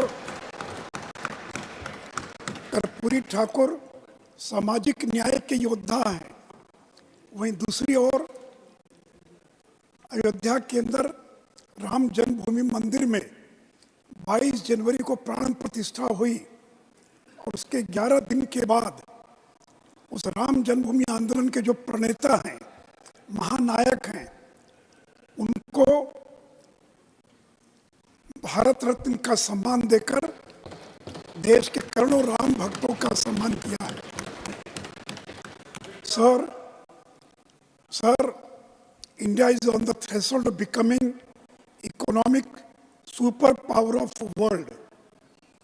2014 में जब नरेंद्र मोदी जी देश के प्रधानमंत्री बने, उस समय भारत दुनिया की 10वीं सबसे बड़ी अर्थव्यवस्था थी और जब दूसरी बार 2019 में प्रधानमंत्री बने तो 2023 में आज भारत दुनिया की 5वीं सबसे बड़ी अर्थव्यवस्था है। महोदय, ये यात्रा इतनी आसान नहीं थी। 2014 से 2023 के बीच India's GDP grew by 85%, यानी 14 से 23 के बीच में इंडिया का जो जीडीपी था दैट ग्रू बाई 85%, यूके का 3%, फ्रांस का 2%, रशिया का 1%, इटली का 0% और ब्राजील का -15%। क्योंकि इस दौरान भारत का जीडीपी 85% ग्रो किया, इसी का परिणाम था 85% ग्रो किया, उसी का परिणाम था कि भारत 2023 में UK, France, Brazil, Canada, Italy, Russia को पीछे छोड़कर दुनिया की 5वीं सबसे बड़ी अर्थव्यवस्था बन चुका है। और सभापति महोदय, 2024 में जब श्री नरेंद्र मोदी जी तीसरी बार देश के प्रधानमंत्री बनेंगे तो 2027 में जर्मनी और जापान को पीछे छोड़कर दुनिया की तीसरी सबसे बड़ी अर्थव्यवस्था और भारत बन जाएगा। सभापति महोदय, 2027-28 में हम केवल दुनिया की तीसरी सबसे बड़ी अर्थव्यवस्था ही नहीं बनेंगे, हम $5 ट्रिलियन की इकोनॉमी यानी 413 लाख करोड़, 413 लाख करोड़ की हम इकोनॉमी बन जाएंगे। और प्रधानमंत्री का संकल्प है कि 2047 तक भारत को एक विकसित राष्ट्र के रूप में और बनाने का संकल्प आदरणीय प्रधानमंत्री जी ने लिया है। सभापति महोदय, आज भारत केवल दुनिया की 5वीं सबसे बड़ी केवल अर्थव्यवस्था नहीं है, दुनिया का 4था सबसे बड़ा शेयर बाजार भी है। अमेरिका, चाइना और जापान के बाद India is the 4th largest equity market of world. हम 1 साल पहले हांगकांग हमसे ऊपर था, हम 5वें नंबर पर थे, लेकिन 1 साल में हांगकांग को पीछे छोड़कर आज इंडिया का जो इक्विटी मार्केट है वो दुनिया के अंदर 4थे नंबर पर है। उसी प्रकार सभापति महोदय, आज भारत सबसे तेज विकास दर वाला देश है पूरे दुनिया के अंदर।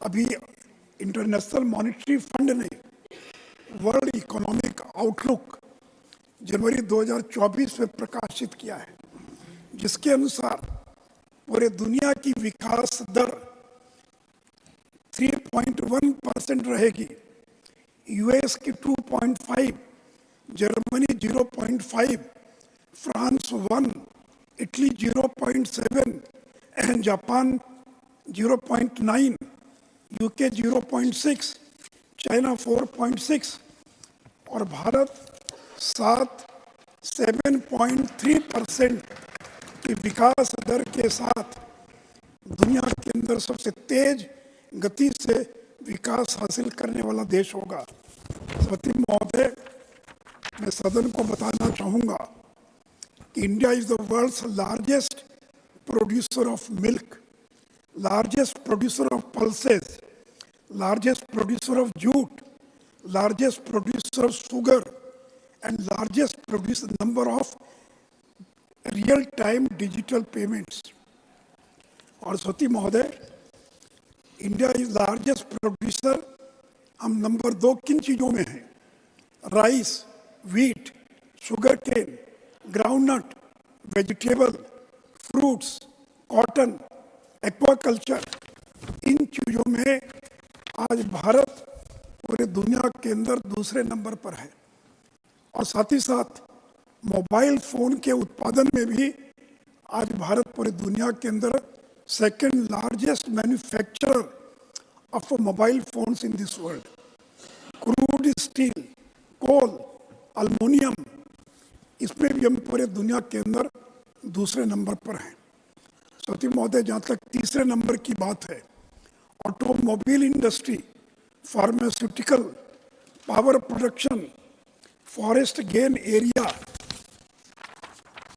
इसमें जिसमें हम पूरे दुनिया में हम तीसरे नंबर पर हैं और चौथे नंबर पर wind power capacity, solar power capacity और रिन्यूएबल एनर्जी की इंस्टॉल कैपेसिटी में भारत चौथे नंबर पर है। तो हम यूं ही अचानक 5वें नंबर पर नहीं पहुंच गए, इसके लिए इतना मेहनत और इतना प्रयास करना पड़ा है। सभापति महोदय, बचपन में हम लोग सुनते थे गरीबी हटाओ। अब मैं 10वीं कक्षा में था, इंदिरा जी कहती थी, वो कहते हैं इंदिरा हटाओ और मैं कहती हूँ गरीबी हटाओ। लेकिन आज 50 साल से ज़्यादा हो गया, गरीबी हट नहीं पाई। लेकिन आपको मालूम है कि नीति आयोग ने जो मल्टी डायमेंशनल पॉवर्टी का जो आंकड़ा प्रकाशित किया है कि पिछले 10 वर्षों के अंदर 25 करोड़ लोग, 25 करोड़ गरीबी की जंजीर से मुक्त हो चुके हैं। और सती महोदय 13-14 में जहाँ 29.17% लोग मल्टी डायमेंशनल पॉवर्टी में थे, वहाँ 22-23 में घटकर 11.28% बचे। और मैं यूपी को धन्यवाद देना चाहूँगा जहाँ 6 करोड़ लोग गरीबी से मुक्त हुए। मैं बिहार के मुख्यमंत्री नीतीश कुमार को भी धन्यवाद देना चाहूँगा जहाँ 3,77,00,000 लोग गरीबी से मुक्त हुए हैं। सभापति महोदय, नरेंद्र मोदी जी के पहले 5 साल में 13.5 करोड़ लोग गरीबी से बाहर निकले थे और अब 10 वर्षों में 25 करोड़ लोग, ये न्यू मिडिल क्लास, इसके अंदर ये प्रवेश कर चुके हैं। आखिर जब गरीबी से बाहर निकलेगा तो वो मिडिल क्लास में प्रवेश करता है।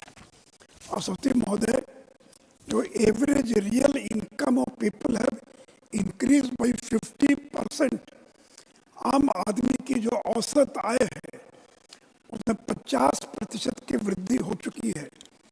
People are living better, earning better, with better expectations for the future. और सती महोदय, अगर 25 करोड़ लोग गरीबी से बाहर निकले हैं तो उसमें नरेंद्र मोदी का प्रयास है। 4,10,00,000 गरीबों को पक्का मकान, जिस पर 6 लाख करोड़ खर्च हुए हैं। 11 करोड़ घरों में पाइप्ड वाटर सप्लाई, जिस पर 4 लाख करोड़ खर्च हुआ है। 10 करोड़ उज्ज्वला गैस कनेक्शन, जिसमें 2.5 लाख करोड़ खर्च हुए हैं। और अगर 80 करोड़ गरीबों को मुफ्त राशन अगले 5 साल तक और दिया जाना है तो 11 लाख करोड़ अतिरिक्त व्यय होगा। नरेंद्र मोदी का एक ही सूत्र है, सैचुरेशन, सैचुरेशन, सैचुरेशन। हर स्कीम के अंदर कोई आदमी ना बचे, हर आदमी को संतृप्त कर दो, सैचुरेट कर दो, ताकि कोई बैकवर्ड नहीं, कोई फॉरवर्ड नहीं। सभापति महोदय, मैं सदन को ये भी बताना चाहूँगा, केवल हमने गरीबी से लोगों को मुक्त नहीं किया है।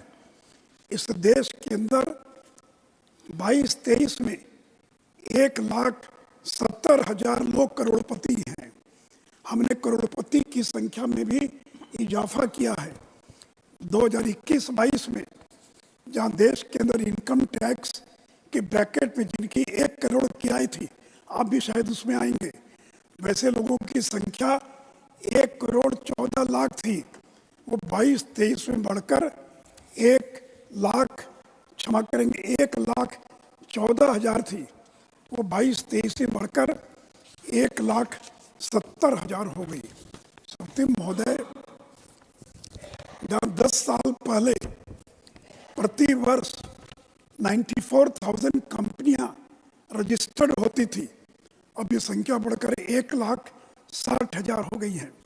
इनकम टैक्स रिटर्न जहाँ 3,25,00,000 लोग फाइल करते थे, वो संख्या बढ़कर 8,25,00,000 हो गई है। 2014 के पहले के 10 साल 13 करोड़ वाहनों की बिक्री हुई, जबकि पिछले 10 साल में 21 करोड़ वाहनों की बिक्री हुई।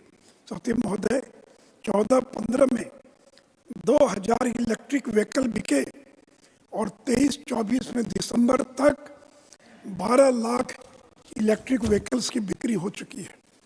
सती महोदय, डिजिटल गवर्नेंस में हम ग्लोबल लीडर हैं, हम पूरे विश्व के नेता हैं डिजिटल गवर्नेंस में। और आज अगर दुनिया का 46% रियल टाइम डिजिटल ट्रांजैक्शन अगर हो रहा है तो भारत के अंदर हो रहा है।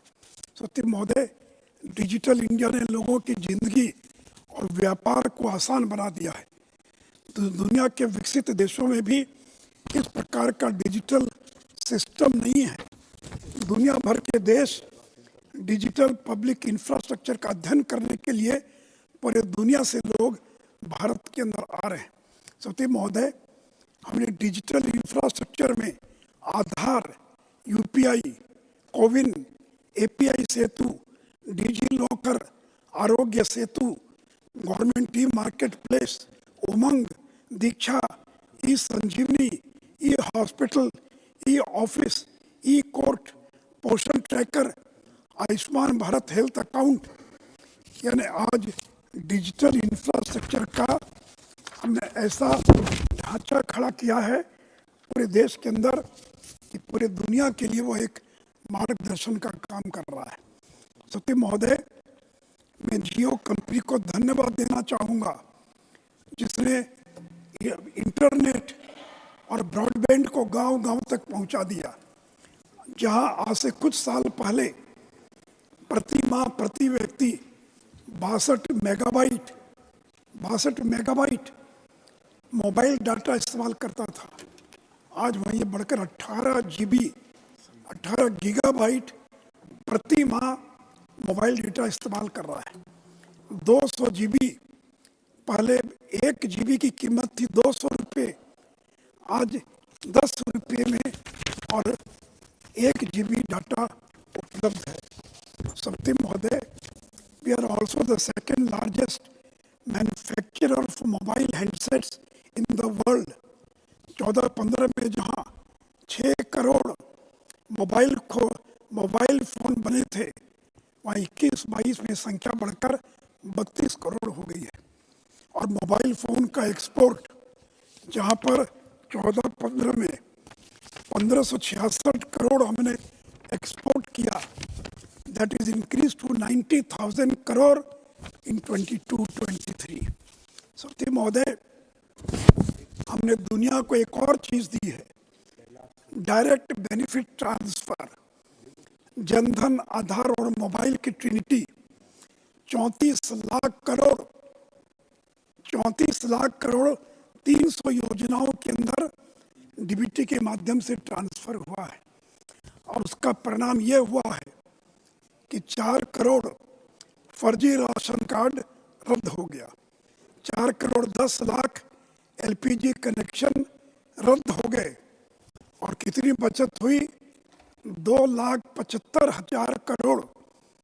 जो पैसा गलत हाथों में जा सकता था, उसको गलत हाथों में जाने से हमने बचा लिया।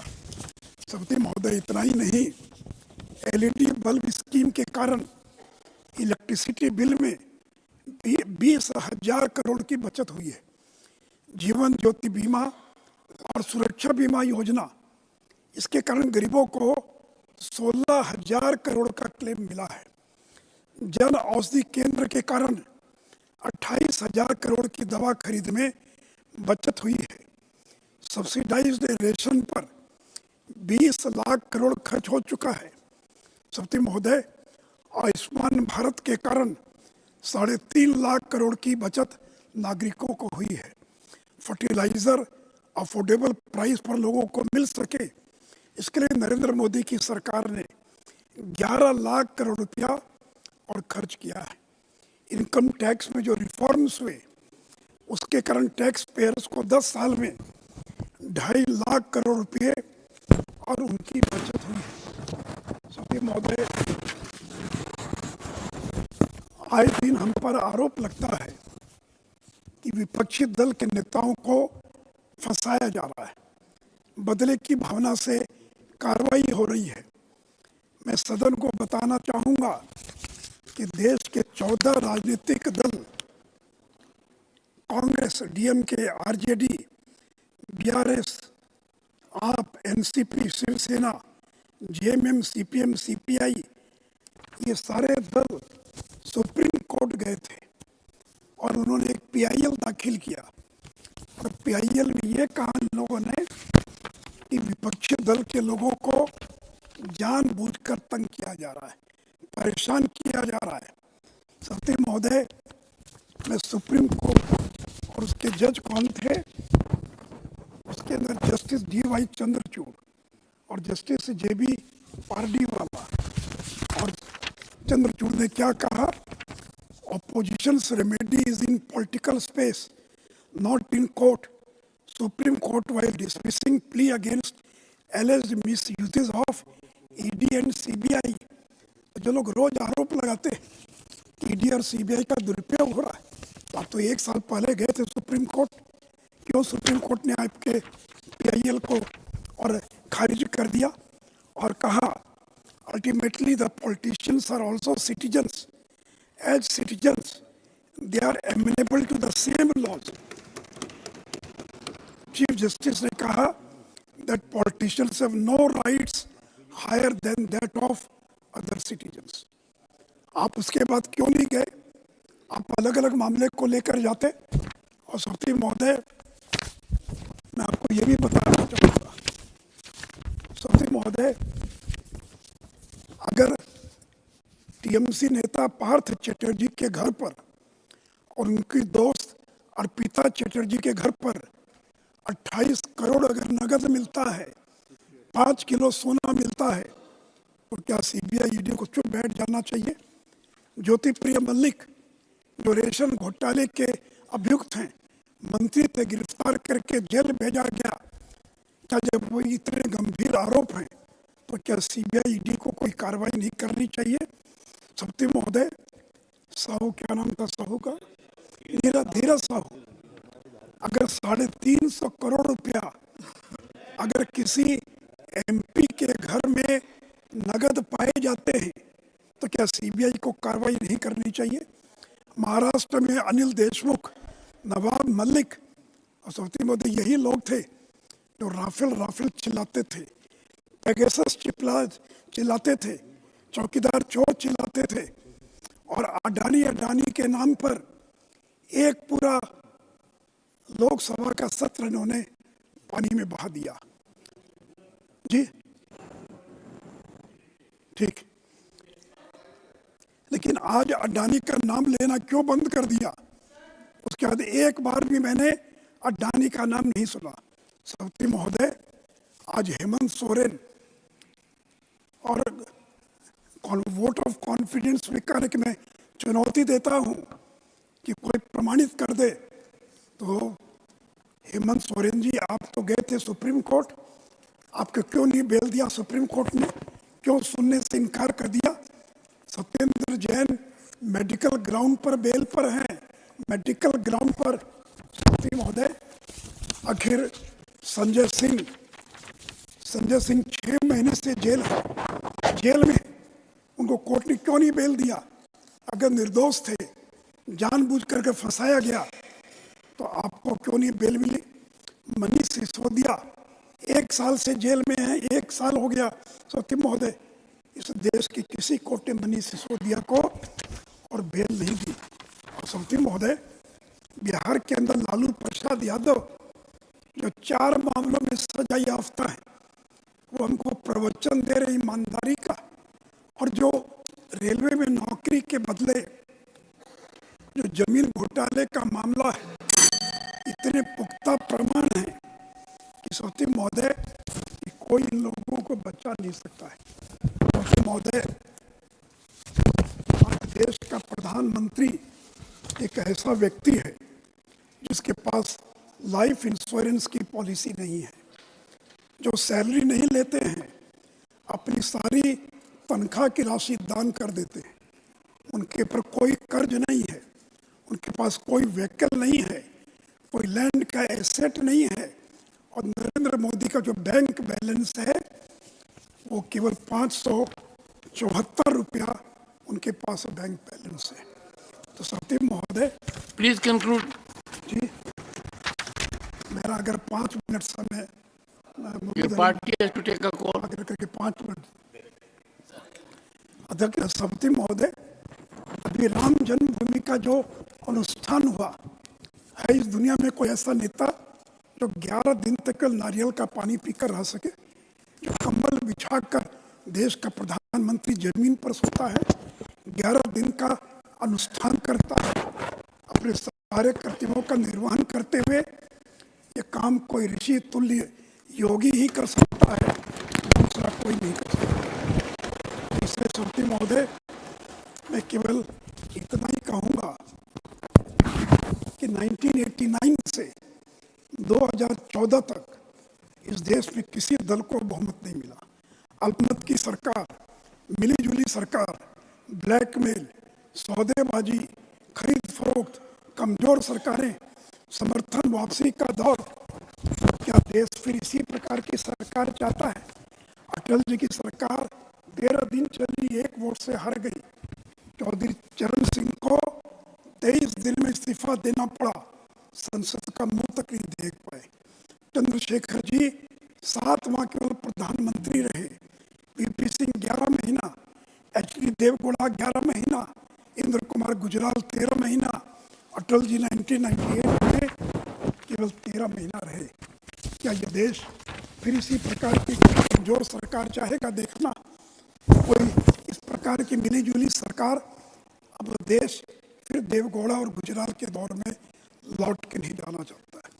अंत में सौत्री महोदय, अमेरिका की एक कंसल्टेंट कंपनी है मॉर्निंग कंसल्ट, उसने दिसंबर 2023 में सर्वे किया है, जिसमें बताया कि विश्व के सबसे लोकप्रिय राजनेता कौन है, तो उनका नाम नरेंद्र दामोदर दास मोदी है। महोदय, अंत में नरेंद्र मोदी कहते हैं, जो रुक जाता है उसका भाग्य भी रुक जाता है, लेकिन जो चलता रहता है उसी का भाग्य आगे बढ़ता है, बुलंदियों को छूता है। और इसलिए चलते रहो, चरव्यति चरव्यति चरव्यति।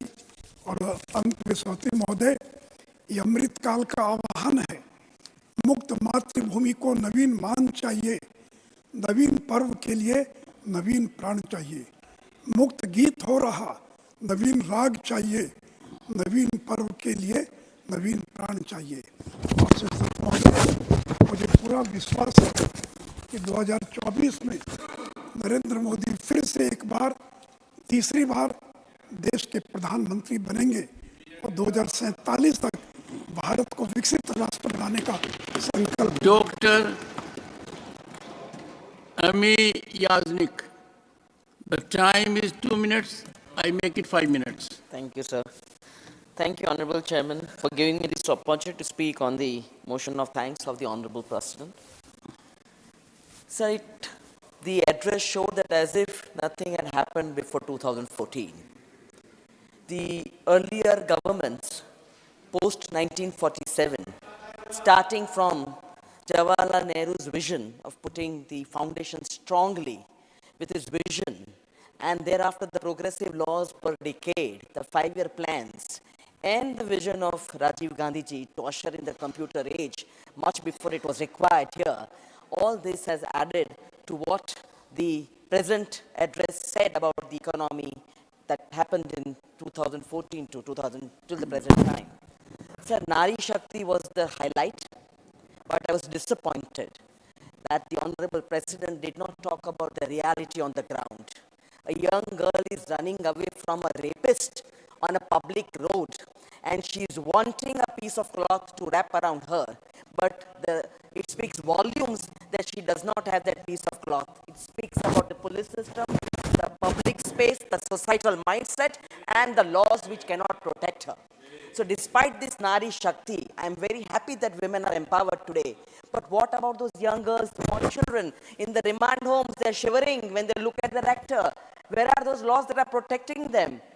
51 FIRs every day, the NCRB record shows. So when there is no protection, no safety for women, how can we talk about a progressive country? How can we say that, well, we are the fifth economy? Yes, with 80 crores of people being given food, free rations, we are a larger economy.